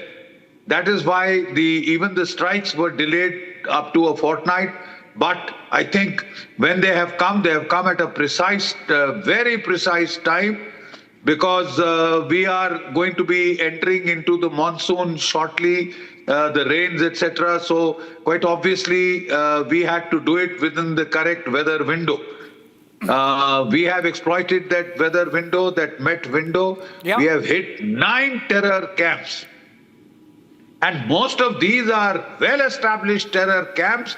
Their command and control headquarters, with massive, buildings, very grand buildings of the Subhanallah camp at Bhavalpur. They have been reduced to rubble. They've been reduced to rubble. General Bakshi, sir, you saw that video presentation. Sir, my question to you, with the kind of presentation that's been made by those 2 lady officers today, the kind of pictures that have been shown, the kind of video evidence that has been shown, I think there is no doubt whatsoever, there should be no doubt whatsoever in the minds of those doubting Thomases that unfortunately we have in our country, the Saboot gang, their mouths should be shut forever.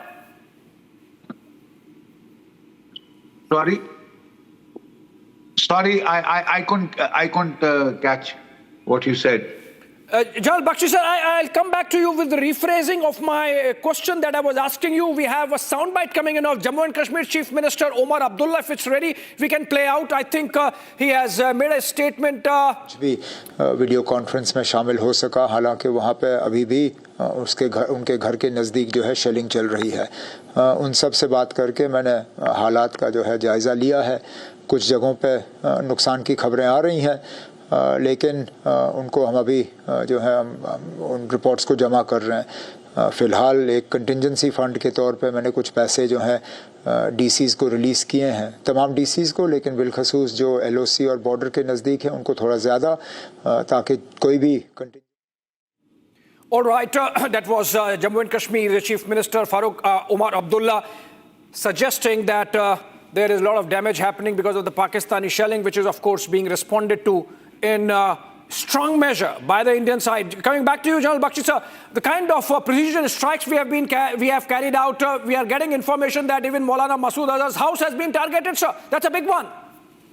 Absolutely, absolutely, because they are the top planners, Maulana Masood Azhar, and not only have we equaled up the score for Pahalgam, for good measure, we have even hit the headquarters where 2611 was planned and the training was given to David Headley and Ajmal Kasab.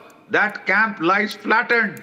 Thank God we've taken our nemesis, even after so many years.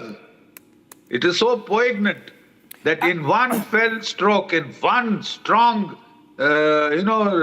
retaliation, We have flattened all the terror infrastructure that was visible, that was clearly visible in Pakistan.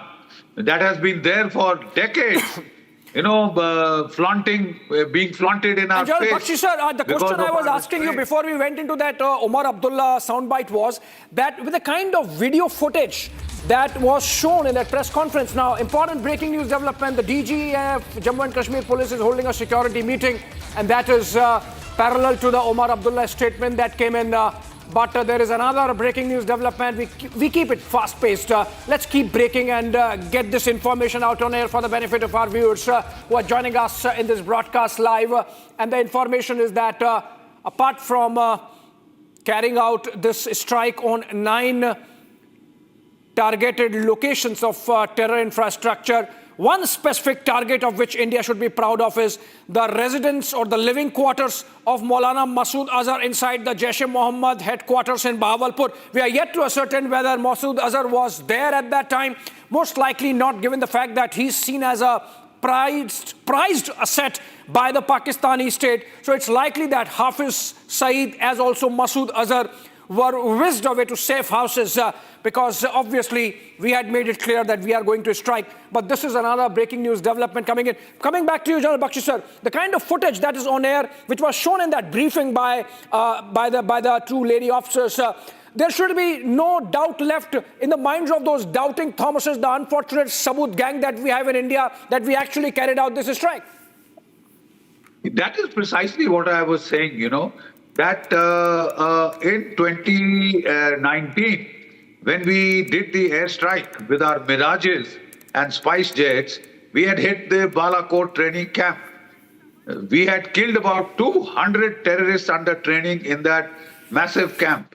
But the problem, unfortunately, was in the target selection that this was a very remote area, remote locality, no population around, very little human beings, human habitation around. So, largely the terrific impact of that attack was not visible, except onto our, satellite imagery, etc., where we had seen the holes in the roof, where our bombs had penetrated right through and burst at the specific, stories in the multi-storied buildings that we wanted to eliminate. Yeah. But Pakistan took advantage of that to try and claim that nothing whatsoever had happened. So the simple fact was it was looking desperate excuses to not have to escalate. But when its lies were caught, it did retaliate the next day. Absolutely, sir. The simple fact is that we are now awaiting Pakistan's response. Absolutely. I'm not sure if there will be one. Absolutely. But we have to be fully prepared. And in some ways, the armed forces would welcome a Pakistan. I'm sure we are fully prepared, sir. You know it better than me, perhaps. But then I have it from sources that if need be, Operation Sindoor 2 is absolutely ready. And at the press of a button, Pakistan would have it from us. Let me take one question to Saurabh Shukla, who's there joining us from the United States. Saurabh, what do you make out of this statement coming in from President Trump saying that we hope it winds down very soon, it does not escalate. Otherwise, he's not saying anything about, peace, overtures, etc., which means the United States is absolutely okay, Saurabh, with whatever actions India has taken or needs to take to make sure that a repeat of Pahalgam does not happen again. Well, Abhishek, I can tell you, this also has, President Trump also mentioned another thing, that he saw this coming. That also indicates a very close US-India cooperation on eliminating terror swamps. It's not like previous times when US would try India for a restraint. It's very clear that US realizes that these terror camps not only pose threat to India, but also to democracies like US and other countries. So I think India has not only done an operation to avenge Pahalgam, it has also done a great service for millions of people who get impacted by Pakistan-sponsored terrorism all over the world. And that's a message coming out of this Operation Sindoor as well, Abhishek. Absolutely, So Saurabh. Before I let you go, one more question. The manner in which India has revealed the pictures of the operation, not only that, the manner in which we have revealed the details of the kind of terror factory Pakistan has been running, all these terror camps, all these facilities, I think it should be an eye-opener for those who were even trying to look the other way, insofar as Pakistan's indulgence with terror is concerned in the World Committee of Nations. Absolutely. This is a very, very clear message to anyone doubting India's proof. India had made it very clear that in the past, whenever they used to give dossiers to Pakistan, Pakistan used to erase these proofs and tried to relocate these terrorists. This time, they did not give any opportunity to Pakistan, took strategic action, took an operation which took down some of these terrorist epicenter in the heart of Pakistani territory. Don't forget, they've struck in Pakistani Punjab, from which Pakistan's Prime Minister comes. There is no way now they can get away from this, that they were hiding these terrorist leaders right in the heart of their own territory under the patronage of Pakistani army and ISI. And they have to explain it to the world. And this is what India has exposed today. Yeah, absolutely, absolutely. Going back to General Bakshi sir. General Bakshi sir, what happens next? Our Air Force is exercising in Rajasthan. Our Navy is fully deployed in the Arabian Sea. Army absolutely pounding Pakistan in retaliation of their ceasefire violations. I think there is no scope of any escalation from the Pakistani side. General Bakshi sir, what do you think? Yes, there could be. There could be, because Pakistan has always been idiotic in its approach. Absolutely non-rational and idiotic. Mullah Munir wanted this escalation, want to get his, second extension. He's already gotten one, he wants his second extension, right? Like Ziaul Haq, like Parvez Musharraf, he wants to hang on for about 10 to 11 years, a decade plus, till he is either assassinated or thrown out by the people. That might happen earlier than usual now. But the fact is that in the 2019, Pakistan had done swift retort, etc., and reacted the very next day. This time, I think they will have to think it over very carefully. They would be under pressure right now from the United States. I'm sure Foreign Secretary Marco Rubio would be putting pressure, other American officials would be putting pressure, because Donald Trump does not want escalation. We have said that we've done what we wanted to do. We have knocked out not just those camps involved in Pahalgam, but the camps that were involved even in 26/11, we paid back that old debt, and should Pakistan choose to escalate, target Indian military installations or civilian targets, Pakistan will be signing its death warrant. The simple fact is, it will give us the precise justification we need to escalate to military targets in Pakistan and take on the real head of that terror infrastructure, the terror ecosystem that they have been, sustaining for all these decades. Right. So, even as we have this broadcast, there are intense rounds of meetings going on. One at 7 LKM, Prime Minister's official residence, where Union Home Minister Amit Shah and Defence Minister Rajnath Singh both are closeted with the Prime Minister, having a discussion on, obviously, the fallout of Operation Sindoor and how to take it forward. But let's look at those pictures that were shared by the Government of India in that joint press conference by the Ministry of Defence and the Ministry of External Affairs. Look at this video, which gives timeline of Pakistan's involvement in terror, going back to, of course, the Parliament attack and even earlier. Let's have a look.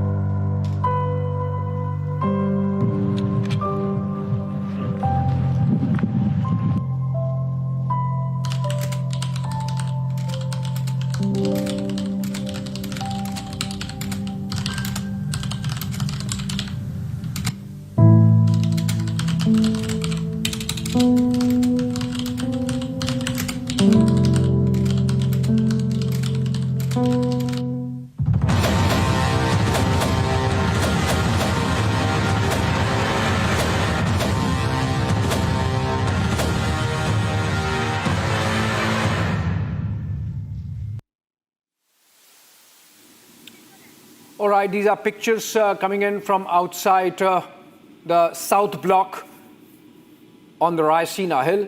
These are pictures of our forces. Remember, South Block is the headquarters of the Ministry of Defense, as also, of course, the Ministry of External Affairs, where that briefing took place. In the backdrop, you can see Rashtrapati Bhavan. These are pictures, in fact, of the mock drill that's going on around the country, in fact.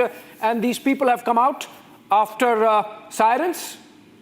So even as those meetings go on inside, outside, the drill continues in case there is a military escalation. This is, of course, happening around the country at the behest of the Ministry of Home Affairs. Shawan is with us. Shawan, over to you with more details on what's really happening on the civilian side in terms of preparing in case there is an escalation from the Pakistani side. Well, in fact, I'm given to understand the Ministry of Home Affairs has already directed all the state governments to take the necessary precautions. In fact, a meeting that is being chaired by the Jammu and Kashmir DGP, which Gursimran was basically highlighting. I can just add one more information that we are basically getting in right now is with the fact that they are basically preparing for some sort of a counter, strike by the Pakistanis, and that is on the expected lines at this point in time. In fact, if I can also bring in Gursimran right now, because he's also tracking what's really happening in Jammu and Kashmir, because there has been an intense cross-border firing that's actually going on. Gursimran, what's the latest? Because in Poonch and Rajouri, it had basically intensified. Has it stopped now?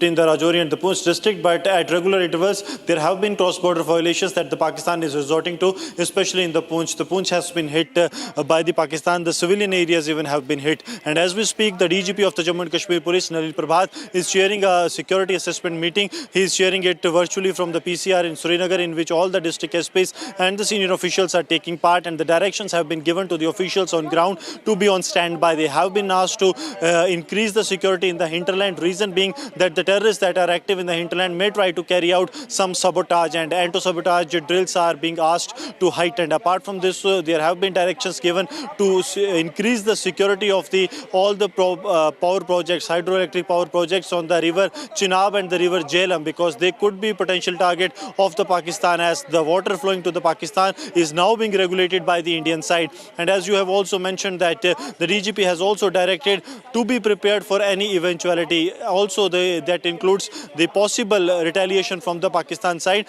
because the LG administration has already given directions for the evacuation of the civilians from the areas that are prone to the Pakistani shelling, because 10 precious lives have been lost in Poonch in the Pakistan's cross-border shelling, and that's why the decision was taken that the evacuation will also take place shortly from the vulnerable areas. That is what the Jammu and Kashmir Police has been asked to ensure at an earliest. Shawan.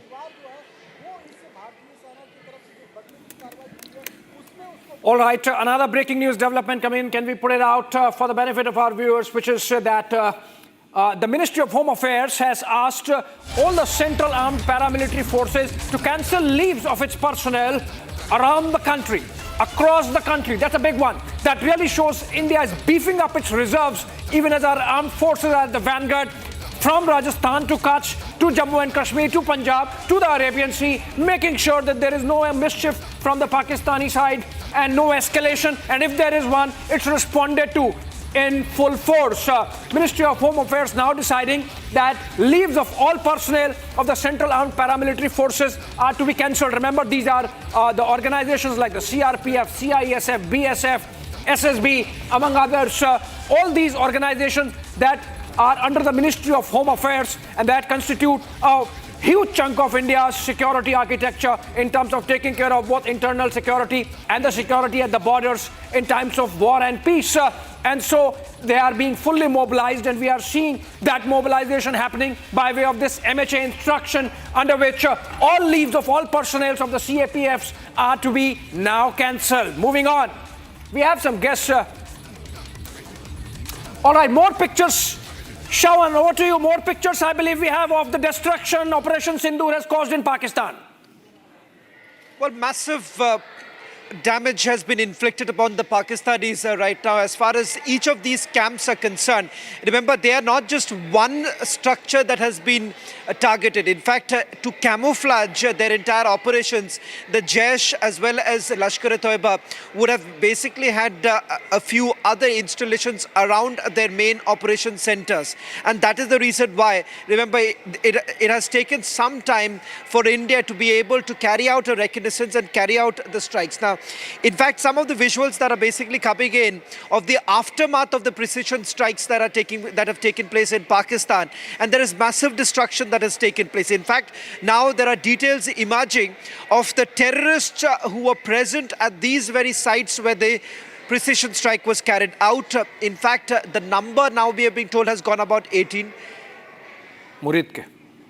This is coming in Murid ke. Now, remember, Murid ke happens to be Lashkar-e-Toiba's headquarters. These are the latest images coming in of the strike that has taken place. So this time it's very clear, Abhishek. You don't need any more sabut. The Pakistanis are only providing the sabut. The very fact that you have the Pakistanis now coming out and simply saying that you have had their own army generals visiting hospitals and meeting those who have been injured in the precision strike. It's very clear. India has made it very clear. These are not military camps that have been targeted. What has been targeted are terror facilities. Yeah. These are facilities, or I would rather say these are terror factories. In fact, there are multiple testimonies of the Pakistanis who are now coming out speaking about the strikes that have taken place. मस्जिद के आगे administrative office और उसके आगे मस्जिद की छत वो सारी तबाह हो गई थी और एक अफराद था वो अपनी ड्यूटी पे छत पे बैठा हुआ था वो इसके शहीद हो गया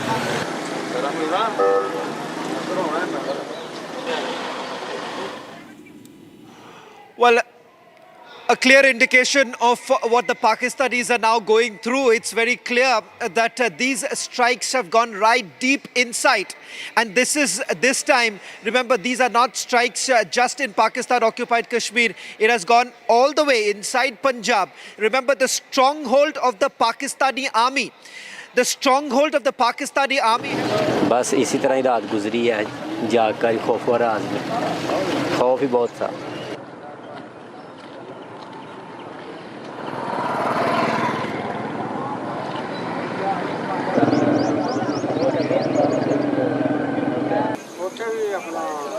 Well, in fact, the testimonies of those who were present there, who have witnessed the precision strikes that have taken place, because if you see, there are innumerable of viewed videos that are now coming in from Pakistan, which shows the extent of damage, the extent of pain that has been inflicted upon the Pakistanis, sending across a very strong message that this time it is no longer acceptable. And if you really look at it, each of these sites, the 9 sites which have been selected, they are the same very places which have been used by some of the top commanders of Lashkar-e-Toiba, Jaish-e-Mohammed, as well as Hizbul Mujahideen.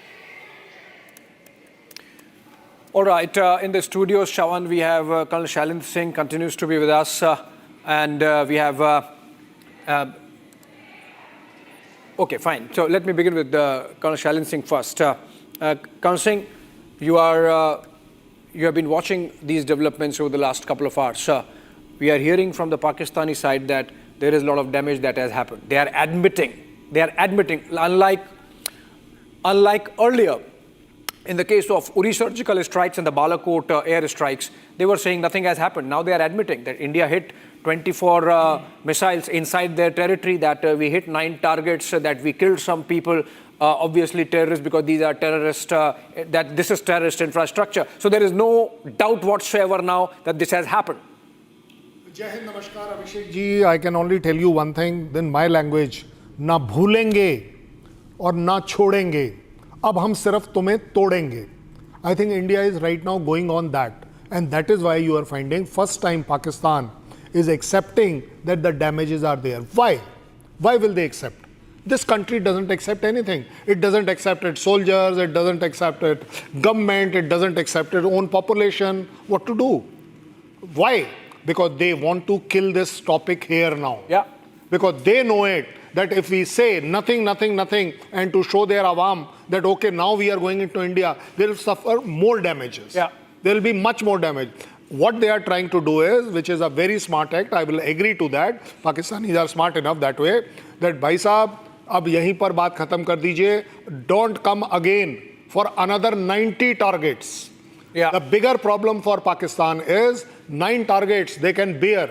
They can bear the losses. पिछले बार 2 कौवे मरे थे, इस बार 10 कौवे मरे हैं. कोई बड़ी बात नहीं है. बड़ी बात यह है that they will get stuck with us if they get into any kind of conventional or even non-conventional. They will be stuck. Right. Let me take this to Colonel Anurag Shukla, who's also there with us in the studios. Colonel Shukla, what's next? What happens next? You think Pakistan would have the temerity really to do any counteroffensive, to indulge in any kind of counteroffensive? They should be shaken. They must be scared now.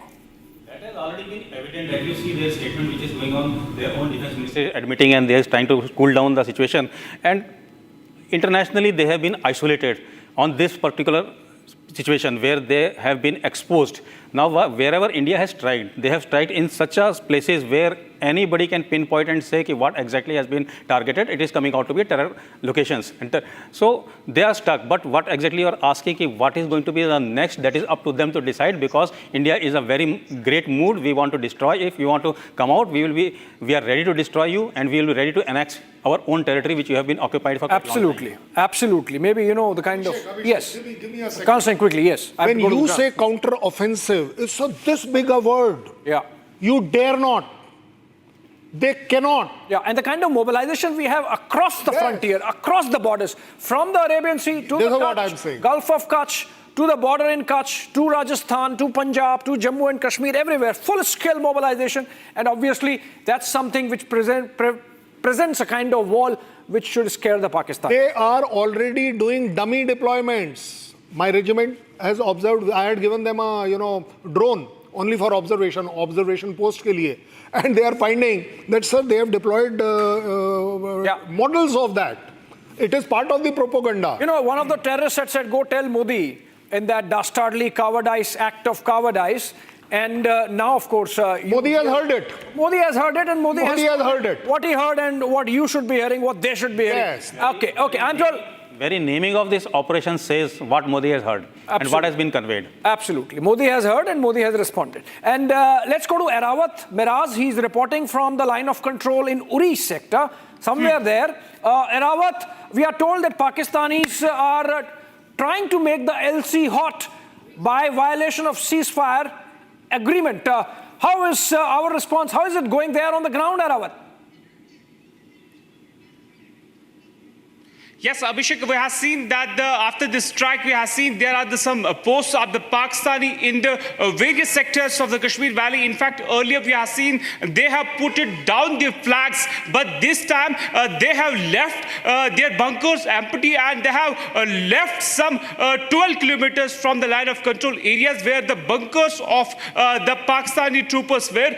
But right now, we are being told from the sources that they have shifted from these bunkers towards some, they have stepped back towards some 16 kilometers from the location, the various sensitive locations along the line of control. For the security reasons, we will not mention exactly where the ongoing operations are going on across the Jammu and Kashmir. As we have seen after the strike, there are desperate attempts from the terrorists and the Pakistani troopers to target the civilians. But we have seen our forces are alert. We have seen yesterday night how our forces are alert, and they have given them the befitting reply after the deadly terror attack in the South Kashmir's Pahalgam, in which we have seen that the 26 civil lost. But this time we have seen the chaos is in Pakistan after the strike, and also we have been told that some bunkers along the line of control area, they have stepped back in the Uri sector and South Kashmir. Also we have been told from the sources in the defense that they have stepped back towards some 16 to 20 kilometers back. Yes, Abhishek. All right, those are the details coming in from the ground. Colonel Singh, Colonel Shukla, please stay with us. Let's listen once again to Foreign Secretary Vikram Misri when he made that statement about India's strikes on Pakistan, inside Pakistani territory, to target the terror infrastructure as part of Operation Sindoor. Listen.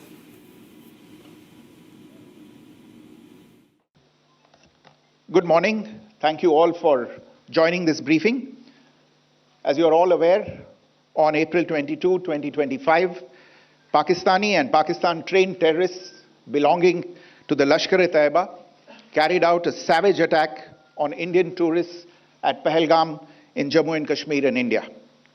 They murdered 26 people, including one national of Nepal, causing the largest number of civilian casualties in a terrorist attack in India since the 26 November 2008 attacks in Mumbai.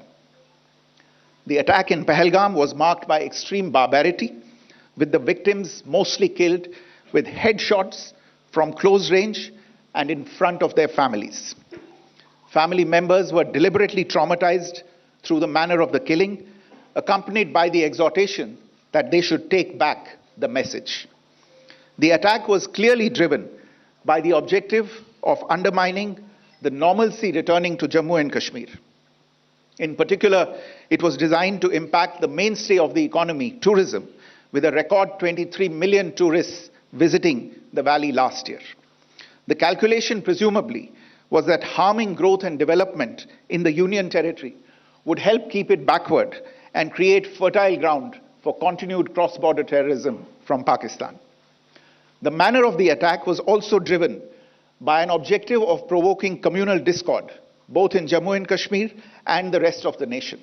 It is to the credit of the government and the people of India that these designs were foiled. A group calling itself the Resistance Front has claimed responsibility for the attack.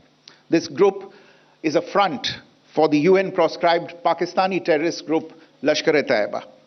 It is notable that India had given inputs about the TRF in the half-yearly report to the monitoring team of the UN's 1267 Sanctions Committee in May and November 2024, bringing out its role as a cover for Pakistan-based terrorist groups. Earlier too, in December 2023, India had informed the monitoring team about Lashkar and Jaish-e-Mohammed operating through small terror groups such as the TRF. Pakistan's pressure to remove references to TRF in the April 25 UN Security Council press statement is notable in this regard. Investigations into the Pahalgam terror attack have brought out the communication notes of terrorists in and to Pakistan. The claims made by the Resistance Front and their reposting by known social media handles of the Lashkar-e-Taiba speak for themselves. Identification of the attackers based on eyewitness accounts as well as other information available to law enforcement agencies has also progressed. Our intelligence has developed an accurate picture of the planners and backers of this team. The features of this attack also tie in with Pakistan's long track record of perpetrating cross-border terror in India, which is well documented and beyond question. All right, General Bakshi sir, you heard that statement again. We have been playing it again and again for the benefit of viewers who might be joining the broadcast now. And essentially, General Bakshi sir, the narrative that's coming in from the Pakistani side is that they also inflicted some damage on Indian side. They are claiming, for example, that they downed some of our aircrafts. Is it not essentially for the consumption of their own population, just fooling them around? It is utter crap. The simple fact is that our aircraft have used standoff fire. They have fired from this side of the border and destroyed these targets, incinerated these bloody targets. But it has been done from one side of the border. So this crap that they started giving the disinformation, they have downed 2 aircraft, is absolute, fact checks prove it is absolute nonsense. The other fact is they are claiming, the ISPR was claiming that they have opened artillery fire on the line of control. They claim to have hit one of our brigade headquarters and one forward post. So far we've seen no damage, got no reports. Yes, they are targeting the civilian population, all right. Yeah. And people are being almost, they're trying to get some civilians out of vulnerable areas. Yeah. Colonel Singh, you think this is the max that Pakistan can do or would do in the present scenario? They have made the LC hot, and perhaps it ends there. As per me, Pakistan... It would be...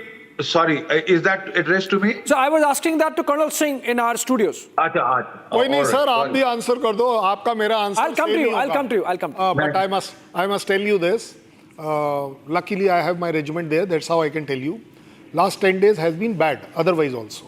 But we had made it worse for them. So if we are expecting that only making a LC hot and by, injuring 20, 30 civilians, this is the part of the nature of Pakistan fire. They don't fire at us because they know if they fire to any of our battalion headquarters, even to the extent company headquarters, they know it that the fire coming back is nearly, if they fire 10, then there are 100 rounds coming from us. I can afford it, whether he can afford it or not. Bigger question is this, that whether he will take it up or not. It exactly depends. Yeah. It exactly depends that what does Pakistan want. Yeah. Does it want an international hue and cry? Yeah. It will strike in a bigger way. Yeah. So that they are able to prove that something wrong has happened. Yeah. They will strike our civilian areas more. Yeah. Because they know it, that beyond that they cannot do much damage. Absolutely. If we are also there on LC, we also know how to be underground. Yeah. ऐसा तो है नहीं that we will stand and you allow them to shoot. Obviously. So it is entirely... And we have tremendous amount of artillery backing it up. Huge artillery, I believe. It is mind-boggling, unimaginative. I can't tell you that what my regiment has stocked in the gun area. And you always mention that artillery is the god of... It is absolutely god of worth in the world. Yeah. I'm a proud member of that, and I dare say, if somebody can say that, no, this is not true. But the spare this time were the kamikaze drones. And I want to really discuss that military strategy with General Bakshi, sir. Sir, give me just a moment before I come to you, because let's listen to those two lady officers who presented India's case before the world in that briefing. We go to Colonel Sophia Qureshi and Wing Commander Vyomika Singh, and the way they narrated Operation Sindoor details, and then I come back. सबसे पहले सवाई नाला camp Muzaffarabad, जो कि PoJK के line of control से 30 kilometre दूर है, यह एक लश्कर तौयबा का ट्रेनिंग सेंटर था। 20 अक्टूबर 2024 सोनमर्ग, 24 अक्टूबर 24 गुलमर्ग, 22 अप्रैल 2025 पहलगाम, इन हमलों के आतंकियों ने यहीं से प्रशिक्षण लिया था। सैयदना बिलाल कैंप मुजफ्फराबाद, यह एक जैश मोहम्मद का स्टेजिंग एरिया है। यह हथियार, विस्फोटक और जंगल सर्वाइवल ट्रेनिंग का केंद्र भी था। गुलपुर कैंप कोटली, यह एलओसी से 30 किलोमीटर दूर था। लश्कर तौयबा का बेस था जो रजौरी पुंछ में सक्रिय था। 20 अप्रैल 2023 को पुंछ में और 9 जून 2024 को तीर्थ यात्रियों के बस हमले में यहीं से आतंकी को ट्रेन किया गया था।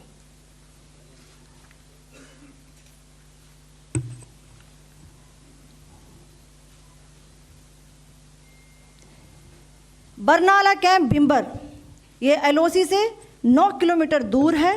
यहाँ पर हथियार हैंडलिंग, आईडी व जंगल सर्वाइवल का प्रशिक्षण केंद्र था। अब्बास कैंप कोटली,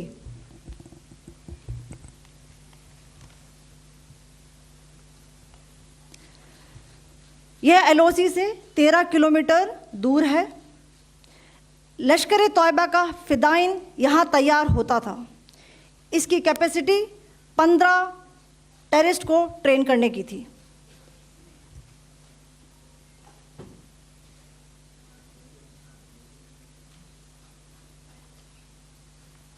अब मैं पाकिस्तान के अंदर के टारगेट से अवगत कराना चाहूँगी। पहला, सर्जिकल कैंप सियालकोट। यह अंतर्राष्ट्रीय सीमा से 6 किलोमीटर की दूरी पर है, सांबा कठुआ के सामने।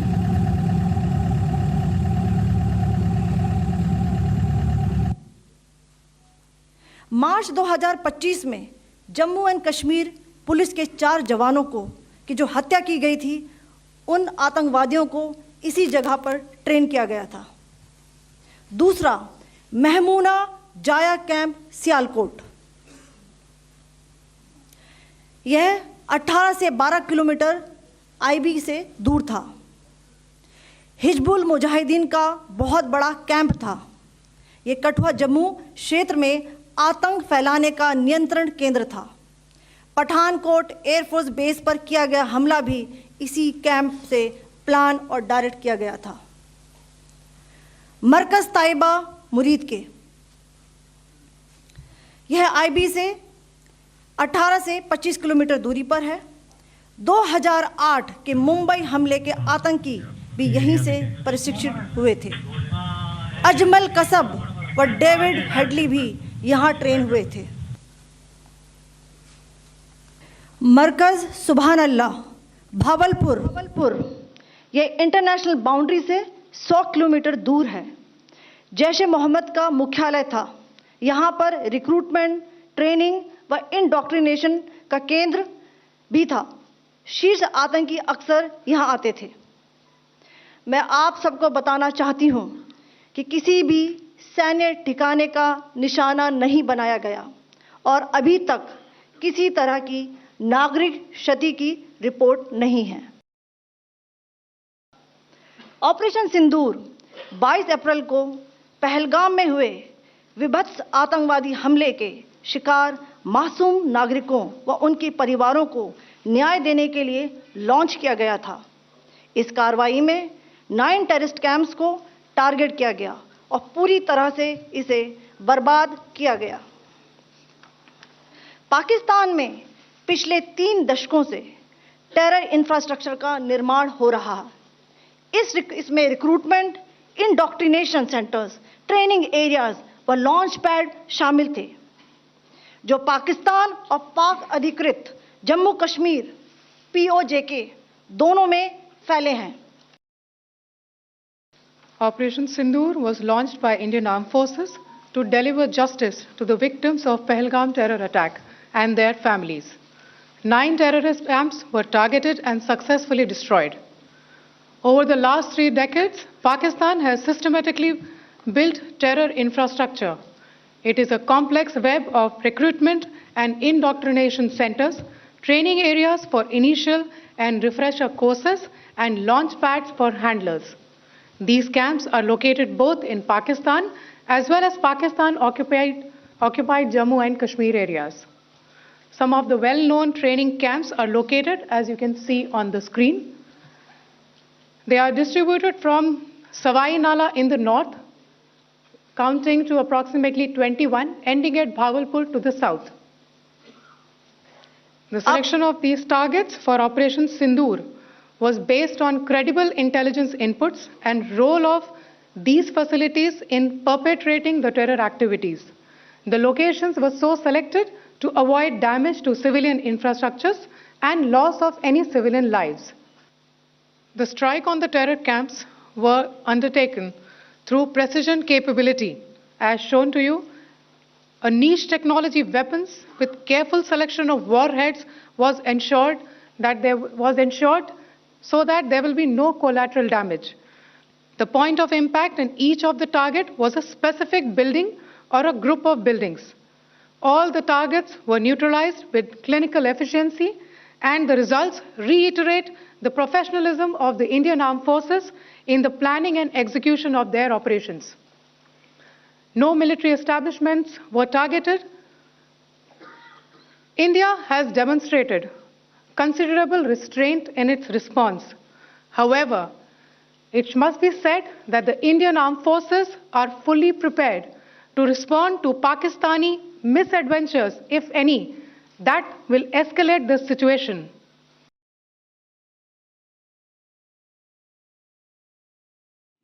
Okay, those were the details of how India picked up those targets and the precision with which those were eliminated by our forces as part of Operation Sindoor. Let's look at the timeline that was provided by Foreign Secretary Vikram Misri in the same press conference, and then I come back to the studios for a conversation.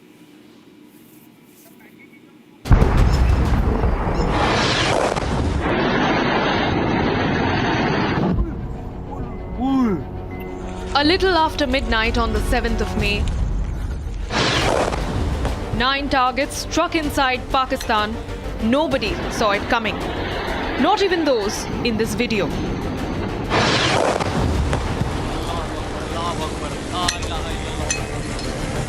The strikes so precise that men who shot these videos have confirmed the targets. ये नुकसान ये 9 number ये मस्जिद तैयबा मरकज उमर करा के अंदर ये नुकसान है 5 targets in Pakistan-occupied Kashmir, 4 targets deep inside Pakistan territory.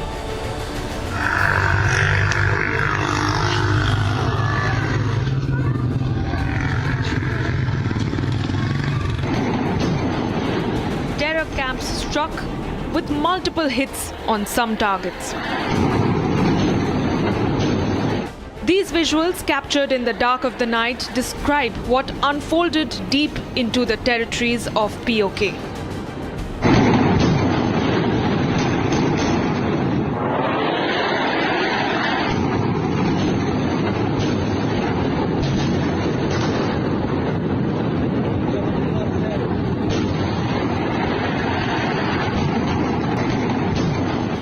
Precision strikes that turned the skies red. देखना वाम कैसे आ रही है वहां से अभी वीडियो कैच होगी नहीं होगी Multiple loud explosions and a complete blackout. The enemy was not ready for this.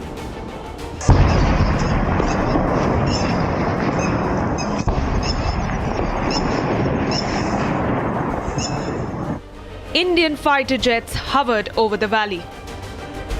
14 days after the Pahalgam killings, India has hit Islamabad hard. And as the world wakes up to Operation Sindoor, it's only the beginning of the end for the terror ecosystem of Pakistan.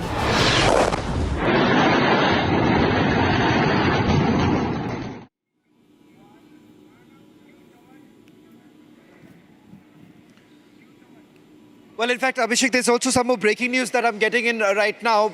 Official confirmation coming in from our sources here as far as family members of Jaish Chief Maulana Masood Azhar. 10 family members of Maulana Masood Azhar have been neutralized.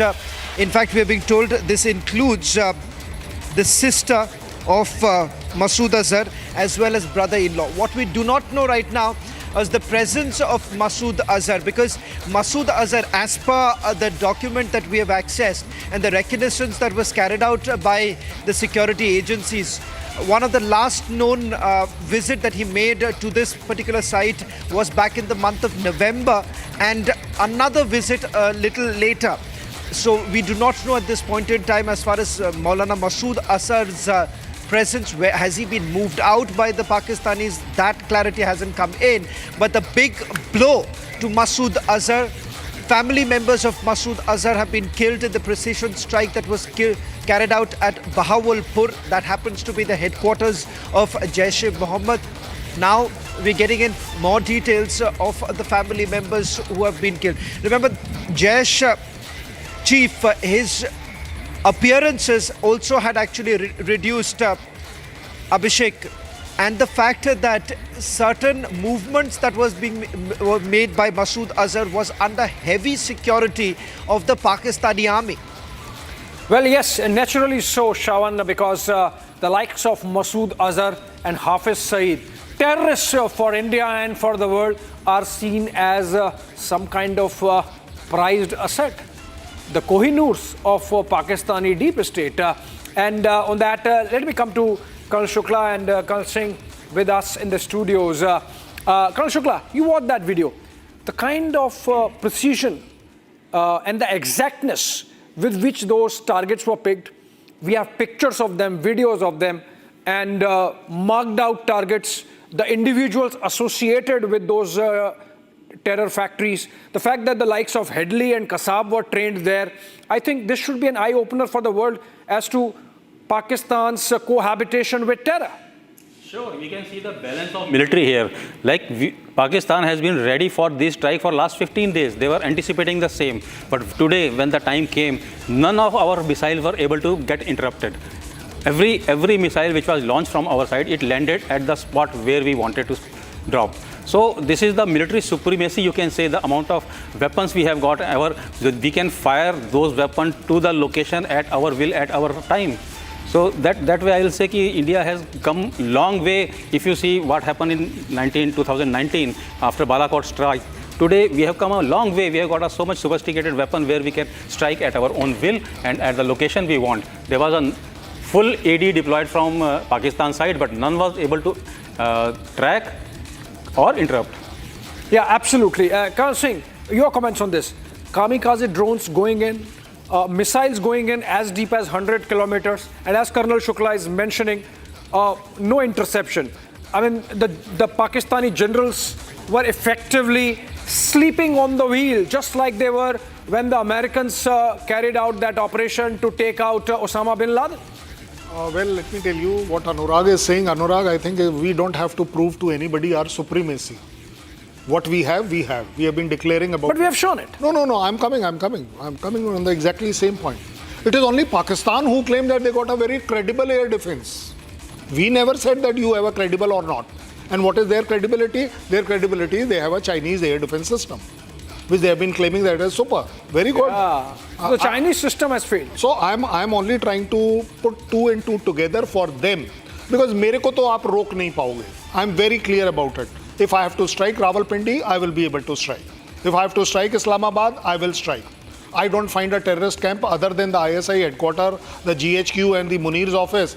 That's the only thing we are waiting for. And for that two motorcyclists who are roaming around with those two chaps in helmet, who have already eliminated 23 terrorists there. It is their admission, not mine. Who are these two? What is this pair doing? Well, that task must be given to them. I will tell you like that. Now, coming to this point about whether we can reach or not is not the question now. The question is, we have already done it. Yeah. Now, you like it, you don't like it. Now, I would like the Chinese ministry and the Chinese government to come out how effective and credible are the systems of theirs. S-400 is a weak system as per Pakistan. Yeah. It's a dud thing. But your Chinese material was very good. So it is proving time and again that whether it is the man behind the machine or the machine, F-16 was brought down by a 50-year-old Bison, MiG-21. Nobody in the world is flying that. And still, so I will rather say that it is always the man behind the machine who matters a maximum. You have a credible system, well, your credibility is established. I have stuck, I have come back. Do what you like. I think very clearly we have spelled it out. We have the capacity, capability and will to strike. You want more, please react. Yeah, and Colonel Shukla, the fact that Masood Azhar's... Oh yeah, very important. Masood Azhar's hideout inside the JEM headquarters specifically was targeted. That really gives you an idea of the kind of intelligence we have. This is not just about TechInt. You know, this is about human intelligence also. While you can mark out the JEM headquarters with TechInt, with human intelligence there on the ground, you can mark out which room of this complex Masood Azhar stays, which means we have information coming in. We have ears to the ground. And that should be something about our capacity to really take care of our security. Yes, and these capabilities we had quite long time ago also. Only thing there was a political will missing. We have been giving these information to United Nations as well as Pakistan, but nobody reacted. Nobody reacted on our request. So today, when we have been able to strike at their home, that Masood is getting the taste of his own wine. Today, he have understood that how bad it feels to lose your own people, lose your own family member. We in India, we have been losing on this terrorism for quite decades. Now it is time to give them back. Absolutely, and we are going to be joined in by more guests in a bit, but what we are essentially getting for you, friends, is... It's not only Masood's residence we knew. We know the Saeed's house also. And if you can please refer back, 50 yards from that house there was a blast. So if we can do that, well, we know pinpointedly that room of Masood is known, whether he is inside or not. All right, another breaking news development coming in. Prime Minister has cancelled his tour to Europe. He had a tour lined up beginning 9th of May, which was to take him to the Netherlands, Norway and Croatia. And Prime Minister has cancelled his trip to Europe, though that was an important foreign assignment coming in. And that has been cancelled. I'm getting this information. Can we break this down? He was to travel to Croatia, the Netherlands, and Norway trip. Shawan.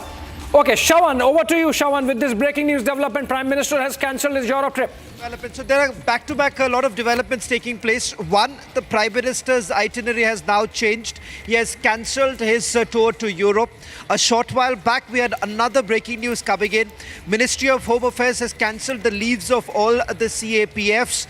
That's the Central Paramilitary Forces, which is again another indication of the fact that India is all prepared. The third is multiple meetings that are actually taking place in various states. In Jammu and Kashmir, you've had the DGP of Jammu and Kashmir calling all the officers, asking them to be completely prepared at this point in time, because we are not essentially ruling out the possibility that Pakistan may be desperate to carry out a counter strike, and that is the reason why we have a backup plan that is already in place. One of the key things that we are basically focusing right now is, one, the cross-border firing that is basically underway. A short while back, we were given to understand that there is a pause right now as far as the cross-border firing is concerned. But there to remember, Pakistan has actually faced a humiliating loss. Several of the Pakistani posts have been targeted by India. In fact, what has happened is that as a response to the precision attack, Abhishek, you had the Pakistanis basically resorting to heavy artillery firing. That was also responded by India with a heavy artillery firing. But what has essentially happened is that Pakistani posts have also been destroyed. So it's a humiliating experience right now for the Pakistanis. One, you have their entire terror factory, which has been completely dismantled. The terror factory from where several of the attacks in Jammu and Kashmir were basically planned, they were hatched. All of it, remember, happening within these very facilities. In fact, if we can also go back to some of the visuals of the strikes that were carried out. In fact, this time, the strategy of the Indian Army has also been very different. And Colonel Shailendra, if I can come to you, a quick check with regards to the tactics that have been employed by the armed forces. You have all the three forces carrying out a coordinated assault. Of course, a large part of it has been taken care by the Indian Army and the Air Force, but the Navy too has played a pivotal role, is what we are picking up. The tact is very different than what we saw during the surgical strikes and then the Balakot strike. This time, the idea was to have a demonstrable experience. Tactical, operations at tactical level are always evaluated as per the success. I think with this kind of success, nobody should even ask whether it was a good tactical operation or not. This is number one. Number two, what we had done at a strategic level, that is what confused Pakistan. At strategic level, we had so much of movement in the Navy, and Pakistan was getting nearly sure that somewhere around the Karachi or maybe toward the Sargodha side, we have some interest. The way our aircrafts are moving around, and typically the Pakistan Army assesses that India में ground action जरूर होगा, that the Indian Army will come, special forces will come, वगैरह वगैरह. They were least expecting, and this is where the tactics comes in. That yes, when we have decided at whichever level, highest level, lowest level, that is for the country to decide and the government to decide. But as far as I am concerned, that we could deceive them, we could keep them guessing that where are we coming, and that is where all about the tactical operations success lie. You project yourself at 100 places, but you strike at 1. Enemy cannot imagine. You prepare yourself at only 5 places and strike at 1. The enemy is prepared for 5 places. This is where exactly we have gone right. The kind of deployment, the kind of overall movements we had done, the kind of aircraft movements were shown, that was keeping the enemy confused and guessing that where exactly are we coming, in what quantity we are coming, and above all, I must tell you that Pakistan was expecting that there will be a much deeper strike, because we were creating that. And thanks to the media also, that the way we had gone about, that this time there is a full-fledged war, and this was claimed by Pakistan, which we projected to them also and to us also. So overall, if you ask me, a tactical operation is absolutely only successful after succeeding. After you succeed, it becomes a success. That is where you get that pat on the back, that yes, you did a good operation. We went there, we have done what we have to do, we were tasked, and we have come back. Breaking news now coming in. I've just got another confirmation. Qari Mohammed Iqbal and the commander of the Kotli camp, along with 10 terrorists, have been killed. So we are looking at least 20 that have already been killed. And Abhishek, you just got us the information that a total of 100, the number could actually vary, but now a confirmation about Qari Mohammed Iqbal and Jaish-e-Mohammed Maulana Azhar Masood's family members have also been killed. Now that's the latest details they're emerging. Big news coming in. Now this is one of the most successful operations that have been carried out by our armed forces, Abhishek. Well, absolutely. Absolutely. Yes, Colonel Singh. Yes, Colonel Singh. Keep counting the number. Yeah. The numbers will... I mean, we are told about 100, about between 80 to 100. I was told 100 and around about, because we will not know the exact number anytime soon. But the fact of the matter is, these are specifics, and they will keep trickling in. Yes, Shawan. On a lighter note, because when I was actually, speaking to a source of mine in the intelligence agencies, I was saying, why are you releasing it, piece by piece? He's saying that, the counting is still on. So that's on a lighter note, but as I said, the numbers are they're going up, and this time it's very, very different. And perhaps if we can also take that comment from one of our veterans there, that I find it very, very significant, because perhaps they've improvised on what they had carried out during the Balakot strike, and this time they were basically going right, the depth, the strategic depth, and the fact that they have got the window at the very time when these terrorists were actually present in those facilities. Well, absolutely, Shawan. And the number, is there some poetic justice to it? Because Pakistanis have admitted that 26 of their citizens are killed. 26 were murdered by Pakistani terrorists in Pahalgam.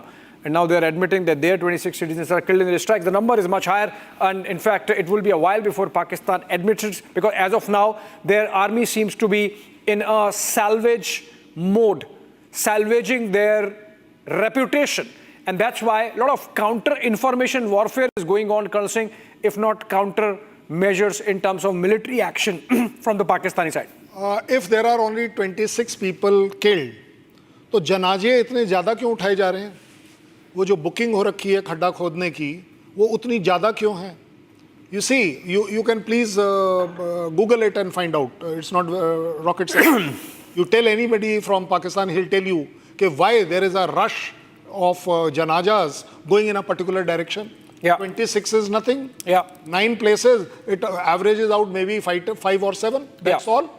And though, of course, there is a tremendous amount of ceasefire violation happening. Huge level of ceasefire violation happening. This figure will go up. They will themselves come. The public will demand. The people who have been lost, they are the one who will tell you that what they lost. Pakistan government doesn't lose anything. Pakistan army doesn't lose anything. So 26 is all the headquarters where Pakistani army trainers were there, handlers were there. That figure is what hurting them. And that's why they are accepting it. Because they have to answer the families कि मेरा बंदा कहाँ गया. That is where the figure may be 2025. Space is not just a destination. It is a declaration of curiosity, courage, and collective progress. India's space journey reflects this spirit, from launching a small rocket in 1963 to becoming the first nation to land near the south pole of moon, our journey has been remarkable. Our rockets carry more than payloads. They carry the dreams of 1.4 billion Indians. India's achievements are significant scientific milestones. Beyond that, they are proof that the human spirit can defy gravity. India made history by reaching Mars on its first attempt in 2014. Chandrayaan-1 helped discover water on the moon. Chandrayaan-2 gave us the highest resolution images of the moon. Chandrayaan-3 increased our understanding of the lunar south pole. We built cryogenic engines in a record time. We launched 100 satellites in a single mission. We have launched over 400 satellites for 34 nations on our launch vehicles. This year, we docked 2 satellites in space, a major step forward. Friends, India's space journey is not about racing others. It is about reaching higher together. Together, we share a common goal to explore space for the good of humanity. We launch a satellite for the South Asian nations.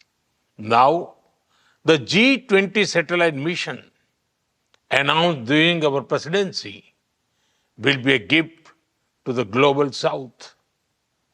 We continue to march ahead with renewed confidence, pushing the boundaries of scientific exploration. Our first human space flight mission, Gaganyaan, highlights our nation's rising aspirations. In coming weeks, an Indian astronaut will travel to space as part of a joint ISRO-NASA mission to the International Space Stations. By 2035, the Bharatiya Antariksh Station will open new frontiers in research and global cooperation. By 2040, an Indian's footprints will be on the moon. Mars and Venus are also on our radar.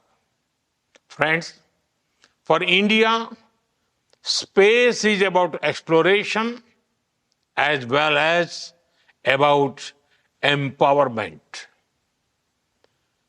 It empowers governance, enhances livelihoods, and inspires generations.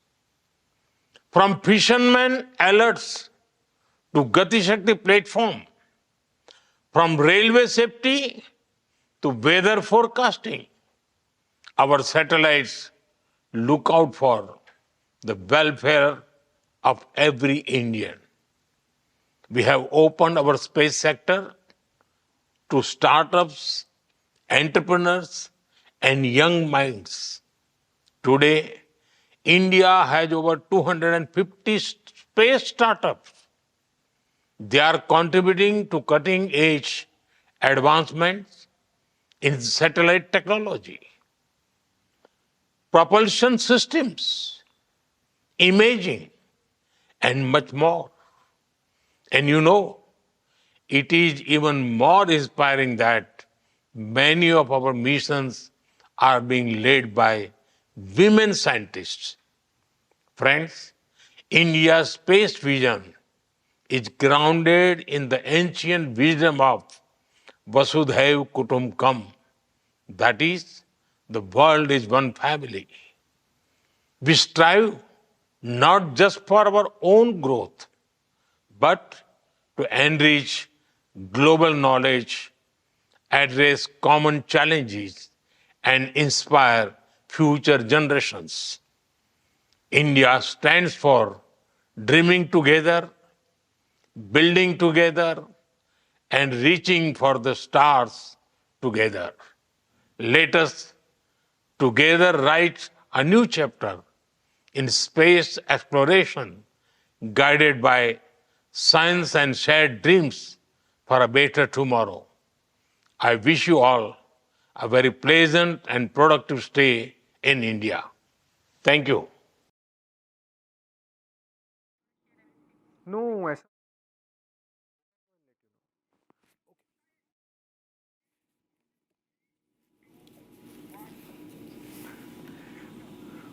all right, that was a pre-recorded statement of Prime Minister Modi. This was at a global conference on space exploration by Indian Aerospace Federation called IAF, but that's not Indian Air Force, that's Indian Aerospace Federation. And this was a recorded statement, and that is the reason why there is no mention of Operation Sindoor. It must be clarified. This was a recorded statement. Prime Minister had recorded this statement yesterday to be played at this conference, obviously, because people there would have known what is going to happen overnight, and that's why this statement recorded earlier. Coming back to you, Colonel Singh, we were discussing some of the military aspects. Now I have information of some specific information, Colonel Shukla, about the kind of damage that our strikes have caused. So, for example, there is this statement from Bahawalpur, and it's their hospital there, local hospital, which is giving a list of those who have come to the hospital. So it's a list of 1 to 12, and out of those 12, 6 are received dead, like brought dead, as we say in our hospitals, and then other 6 with some injuries, varying degrees of injuries. Some have burns in their legs.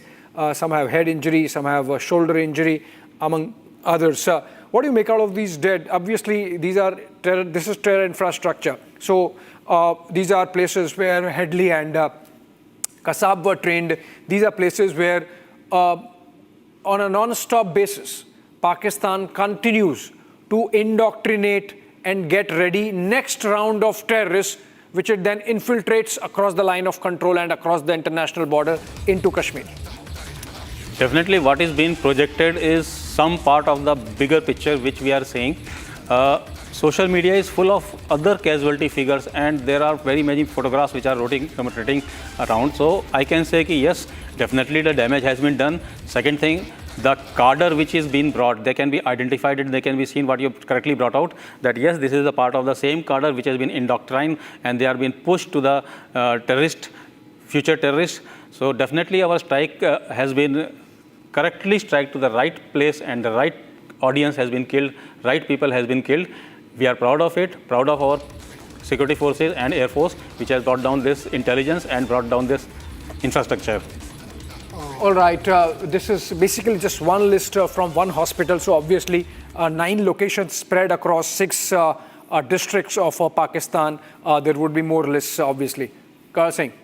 When you are discussing about that statement that somebody said 6 dead or 10 dead, whatever dead, Abhishek ji, just make a wild guess as a logical human being. Will you have a training establishment with 6 people? Will Pakistan have so much of wherewithal, money to train 6 people? If that is the state, then why are they claiming that they have got such huge number of terrorist training camps? There cannot be a camp. A camp cannot be called a camp with 6 to 10 people. It has to be more, logically also. even if you are thinking, absolutely mad, you are insane, that you have no, terrorism-related knowledge or military-related knowledge. भाई मुझे आप एक बात बताओ, let's ask Anurag only, that 6 आदमियों वाला camp होता क्या है? What is that camp? Yeah. What will that camp do? Yeah. So, now I'm prepared to go by that hospital, by the way. I'm not denying that. But what I'm saying is, that is a particular dispensary, that is a particular hospital of our level. There are hospitals of 10 bed, 20 bed, 30 bed, 300 bed, 700 bed, 1500 bed. So, a particular hospital receiving 6 may be only a, stopgap arrangement. There are 9 places. Colonel Singh, also we are getting the sense from the Pakistani side that they are really scared, because they have, I think, understood that Operation Sindoor is just 1.0. If they do anything, yes, there is going to be Operation Sindoor 2.0 also. Because look at the statements. They are saying that we have inflicted enough costs on India. We have downed their planes, which obviously they have not. They are saying we have hit back at some of their targets. They have escalated the ceasefire violation along the LC and, of course, the IB. They have made statements to the effect that if India does not do more, we will not do more. We have it from Khaja Asif, the Pakistani defense minister. Now we are hearing reports that they are going to take journalists to these affected areas of Muzaffarabad, Muridke, Bahawalpur, Adampur, Kotli, etc. Which means, obviously, as of now, there is no further escalation. So Pakistan perhaps has realized that this time it's not going to be Operation Swift Retort, because India is much more prepared than it was earlier. That figure which they themselves are claiming, 26 killed. Just visualize it. 26 tourists killed, 26 people killed. They want that, okay, fine, you have had your revenge. This is what they are coming to this point regarding going to that, taking the journalists there. Take me there, na? Invite my journalists. You people say transparency. So let's have transparency. Please invite Republic. Let us see. Why are you not inviting us? Yeah. That if you are so confident that 2 kauwe bhi nahi mare is baar, then please invite us. Yeah. Whereas you are talking about international, jaanch kara lo, nispaksh jaanch kara lo. Yeah. Let's call the international core of media. Yeah. Include me also in that. Yeah. Where is the problem? Yeah. You see, this dramatics, what they have been earlier also doing, every time doing. It's nothing new. Not only to their own awam, to me and to the world. We all know. Otherwise, by now, 107 countries would have chosen their side to be on their side. Yeah. Not 3 countries. Yeah. And maybe the 4th one, which is claiming Malaysia. Yeah. That yes, we are also with them. Yeah. Oh, fine, you are with them. So all 4 of you are terrorist states. Yeah. You are also sponsoring state terrorism, as far as I am concerned. Yeah. Let the world see it. Yeah. If not today, tomorrow, somebody will suffer from their country, and then they will realize. Yeah. The problem is that Jaishankar ji said very well, your terrorism is terrorism. Yeah. My terrorism becomes a freedom fight of somebody. Yeah. So even if it is that way, let me and my country decide. You didn't take us in confidence about Osama bin Laden. Why will we take you in confidence of what attack we are doing and how we are doing? We will not do that. We are probably at the highest of the level. Might have said, no, sir, we are not going to listen to anybody. We are going to do something. That something can be my way. Absolutely. मेरी लकीर मेरी है. Absolutely. मैं उसे खींचूंगा. Yeah. मुझे आज के बाद पूरी दुनिया की परवाह नहीं है. हम इज्जत करते हैं. लेकिन ये हमारी कमजोरी नहीं है. Yeah. And viewers need to know the kind of preparations that are already in place and the arrangements that are in place in case we have to escalate in response to any Pakistani misadventure. So we have airports in Amritsar, in Srinagar, in Leh, in Jammu, and a couple of other places that have been shut. They are not available for civilian use.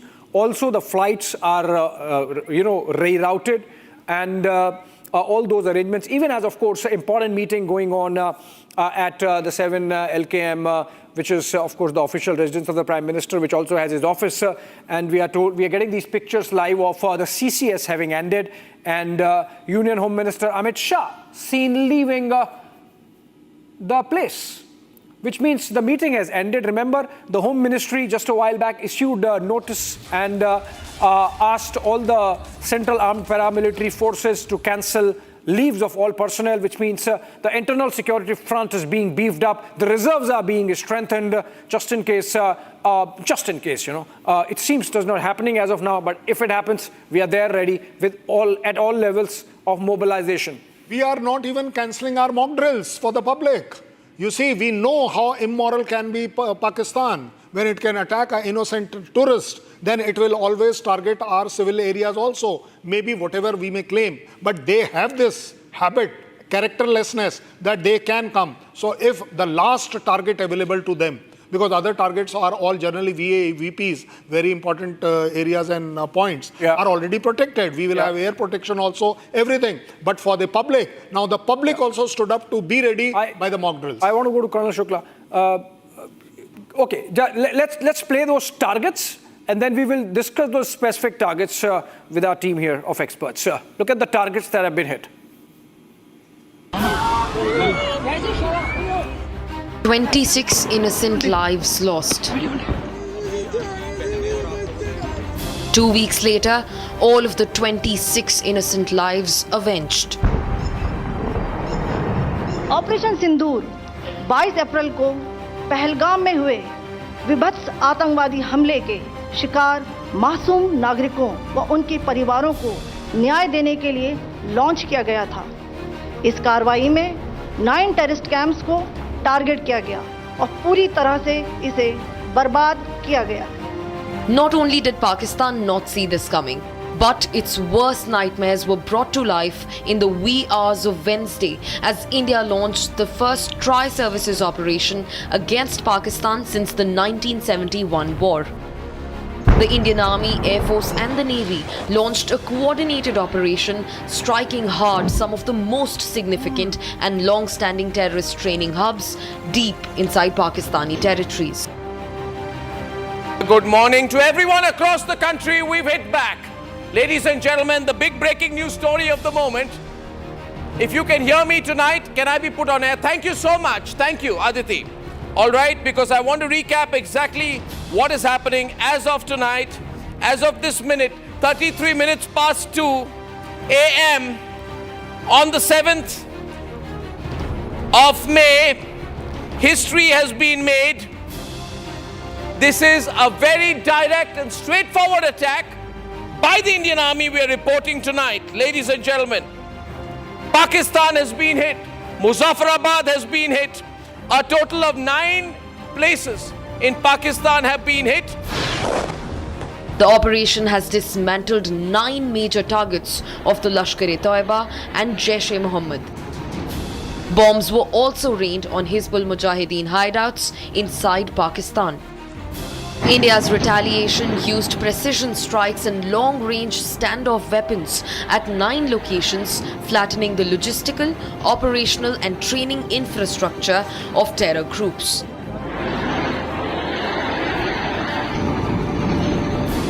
The 9 targets included 4 Jaish-e-Mohammed targets, Bhawalpur in Punjab, Tehra Kalan, Kotli and Muzaffarabad. The Jaish has claimed responsibility for major attacks in India, including the 2001 Parliament attacks and the cowardly 2019 Pulwama suicide bombing. In fact, Murid K, the nerve center of the Lashkar-e-Toiba, was quivering with the impact of the explosion. In fact, Barnala and Muzaffarabad terror camps were also charred by missiles. Lashkar-e-Toiba orchestrated the 26/11 Mumbai terror strikes.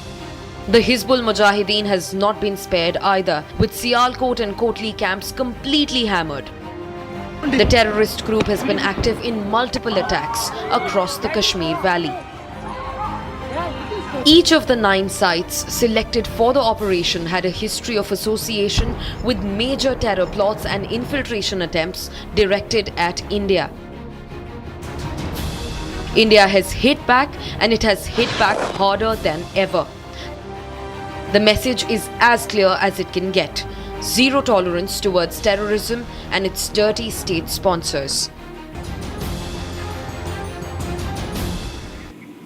All right, we are also joined in by Lieutenant General Rajendra Singh, but before I go to him, Colonel Shukla, you were mentioning about we having this capacity earlier also, but this time we have come out really hot.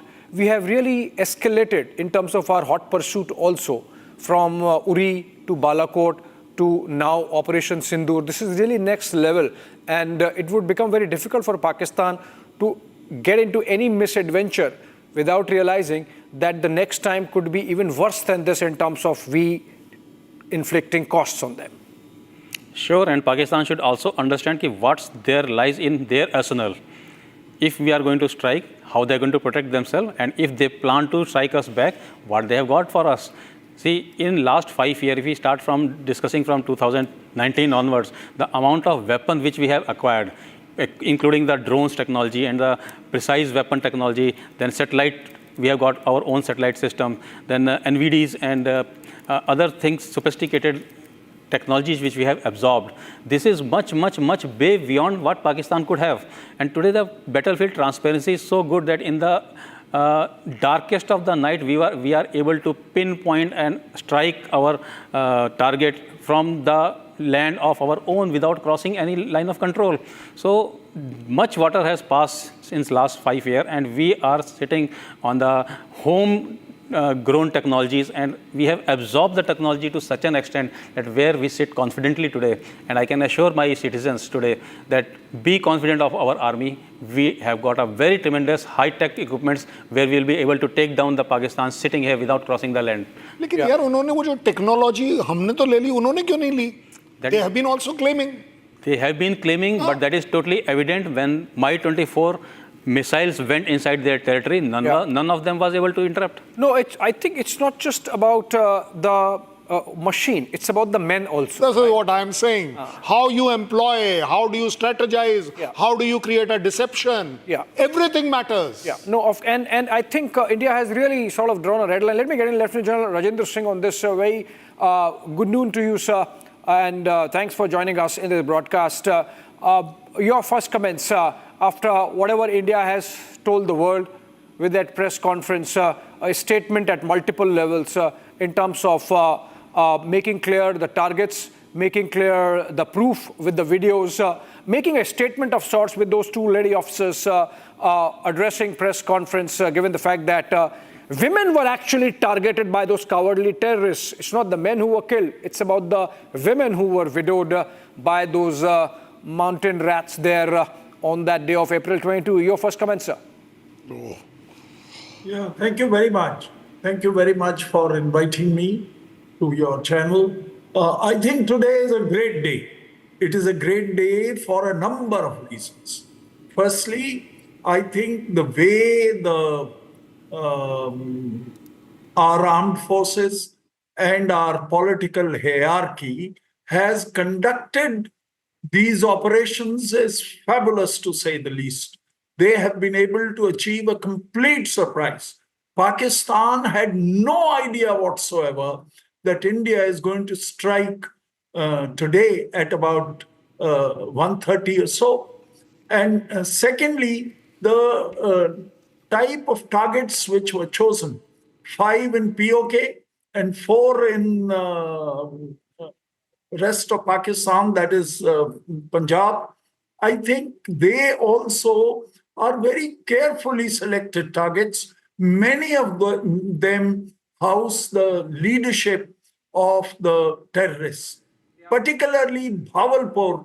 I can say this was a place where Hafiz Saeed used to come more often than not, and also his family members were there. So I think it is a very, very good strike that we have been able to achieve. As far as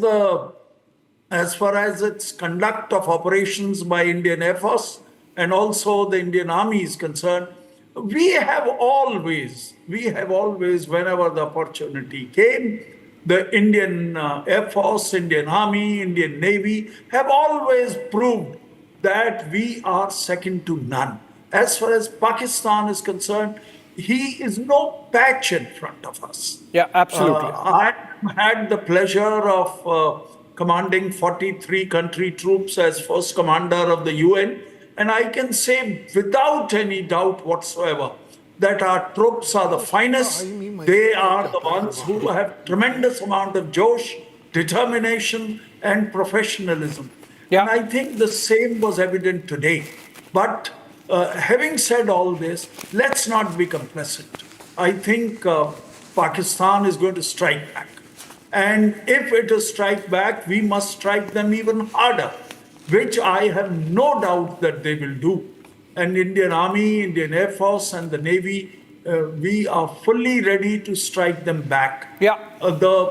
Lastly, I would like to say one thing, that the way these operations have been conducted speaks volume of the professionalism of the current leadership of the Indian Army, Air Force, and the Navy.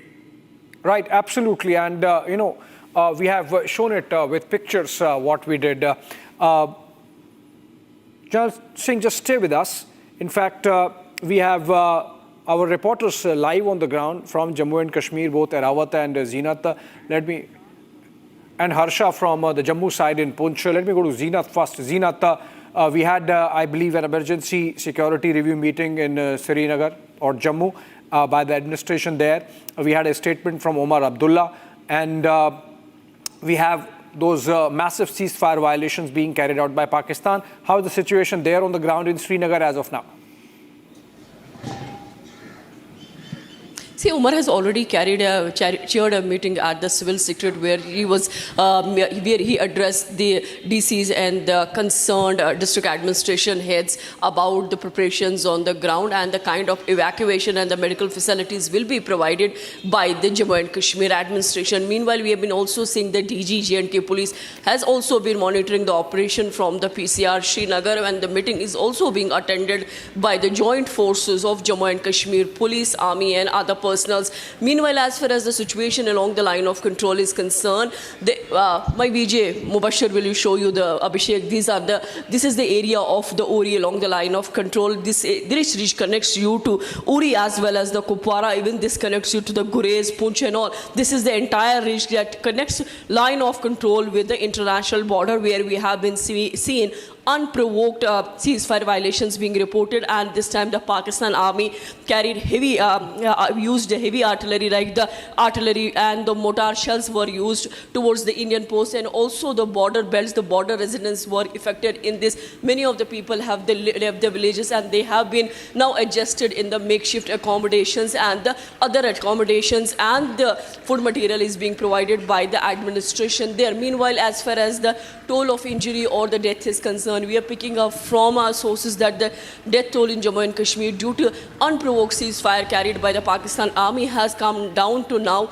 almost 10 people, and meanwhile some 41 people have received the injuries. Although the injuries are not that grave, and most of the people who have suffered the injuries are stable, but the emergency back-to-back meetings we are seeing on ground. Right, as far as the Uri market here from I am reporting, you can see the market is completely shut, and hardly the movement is there on the ground when we see that life is trying to limp back.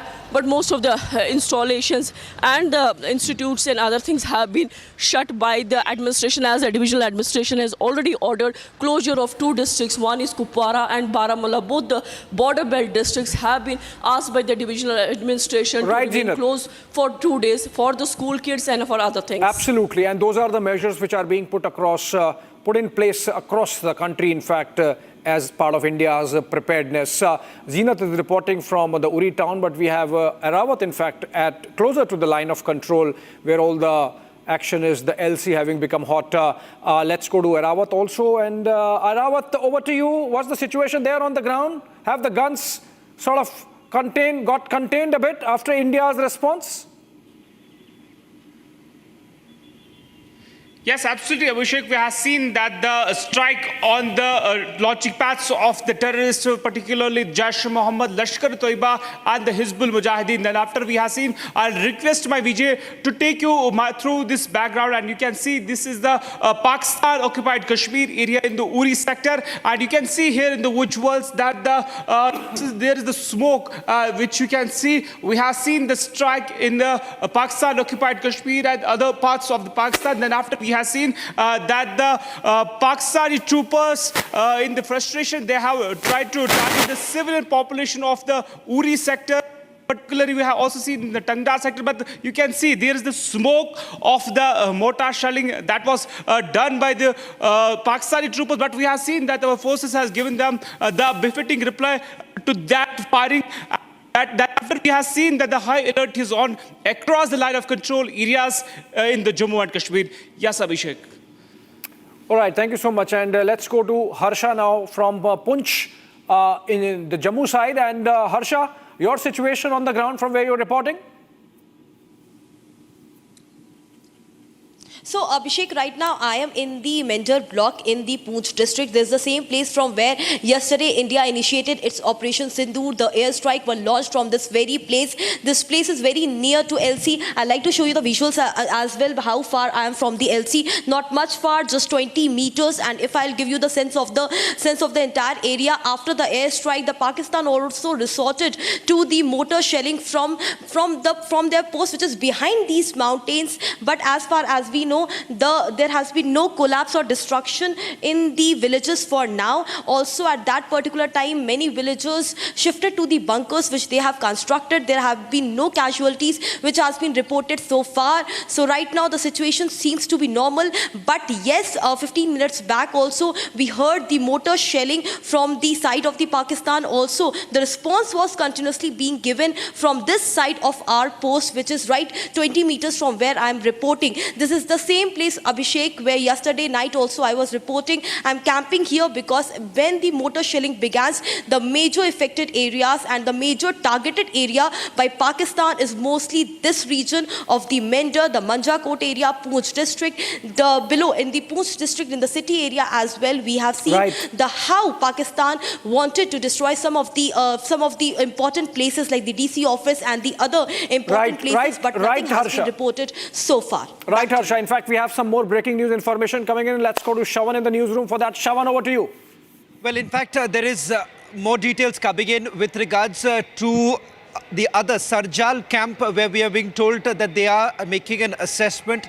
Another top commander as far as Sarjal camp is concerned, where they've been able to neutralize. Now, that's the other big important news coming in. I do not have the name as of now, Abhishek. I'm just waiting for an official confirmation to come in from our sources in the defense. Right now, there is another assessment that is basically going on with the number of terrorists who are present in Sarjal, because there too, remember, you've had some of the key commanders who were present when the strike actually took place. So effectively, what's happening, just in a nutshell, if you allow me, Abhishek, just to tell our viewers, what has happened is that they've had the last intelligence input that has come in. So one of the reasons why they have also calculated the timings of the attack and simultaneously carried out is because of the presence of these commanders at the various camps, and the last known based on the last known intelligence input that they have carried out the attack. Now, as of now, we have got the full details of Bahawalpur, and we have also got some more details coming in from Kotli. In both the cases, you've had about 10 terrorists who have been eliminated. As far as Sarjal is concerned, there too you have another top commander, but I'm not being able to put out the name right now because I'm waiting for a second confirmation to come in. Okay, Shawan, thank you so much with those updates. Look at these minutiae now that are emerging from this strike that India has, or multiple strikes that India has carried out, Colonel Singh and Colonel Shukla. What is your sense? The kind of precision that's there. I mean, we are getting those pictures and we are verifying and then we'll play. Specific buildings and specific parts of a certain geography that have been targeted. And the kind of, you saw in the pictures some of those bombs going down into those structures. The kind of pinpointing of targets that we have done, this is clearly a first of its kind insofar as India's military tactics go. Abhishek, I'll request Shawan, don't get after the names. Naam mein kya rakha hai? The chap is dead. Very simple. We wanted him dead. Now coming to your point very specifically. When Shawan says 10 people's report has come, why? What you said, it is because of that. We were very selective. We were very pinpoint. Let the gentleman get the benefit and get away that he was staying in the next building or in the next room. But we bombed a particular place. If I wish, you can blow up that on the screen and it will draw a lot of clarity for the public to understand that what precision are we talking about. वो जो white वाले जो 4-5 building में जो आपको दिखाया जाए, इधर भी देखिए ये वाला जो अभी आपका चल रहा है. Now this, the way there's also another breaking news. The buildings around it.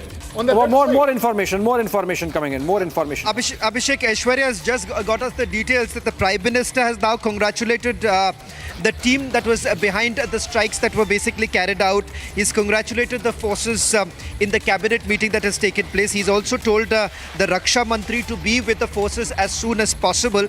And Raksha Mantri, there's a high possibility, could actually move to the border areas also. Now, that's the big breaking news now coming in. The Prime Minister has basically instructed the Raksha Mantri to move to the border areas. Now, when would that visit take place? That is not known. But in the cabinet, the Prime Minister, of course, was full praises for the kind of fantastic work that our forces have essentially done. And this, ladies and gentlemen, Abhishek and all our veterans who are there in the studio, this by far is one of the best intelligence gathering that we have essentially done.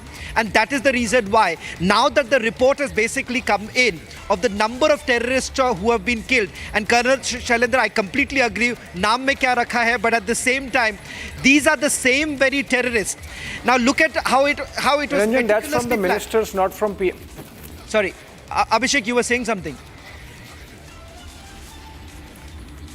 All right, Shawan, basically we are getting this information based on what happened in the cabinet. Essentially, Prime Minister commending our forces for the tremendous success that they have achieved with this precision targeting of the entire terror infrastructure inside Pakistan, be it Jaish-e-Mohammed, be it Lashkar-e-Taiba, be it Hizbul Mujahideen, be it other associate organization, affiliate organizations, they have been targeted. And pictures keep coming in from Pakistan of the kind of damage that has been caused in terms of taking down of this infrastructure. Prime Minister, of course, commending the forces for coordinating and executing this fantastic Operation Sindoor.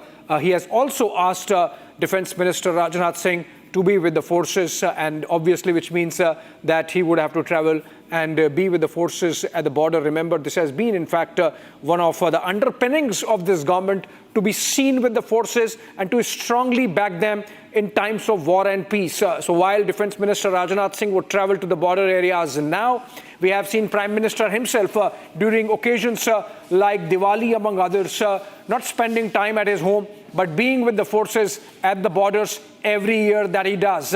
So there is a message there, just as there is a message here now with the Prime Minister asking Defense Minister Rajnath Singh to travel and be with the forces.